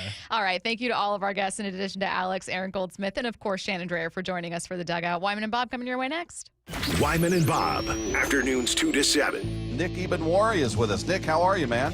Super blessed, super grateful, but I feel like I should have gone a little sooner, but I landed in the right spot ultimately. Had a great connection with them, so I'm glad I ended up going to the Seahawks. But in my notes, in my phone, I kind of had an NFL, it's personal list, so that's a funny thing I for myself. Dave Wyman and Bob Stelton. Afternoons 2 to 7 on Seattle Sports, the app, YouTube, and your smart speaker. Sometimes even heroes need rescuing. I'm a retired firefighter, 27 years. Kurt had severe pain in his knees and his shoulder, which was keeping him from enjoying his well-deserved retirement. Loved to ski, loved to fish, and couldn't even walk 18 holes. That's why Kurt decided to see Dr. Mark Wagner, MD at Seattle Sports and Regenerative Medicine for stem cell therapy. He was just awesome. He goes, yeah, give me a shot.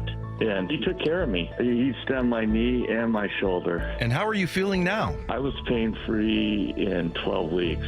I play golf now pain-free, and it's awesome. So you'd recommend this treatment to others in your situation? Absolutely. Yeah, Dr. Wagner's, he's had a couple people call me, and I recommended that they do it. Before you choose surgery, consider stem cell therapy with Dr. Mark Wagner, MD at Seattle Sports and Regenerative Medicine. Schedule your consultation at drmarkwagnermd.com. You've heard the saying, you never get a second chance to make a first impression. Since 1926, my family's been helping local businesses make great first, second, and long-term impressions. We know how to make your company look good with quality uniforms, logoed apparel, floor mats, linens, and more. If you're paying for linen service or doing it yourself, let's have the conversation. The information and quote are free, but the savings and service can really add up. Visit suplinen.com. Superior Linen Service. It's what we do. I'm Sia, and I support Humane World for Animals, formerly called the Humane Society of the United States.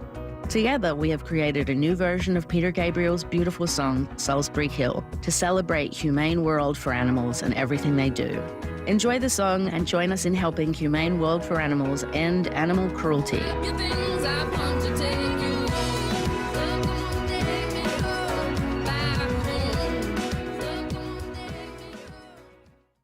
Hi, I'm Smokey Bear, and I made an assistant to help you out, because only you can prevent wildfires. Hey, Assistant Smokey Bear, call me Papa Bear, because I'm grilling up dinner. Did you get it? Yes, good job. So, what should I do with all these coals? Don't just toss them out. Put them in a metal container because those embers can start a wildfire. I understand.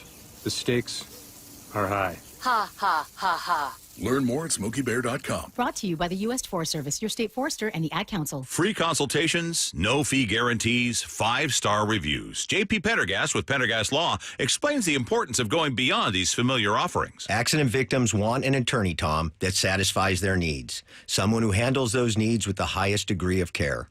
Pendergast Law offers the no-fee guarantees and free consultations, but these only scratch the surface. Okay, explain more. We make sure that every member of our team is genuinely passionate about helping others. Customer service and communication are our top priority. It's how we take care of our clients so they always feel one step ahead of the insurance companies. Our strong reputation for high standards provides comfort and confidence when it's needed most. Pendergast Law offers the free consultations, the no